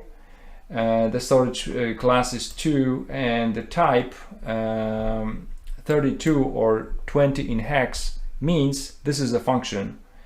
And both of them are located in section 4. Testing is at offset 0, go is at offset 70 in hex. So let's go to section number 3, which is our text section. So at offset 0, this is our testing function. Okay, and at offset 70, this is our go function. Okay, all right, and these are storage class 6, so these are just labels, uninteresting for us. The next one, unwind. So as I told you, number 6, 5 and 6 sections. These are symbols related to unwinding the stack. So to cut the story short, in 64-bit architecture, frame pointers register cannot be used to parse all the parameters, local variables, etc. used by the functions, okay, on the stack.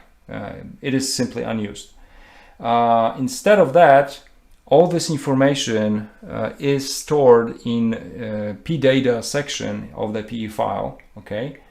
And this data gives you information about how the stack is used by all the functions in the code, okay?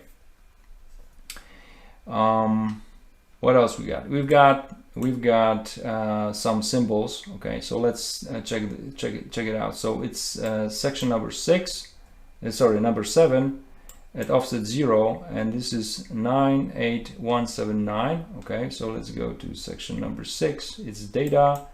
It's offset 0. It's a string, a ZW add boot entry string. Okay. So if we take a look at this assembly, so let me refresh. So we can see it here. This is the very same symbol, okay? And so the address of that string is being loaded into RCX. And if we take a look at the source code, this is exactly this line of the code, okay? Let's take a look at another symbol from the list. So this is from the at offset 10 in hex. So at 10 we have this string, which is ntdll, and in this assembly it looks like it's 180, right? This is correct. 180. So 180 is being loaded into RCX register, and is then in the get module handle is being called. So this is the pointer to a string passed as the first parameter for get module handle, and this is exactly what we are doing here, okay? And other symbols you can go there as well. 186, so we should see 186. Where is it? It's here. So it's probably printf, so it's probably this test value 1. Let's verify that from that point. So it's 38, 38, 7, 8. So this is this string for printf, okay? So as you can see, extracting information from the COFF file is not very complicated, okay? The next thing we're gonna see is how to actually load the COFF file and execute it in the memory. So let's take a look at Mokosh, which is a custom COFF loader, okay? And Mokosh is able to load the COFF files which were generated or compiled by the Microsoft C compiler, okay? Mokosh is based on CaFeBiBa, okay? So some of the code uses the same techniques and the same structures, but it does additional things. And to be honest, Mokosh actually works in a two-step process, okay? So first, it parses the COFF file, okay, and prepares some structures in the memory of the process, and then it performs the resolving of addresses of all the symbols in the memory, as well as performs some relocations needed for the code to run, okay? And for let me open up the header file. So the loader uses the same COFF mem section structure, so an array of these structures, but it also adds additional structure. I call it COFF sim address structure, okay? And this, the array of these structures will hold all the necessary information to resolve the symbols in the process memory, okay? And yeah, both structures have similar fields, like in-memory address, which will hold a pointer to the specific section if we talk about section, or to the symbol if you are dealing with a symbol. And also symbols will also hold an address in a global offset table, which is just a simple array of pointers to the external functions that are being used in our code. Okay, so let's take a look at Mokosh source code. So the main is pretty much the same as with CaFeBiBa. So we load up our file, we then call load COFF function, and then we unload the file. Okay, so let's go to load COFF. And it's pretty long, but as I said, most of the code is overlapping with the one we used in the parser. Okay, so we start up with loading the COFF file header and parsing it. We also allocate the first table of structures, helpful structures, which are going to contain all the necessary information for relocations. Okay, so here we're doing this with these structures. Okay, COFF section, this is allocated here. Then we parse the sections as we did in the parser, and we fill out our helper structures with the relevant information. And we also start to allocate memory in the process to store each section. Okay, if the section contains code which is pointed by the characteristics field, that section going to be allocated as executable. Okay, and if not, then we just allocate read-write memory. And after that, we copy the section data into the already allocated memory. All right, and then we also print out the data about the section, the raw data, as well as relocations. So this is the code very similar to the one from the parser. Okay. The next step is to allocate additional table of structures, helpful structures, containing information about symbols. Okay, so this is the array of these structures, right? So we allocate that, and then we start parsing the symbol table. And so this for loop goes through all the symbols in the table, and depending on where the name is, it is stored in our secondary helpful structure array. All right. If the name of the symbol is not contained in the symbol table, it can be also contained in a strings table. Okay, and a strings table is located just after the symbol table. You can see it here. So we calculate the offset of a string table by just adding the COFF data, the pointer to the symbols table, and the size of the symbols table. Okay, and with that we either get the string from the symbol table or from the strings table, actually here. And after that, we also fill out the rest of the fields of the helpful structure. Okay, and in memory address at this point is pointed to null, but these addresses will be filled with resolve symbols function. Okay.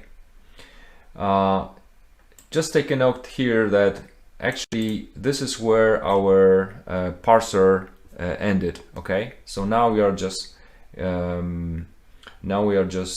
focusing on resolving symbols in the memory and then doing the recalculations or relocations just before we start the execution, right? So we resolve the symbols in that function, and after that we print out all the necessary information containing the addresses as well as the other info from symbols table. All right, and then we do the relocations, right? And relocations are just calculations depending on what type of relocation it has been requested. Okay, there are several of them here covered here, but not all of them. Okay, so if there is any relocation that type that is not supported, then we are just going to exit since we don't want to break anything in our process. And then we launch our entry point, which is a go function. And this pointer is actually found in the resolve symbols function we're going to cover next.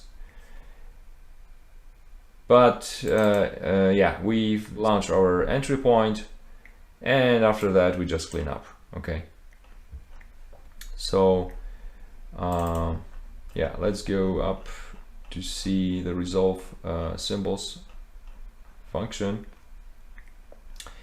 So resolve symbols function is going through the helper structure containing information about symbols, and it skips all these sections which does not contain any meaningful information from our perspective, like debugs, okay, or undefined symbols. In other cases, we are looking for either the local symbol or a symbol that is imported from other modules. Okay, so for that we are checking the prefix of the symbol. If it contains this prefix, so underscore underscore imp underscore, if that's the case and there is no $sign, the DLL is actually the kernel 32, and the function name is just following the prefix. Okay. In other case, we before the $sign there's a DLL name and the function name is following the $sign. And then we load up the DLL, okay, the external module. We resolve the function name from that DLL and store it in this field of the helper structure. And we also store it in the global offset table, okay, here. And we also save the offset in our structure. All right, and the global offset table is going to be used for relocations. Okay, so it's going to be just a vector of pointers to the functions our code is actually using. Okay, and at the end, we also, like at the end of this loop, we also trying to find out where is the entry point. So we are looking for the go symbol, and if it's found, our launch go pointer is being filled out. Okay, and this is defined here as a global variable. And that's it from the code. So let me compile it.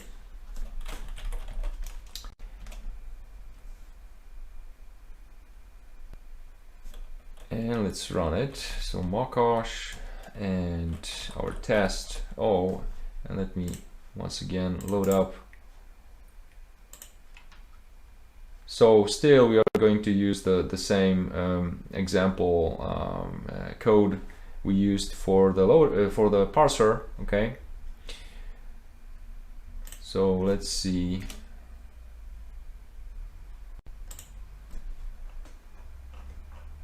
How it looks like. So the first part is similar to what we've seen in the parser, okay, in CaFeBiBa. But after the COFF symbol table, the loader will show you how the where the symbols are actually located in the process memory. Okay, so it differs from the normal symbol table by with two additional columns. So we have in-mem address column, which contains addresses of the specific symbol in memory of the process. And if the symbol is an external function being called from different module, then our got address column will hold an address of the specific function in that got table. Okay. So how these relocations work? So let me scroll up to our text section, and we have our relocations table here. So relocations is just a way to fix the code in a sense that it requires some, let's say, addresses of variables or some symbols that are used in the code. Okay. So let me take you through a few examples. So let's take the first row from the relocations table.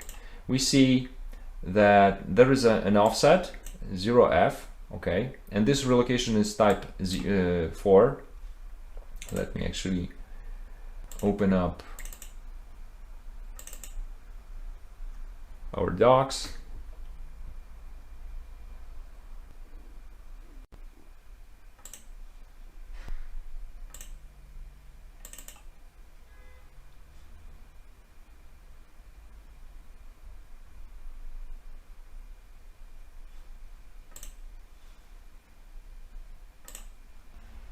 So let's see relocation type. Okay, and depending on what kind of CPU is running, if it's ARM or Intel, we have different types. Okay, so for number 4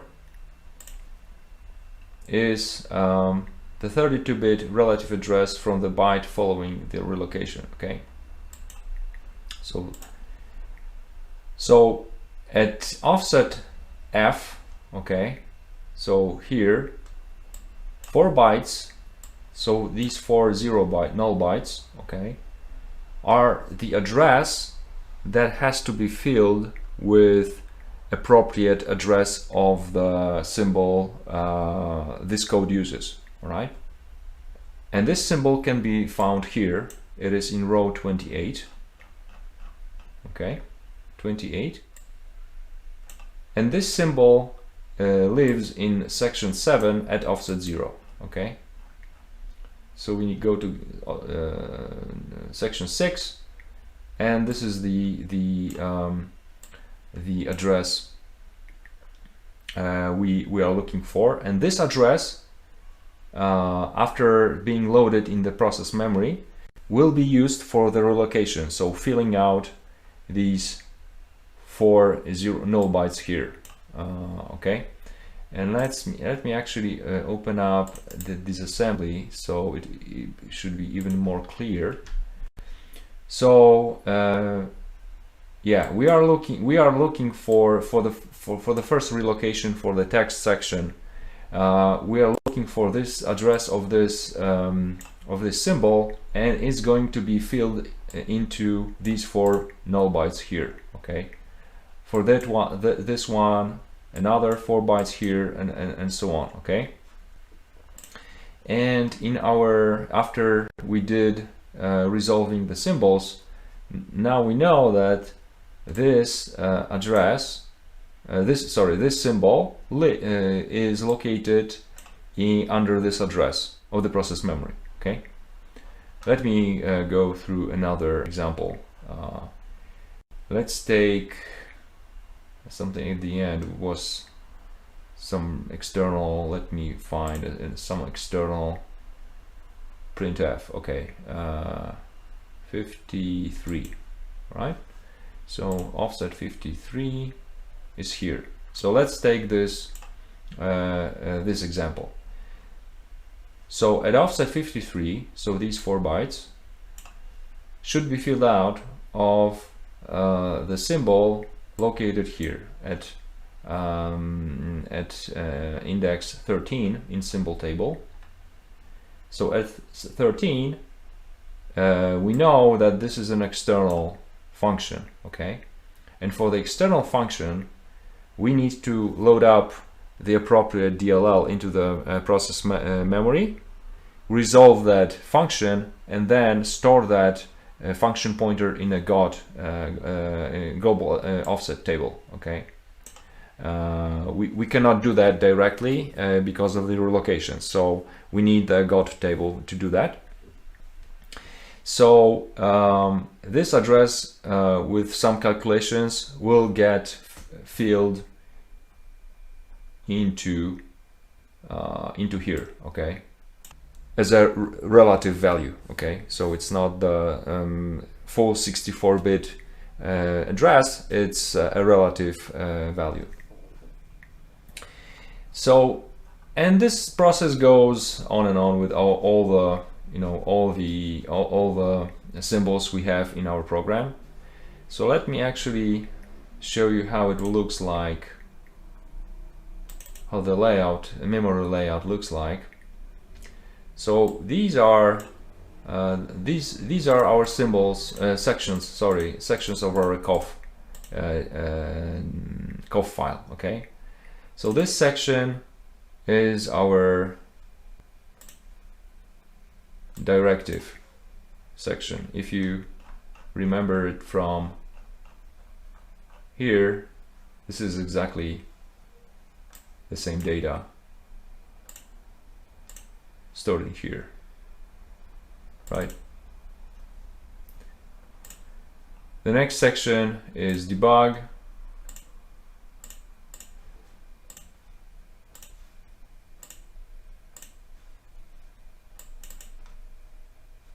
Again, the next one is uninitialized data, which is filled with zeros. The next one is our text section, okay, and so on. And why these are in a reverse order? Because we are loading them. Where are we now? We are loading them with a special flag for virtual alloc to put it as close as possible to the other modules we use in our process.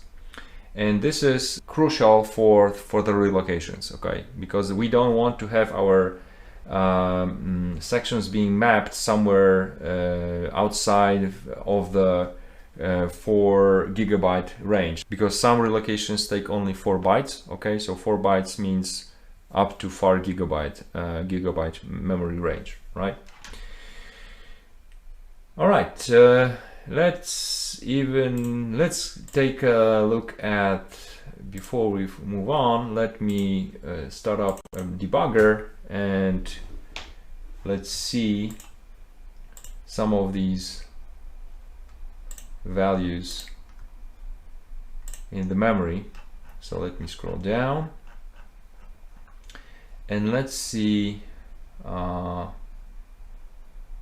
this address first. So go,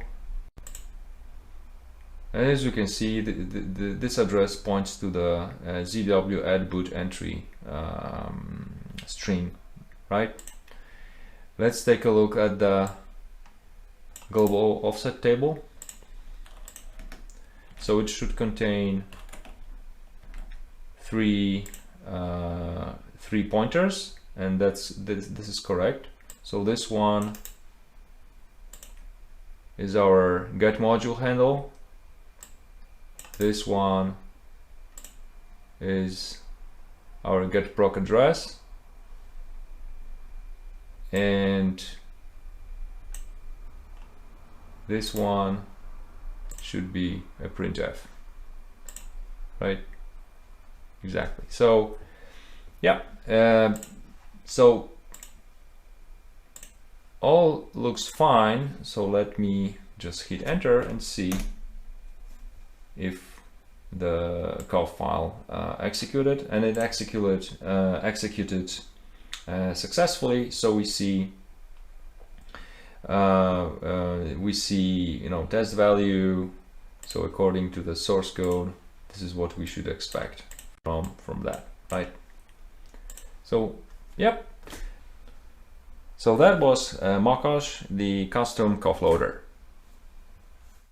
So the last remaining question for this module is how to actually utilize Mokosh functionality, because we know that we cannot use our code templates just as they are, okay? So we have to adjust source code to be sort of compatible with Mokosh, okay? And let's actually do that. So let me copy.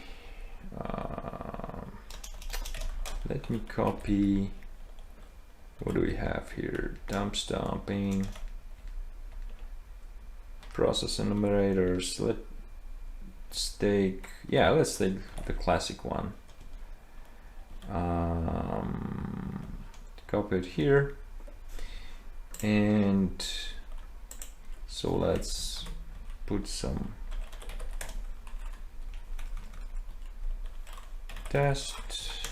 Okay, so we are going to adjust this source code into the format which is then compatible with Mokosh. All right, and normally what I do, I just compile, okay, and see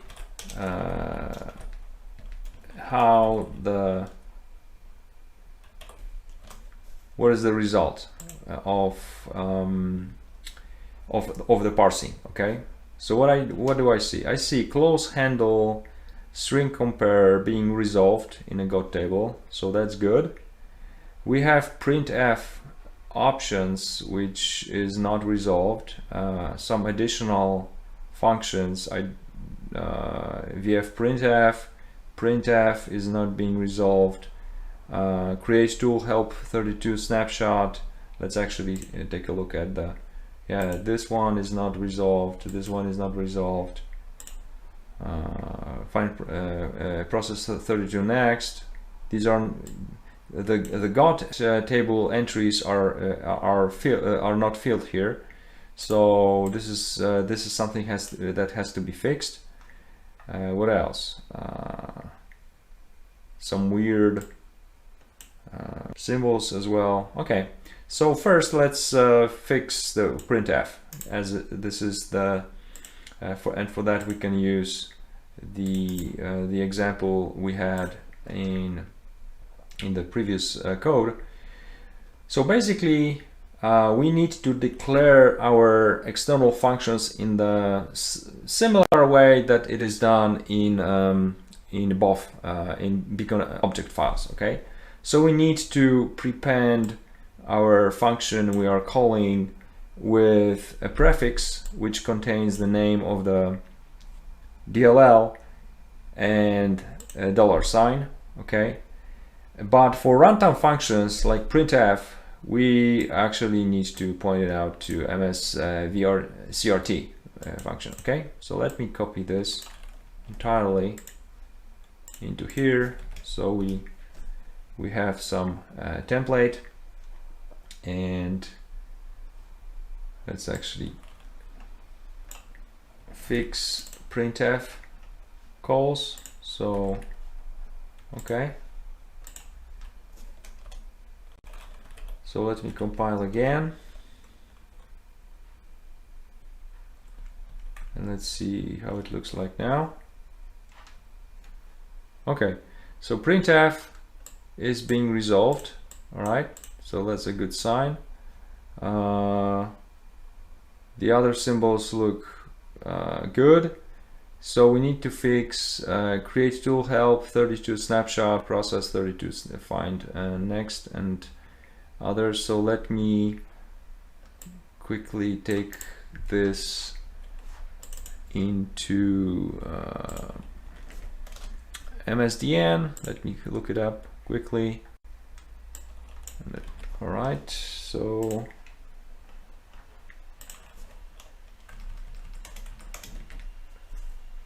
and this lives in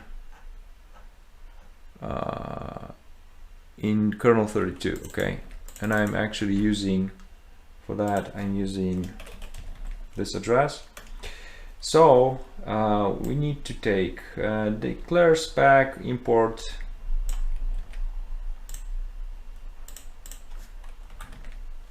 handle, then it goes win API, and the name of the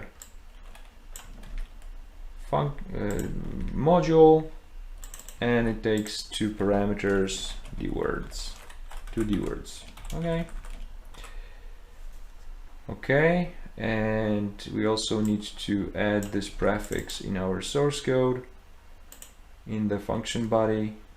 Okay, so let's put it here. Let's save this. Let's recompile and see if it worked, if it gets resolved. And yes, it is being resolved here. Okay, so let's fix these two as well. So MSDN, and so that's the declaration for process 32 first. It comes from this address, and again we take this, and the function lives in kernel 32 as well, and it takes handle and the structure, pointer to a structure. Okay, so let me take the next one, the next function,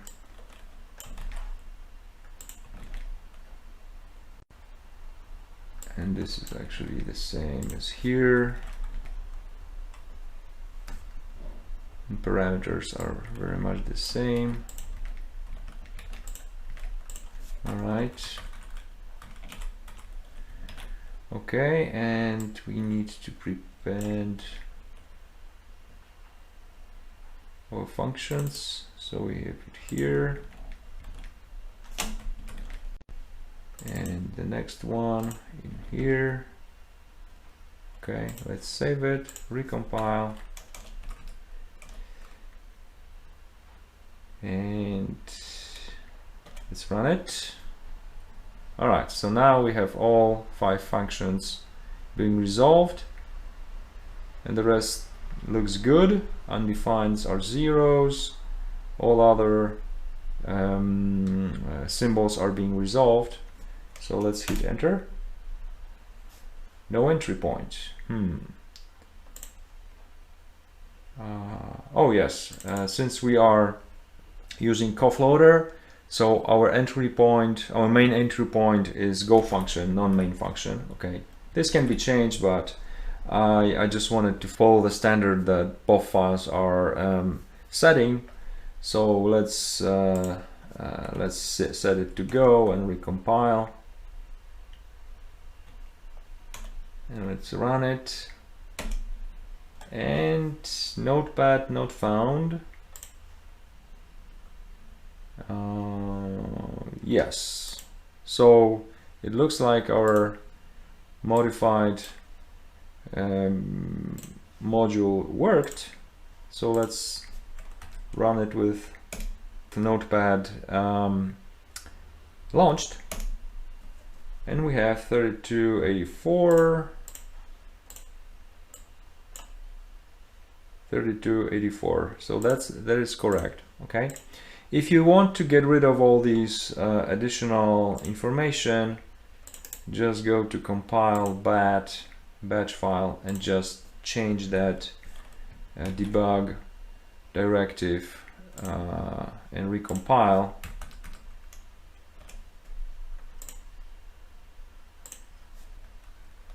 And now you should, now you should get only meaningful information without parsing and all the additional stuff. So yep, that's how you can modify your module, your code template into be compatible with Mokosh COFF loader.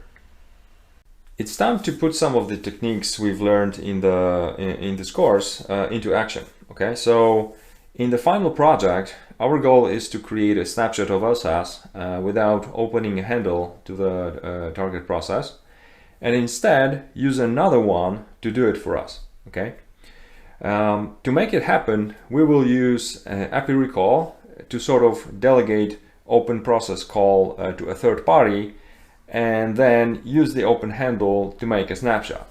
And all this going to work as a COFF module. So let's take a look at the control flow.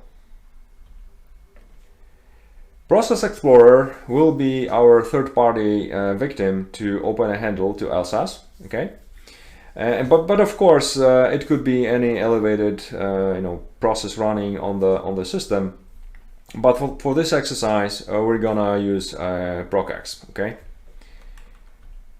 So by using ApiReeKall, we delegate open process call to Process Explorer, and it will create a handle which we then copy to our own process and then create a snapshot.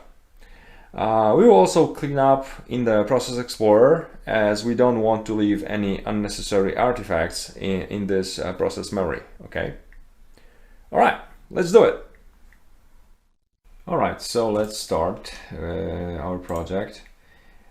Since we are going to use ApiReeKall, so let me grab a copy of it. And let's call it just final. Okay. Here we don't need these things. And let's open up this in Notepad. Okay. All right. So first thing is we want to target Process Explorer, right? Let me open up Process Hacker and Process Explorer.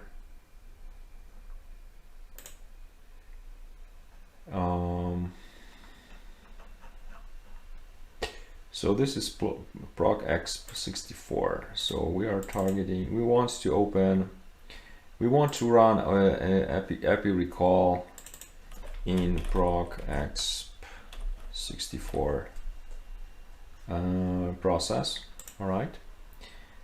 Then we open up a process, the thread, and then we don't want to run a message box. We want to run the open process. So let me msdn open process. Let me quickly grab the definition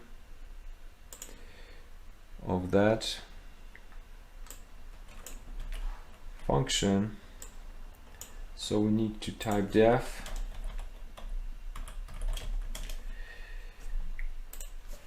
So it takes 3 parameters. Okay, and it's an API, a pointer. It's gonna be our type. All right, and so we're gonna use open process type as our function. It takes 3 parameters, right? And let me actually grab the source. So it takes 3 parameters: desired address, inherit handle, and process ID. So we now need the 4th parameter. This one is dword, boolean, and another double word. So okay, so let's set it up. So we are calling we are calling open process with 3 parameters. We get the return value, which is a handle, and then this return value is being stored in redval, and we call anti-continue, so that's cool. So now we need to adjust our structure, open process, and this is stored in kernel 32. So the first parameter is, the first parameter is desired access. I think let's go full access. Yeah, let's go full access. The second and third parameters. So the second and third. Second is, what was that? Inherit? Yeah, inherit. So we don't want to make it inheritable. And the last one is process ID. So let's use find target function to get the process ID, and it's gonna be, let's target notepad for the beginning. Okay, we make the recall, and then we close up, and in make recall prolog, resolve the pointers, write the shellcode, prepare the arguments, make the recall. Okay. All right. Let's try to compile this. And since process explorer runs as elevated, right? It's gonna be, yes, it's elevated. So we would need to run elevated as well.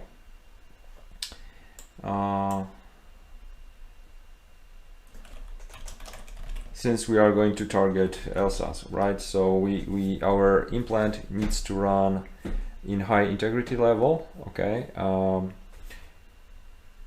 And I'm just assuming that it is going to run at this level. Of course, in normal situation, you would do some privilege escalation to get that, but I'm assuming that we are already there, okay? So let's go there and implant and see if there's any error. Okay, we have an error, 239. Of course, we need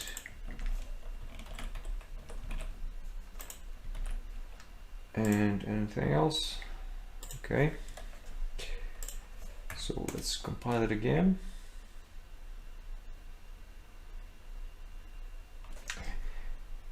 And actually, since we are making the recall here, let's wait here to see if we get before we call the virtual EX virtual free function. Let's see if the process explorer actually has opened the handle to Notepad. Okay, so let me recompile this again. Let's start the Notepad. Let's run it, and let's see if the process Explorer has any opened process. It has, and it has full access. Okay, that's cool. Okay, so that worked. And actually I don't remember the handle, but it doesn't matter.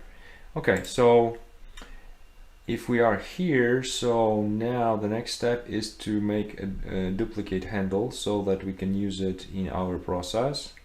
So let me grab duplicate handle function, and from MSDN. So now we are going to call duplicate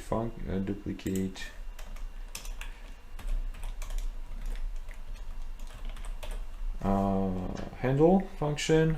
It comes from here. Okay, so let's do that.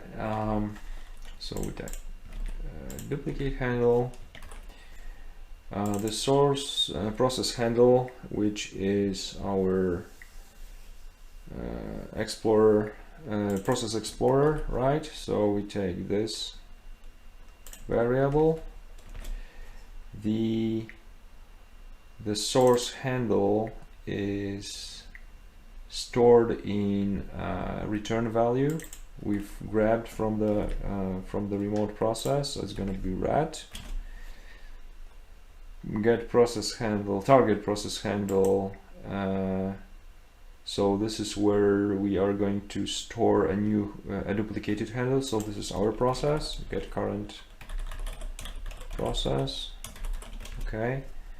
The target handle, a pointer to, so we need a handle. H target, let's call it at target, it's null. So we're gonna grab it here, but it's a pointer, so we need to pass the address of our variable. The desired access, let me check the documentation.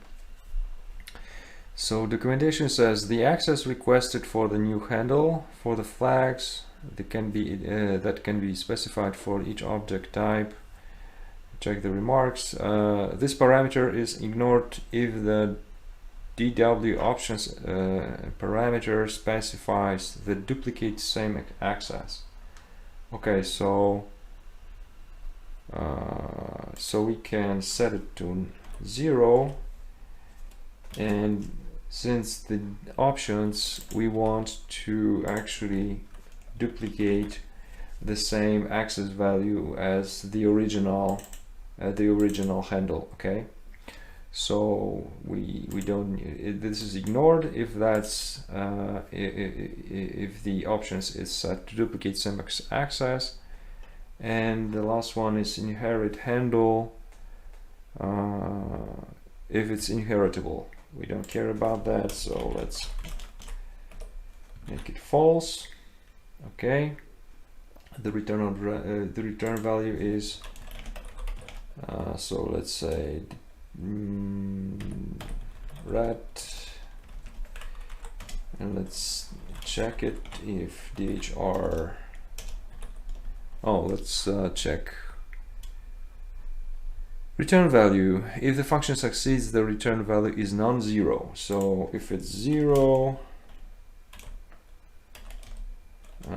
printf duplicate handle call failed.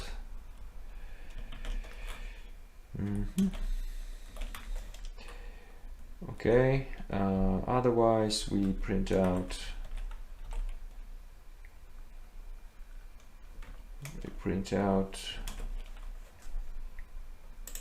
the duplicated handle. So duplicated handle equals some value in hex, and this value is returned as, not this one, htarget, right? Okay. Yeah, let's try it out. All right, errors. Cannot convert argument 2 size t to handle. Okay, so we need to do some casting. The second parameter is ret, and ret is size t, and this needs to be a handle. So, okay, let's do this. Okay, let's try it now. Okay, cool. So let's run it.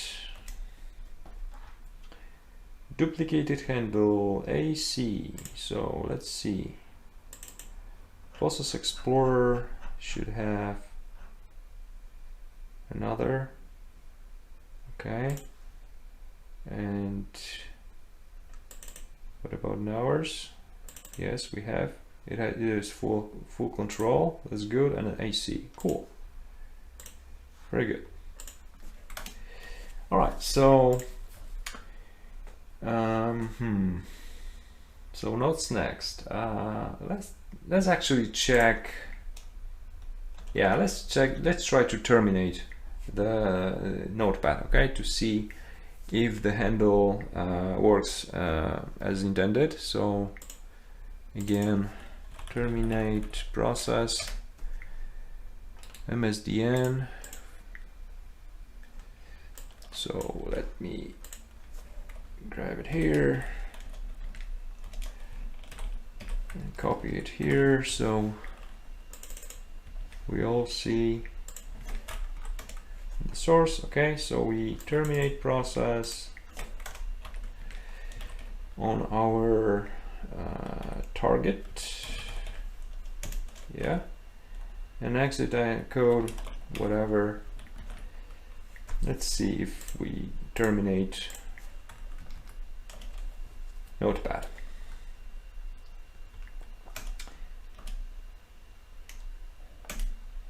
Yes, we did.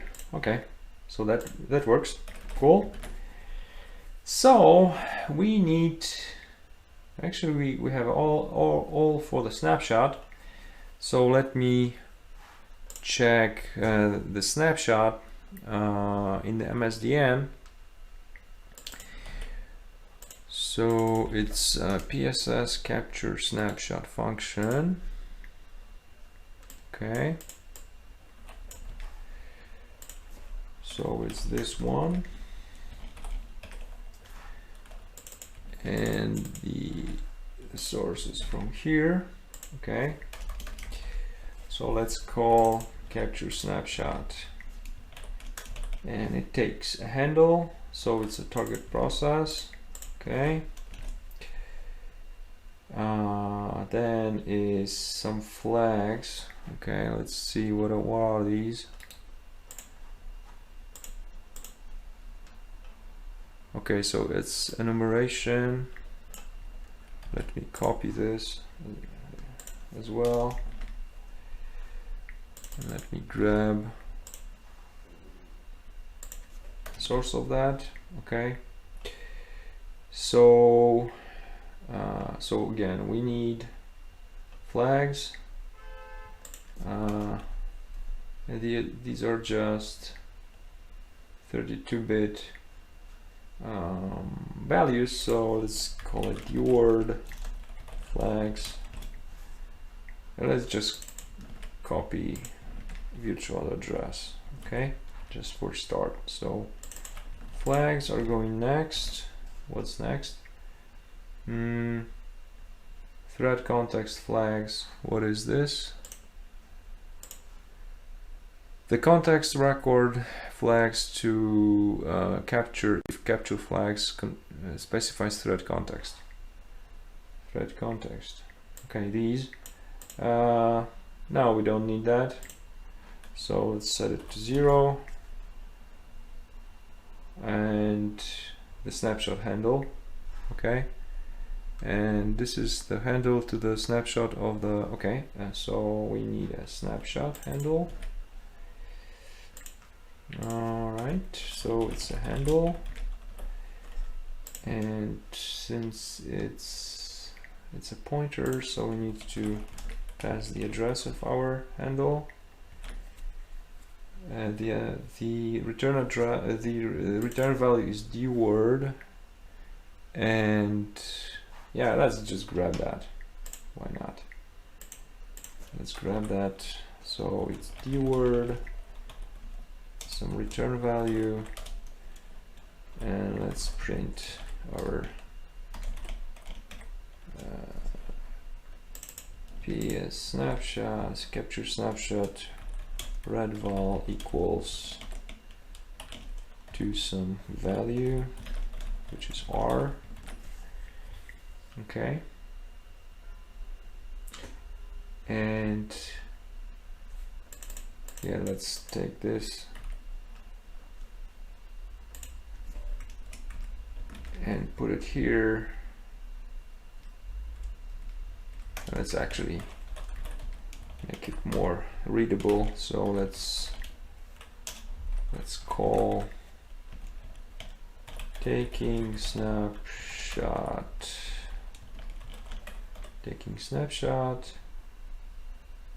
and let's call it done.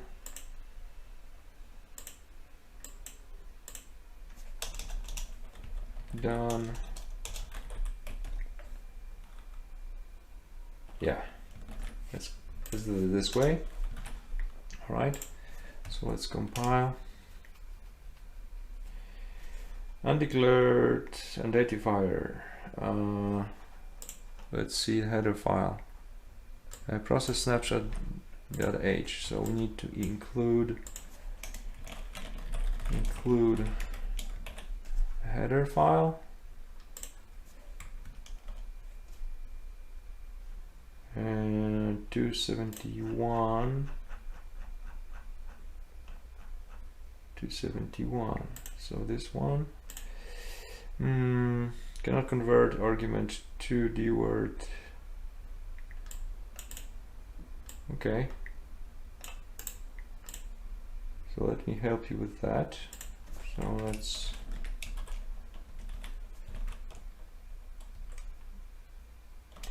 compile this again. Number 4. Oh, okay. Takes what? HPSS. Okay. So let's do the casting. Okay, let's run it against. Yeah, Notepad needs to run. Let's see. Done. Okay. Return value 6. Duplicate handle failed. Interesting. And we don't see any. Okay. So that's weird. Okay. Let's try it again. Now it worked. Okay, so process. The Notepad was probably launched too late. Okay, so duplicated handle is 90. We see the snapshot. Okay, that's cool. And let's so implant should have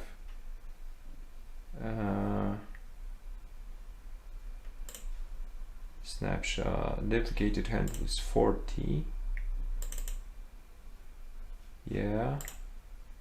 And this one is probably the snapshot handle. Okay.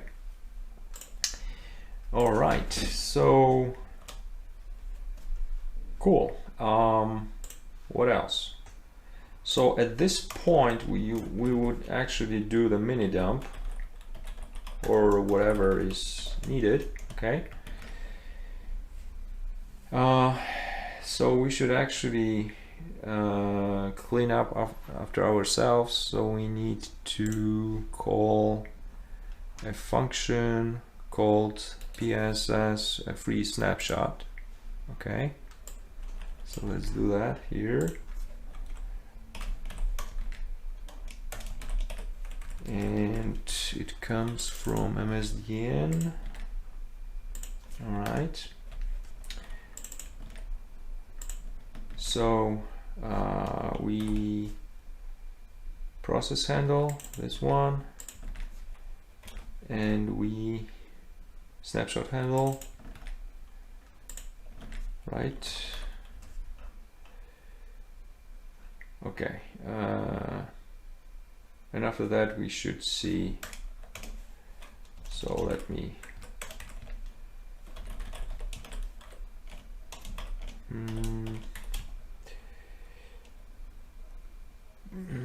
releasing snapshot.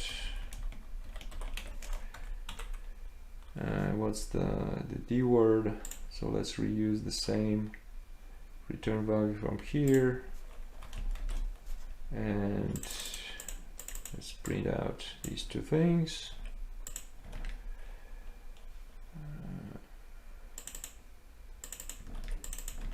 Return value is this one, and yeah, let's do that. Okay.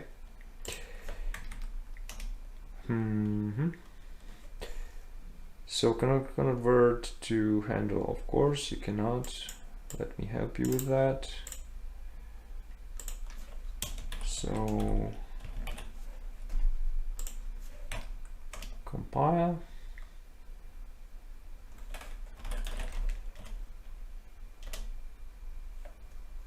So the snapshot should be there. Okay, we have that. Releasing the snapshot.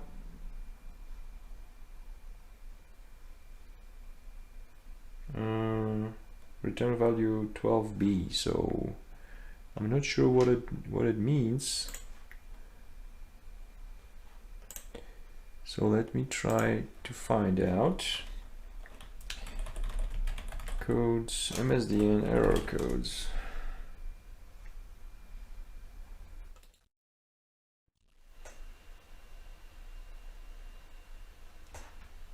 Okay, so I have found the problem, and actually the problem is here. So let me read you the documentation from that link. So the first parameter is a handle to the process that contains the snapshot.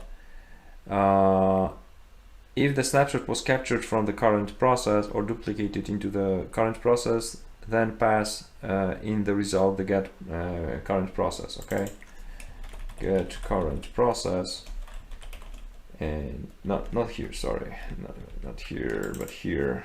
Get current process, and let's see if it fixes the problem. We're clear. Okay, let's do the compilation and let's try again. So we get the snapshot and it has been released. Okay, all right, so we got that covered. All right, so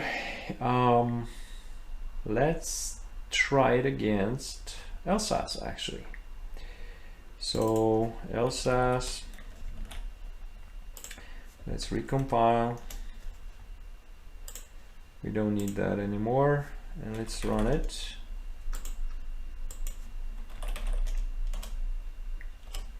And let's see. The return value is 0. We have LSAS process snapshot. Okay. Let's see if we have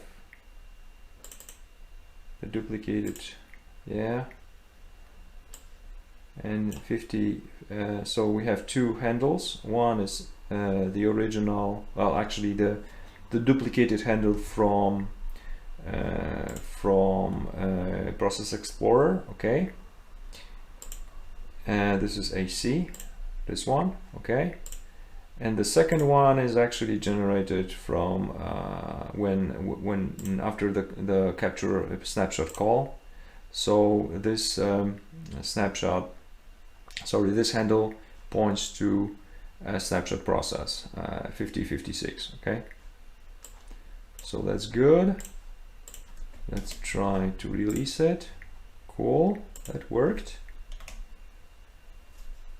Okay, so that it works. And the final thing we want to do is we want to actually clean up the process explorer, right? Because it should contain several open handles, yeah, non-existing processes. Okay, so we need to do that. So let's what we need to do is, where's our shellcode? We need to call close handle on the return address. Okay, so let's do that. MSDN close handle, and so we're gonna call close handle. Okay, and so we need to define it as the type def, and it's WinAPI.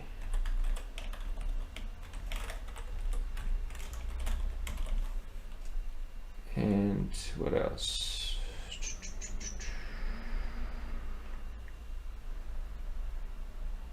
So, so let's call it arc open function, open process. Okay, and now we're going to call close handle as a pointer to close handle. Okay, and it takes only one parameter, which is handle param1. Okay, this is HObject.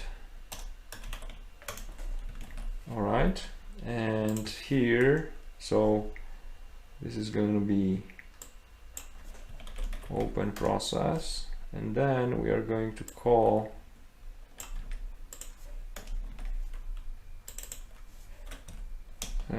close handle with just one parameter, and this parameter is actually our return value we stored in our arc structure. Okay,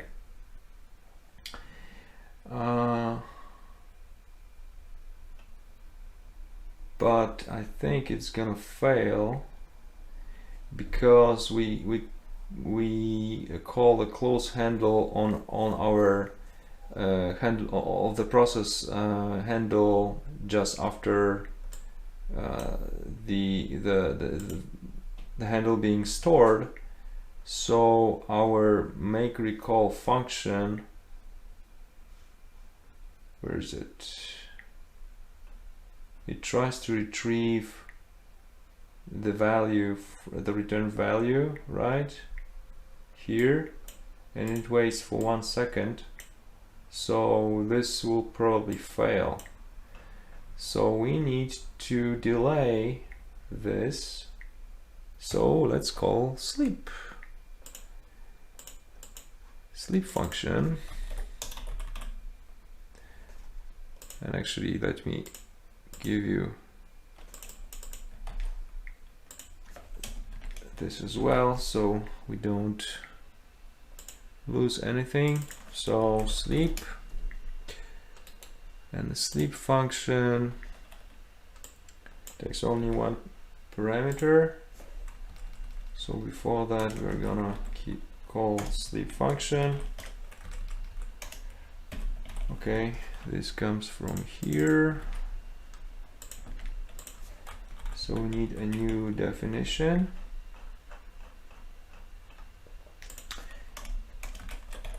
type def, oops,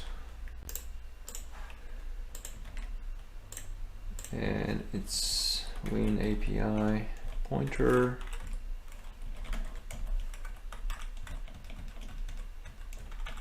Okay, and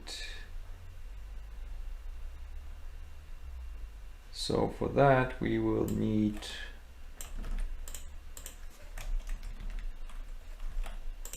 a sleep.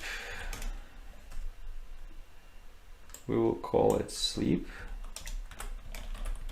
Okay, it takes only one parameter, which is a number of milliseconds. Okay, so after we store it, we call sleep.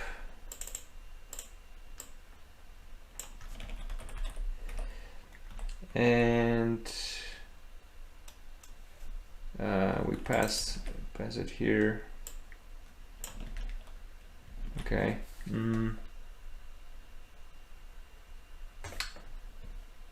Not here. Here. Okay, so yeah, I think it makes sense now.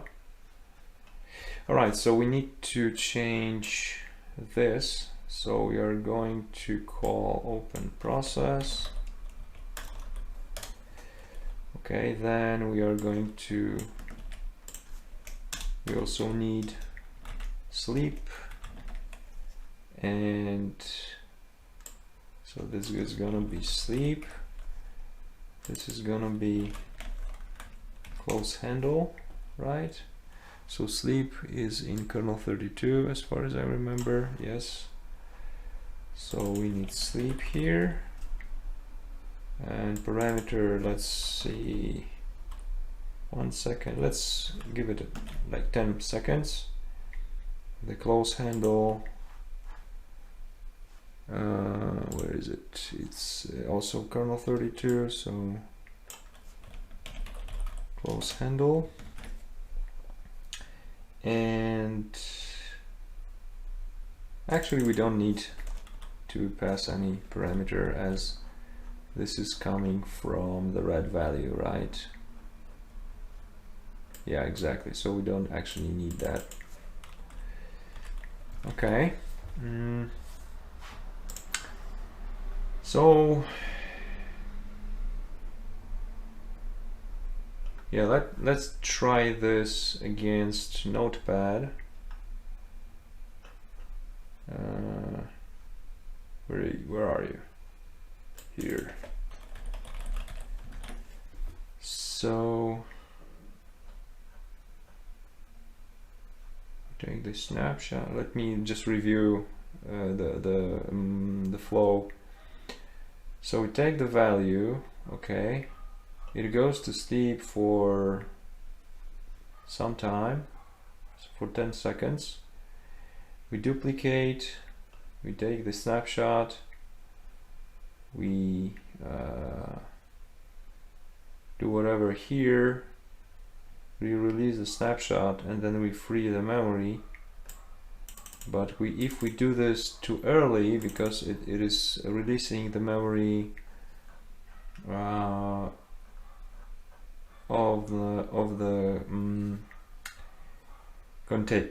containing our shellcode, and this is gonna call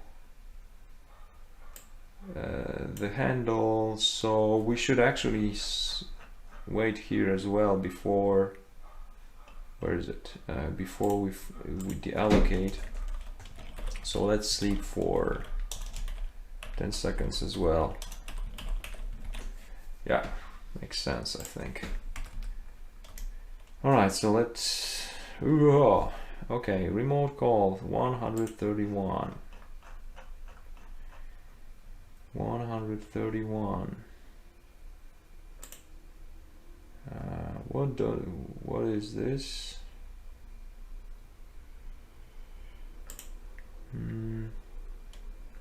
Redefinition. Yes. So we need to change let's call it sleep param. Okay, and it's gonna be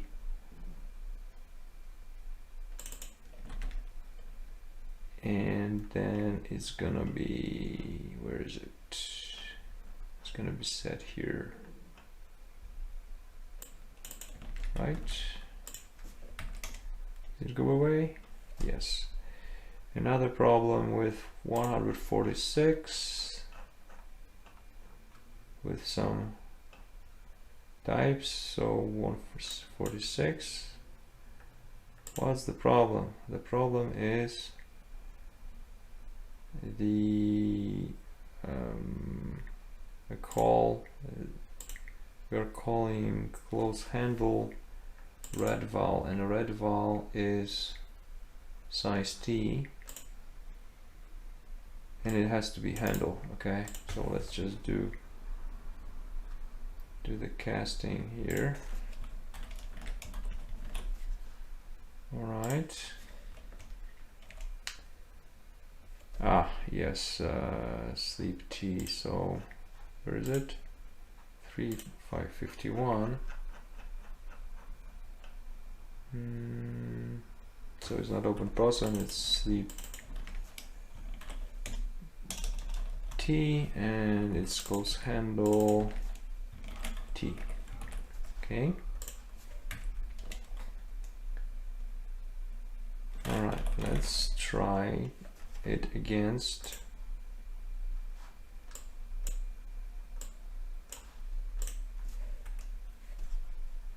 and actually let me close that and open up as a fresh one so we don't have any leftovers from the previous tests. Okay, so let's run it.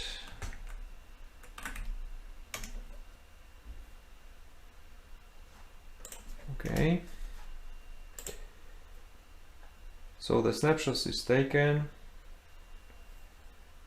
The memory, let's see the memory of Process Explorer. So we have our handle. Oh, it's already gone. Interesting.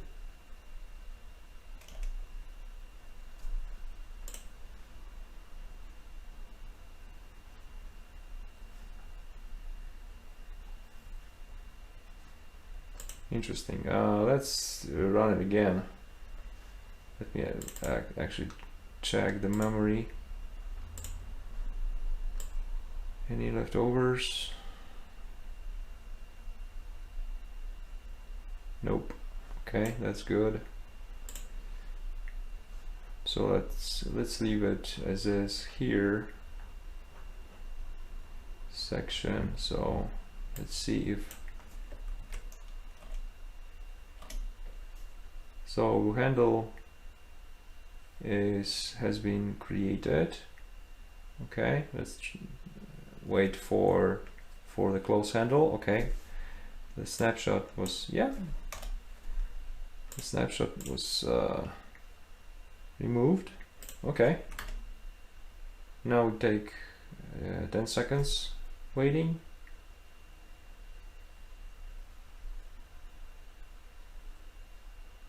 All right, so it looks like it works against, at least against Notepad. So let's try this against LSASS. So let me just compile it again and run it. Let's see. Okay, all right, so do we have a snapshot? We have a snapshot.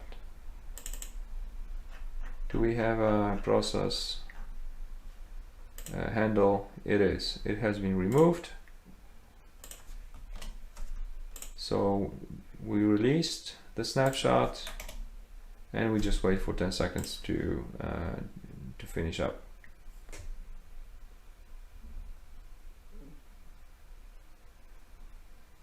All right. Yeah, I think that's pretty much what we wanted to accomplish, we could, as I said, we could of course do the mini dump or some additional checks to see the access level of the processes, etc. Yeah, mini dump here, but yeah, that's what we wanted to achieve. Now the next step will be to convert that into a COFF object. Okay. All right. So to convert our final module into COFF, we need Mokosh. So let me copy it here. That's actually, we might use that. Okay, so let's start with, so Mokosh stays as is. We need to convert our implant into the COFF. So let me grab these definitions for reference. Okay, and what else we need? That's fine. Let's change the compile bat. So we are compiling implant, and it's CPP. Yeah, let's leave it as test. Why not? Okay, yeah. All right, so let's compile this.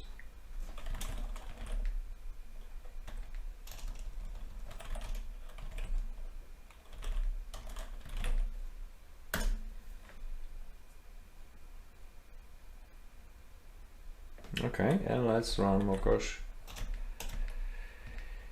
against test O and see what we get. All right, so we get a lot of stuff. So a lot of things got translated and resolved. That's good. Load library, write process, open sleep. That's cool. So we need to fix printf. So let's do that first. Okay.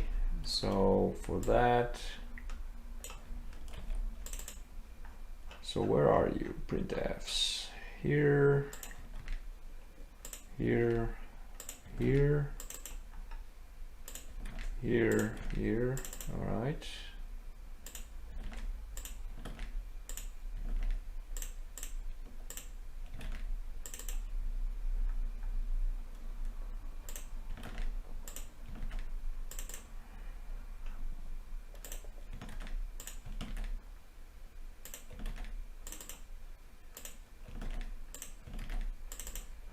Okay, and several here.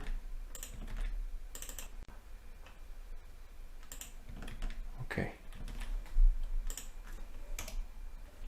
Let's compile again. Now let's run it. Okay, so these are local, so we need get character to get, so it's also from runtime. Okay, so let's fix that, and let me actually grab MSDN. Actually, this is simple, so let me grab it here. So it's gonna be Win API from MSDN. So no MSDN, but runtime, get car, and it's void. Okay, so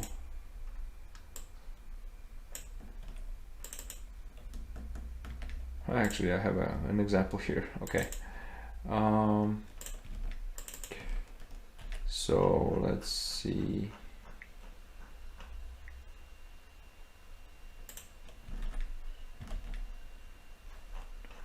Oh, come on. We need this to be placed in a few spots.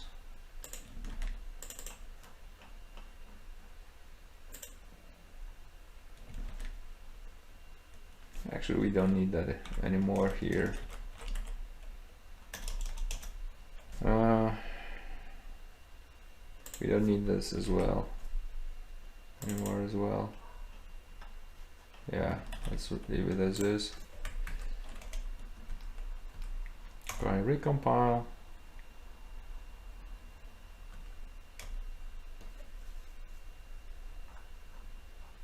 So get character, okay. What else we have? Create tool, snapshot first, process 32 next. Okay, so let's do this again as a practice. So for snapshots, and it's from kernel for 32.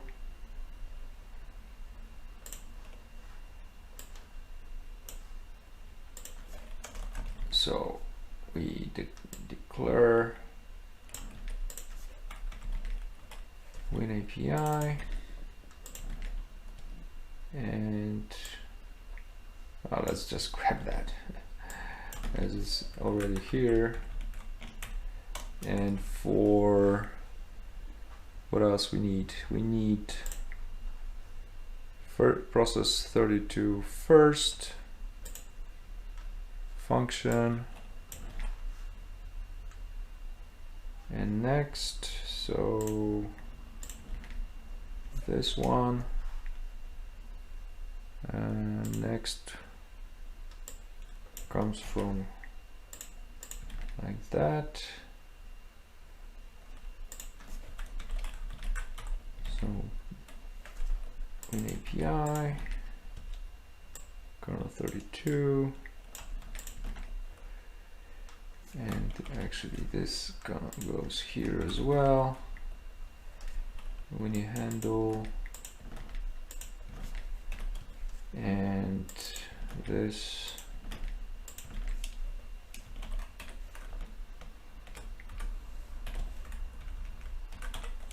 Okay.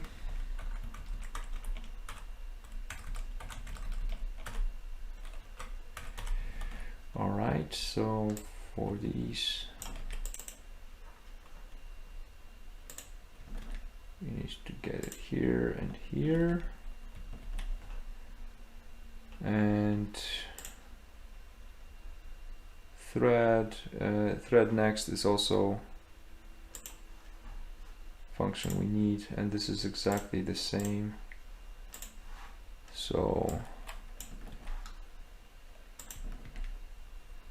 it looks almost identical to this one, but the name is different. And this is the process entry, and this is another a different type of structure. Okay, so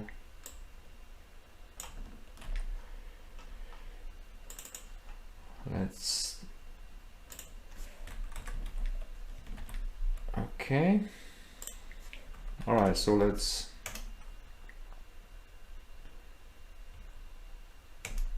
see how it looks like now, right now. So we still have create help 32 snapshot. All right. Let's see what is wrong. Oh, yeah, we have that here as well. Okay, I forgot about it. So let's put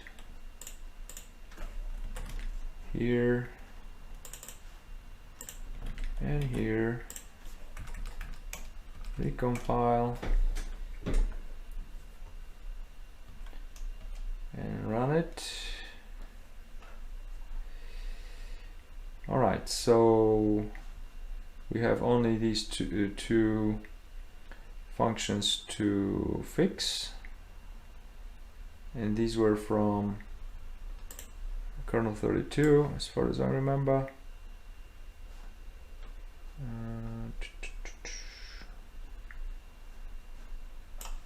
So we have definitions here. Oh, we don't have these definitions here? No, we have them. Yeah, we have them here. So snapshot.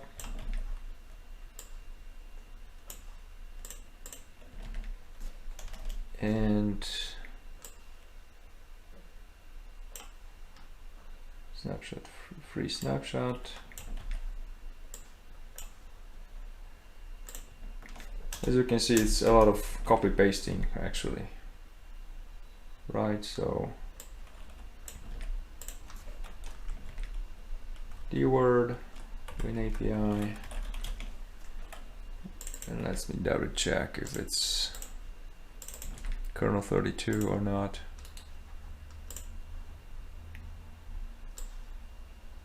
Yes, it is kernel 32, okay. And it takes handle, capture flags,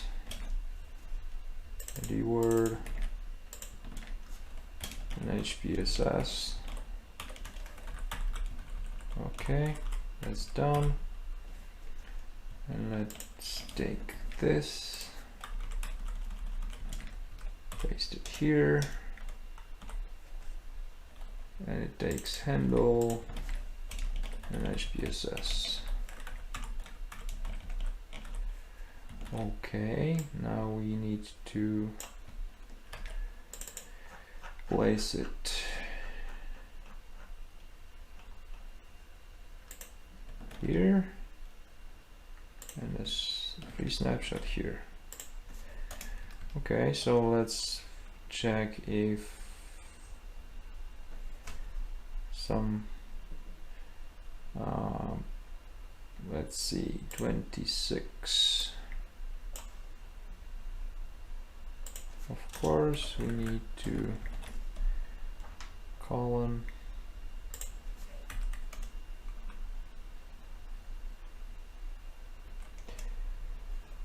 so what else we have? Anything else? Find target is our local. Yes, these are locals. Okay. Shellcode. Yeah, it all looks good. So let's try. No entry point. Of course, because we need to rename Go main function to Go.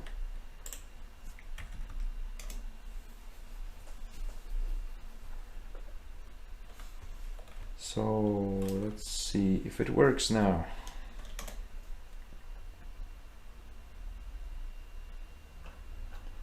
Did it find? Yes, it found the entry point. Okay. All right. Looks good.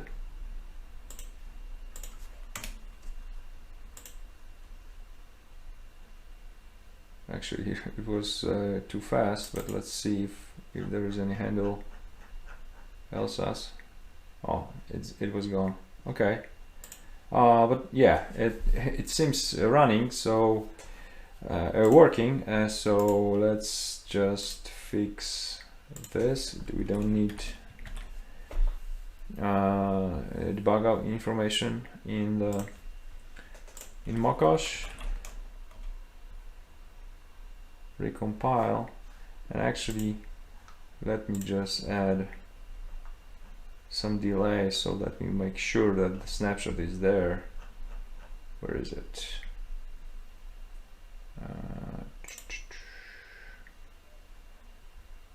Yeah, let's just put get char here.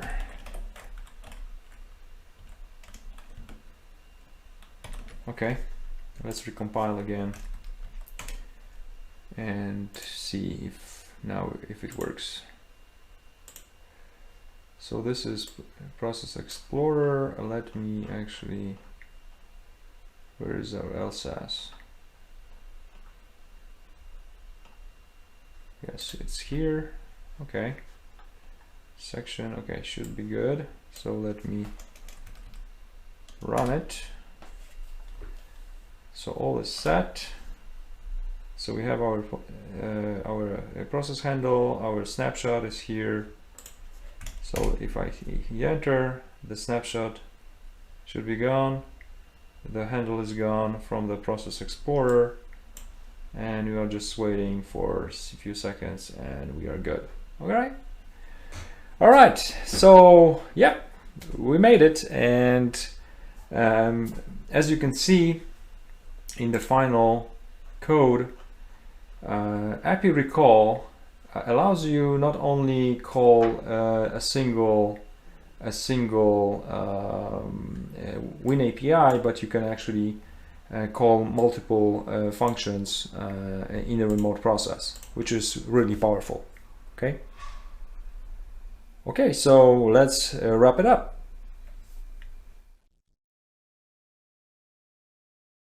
So let's summarize what we have covered during this course. We've talked about how to hide your data in NTFS volumes, how to hide your processes, files, and registry keys, as well as process memory from the scanners. We also discuss how to enumerate interesting objects in the system, like tokens or handles to open processes, and you've learned how to find a .NET process, which is, I would say, a handy place for injection. We've also played with global hooks, guard pages, hardware breakpoints, and exception handlers, which after being weaponized can be a very useful tool in your code. ApiReeKall and COFF objects covered at the end of the course give you a lot of power and flexibility to your operations, and we could clearly see that in the final combined project. Again, I'd like to thank you greatly for purchasing the course, and I hope you have learned something new that you can utilize in your daily red teaming routine. My name is Renzo, and that was Red Team Operator Marvel Development Advanced course.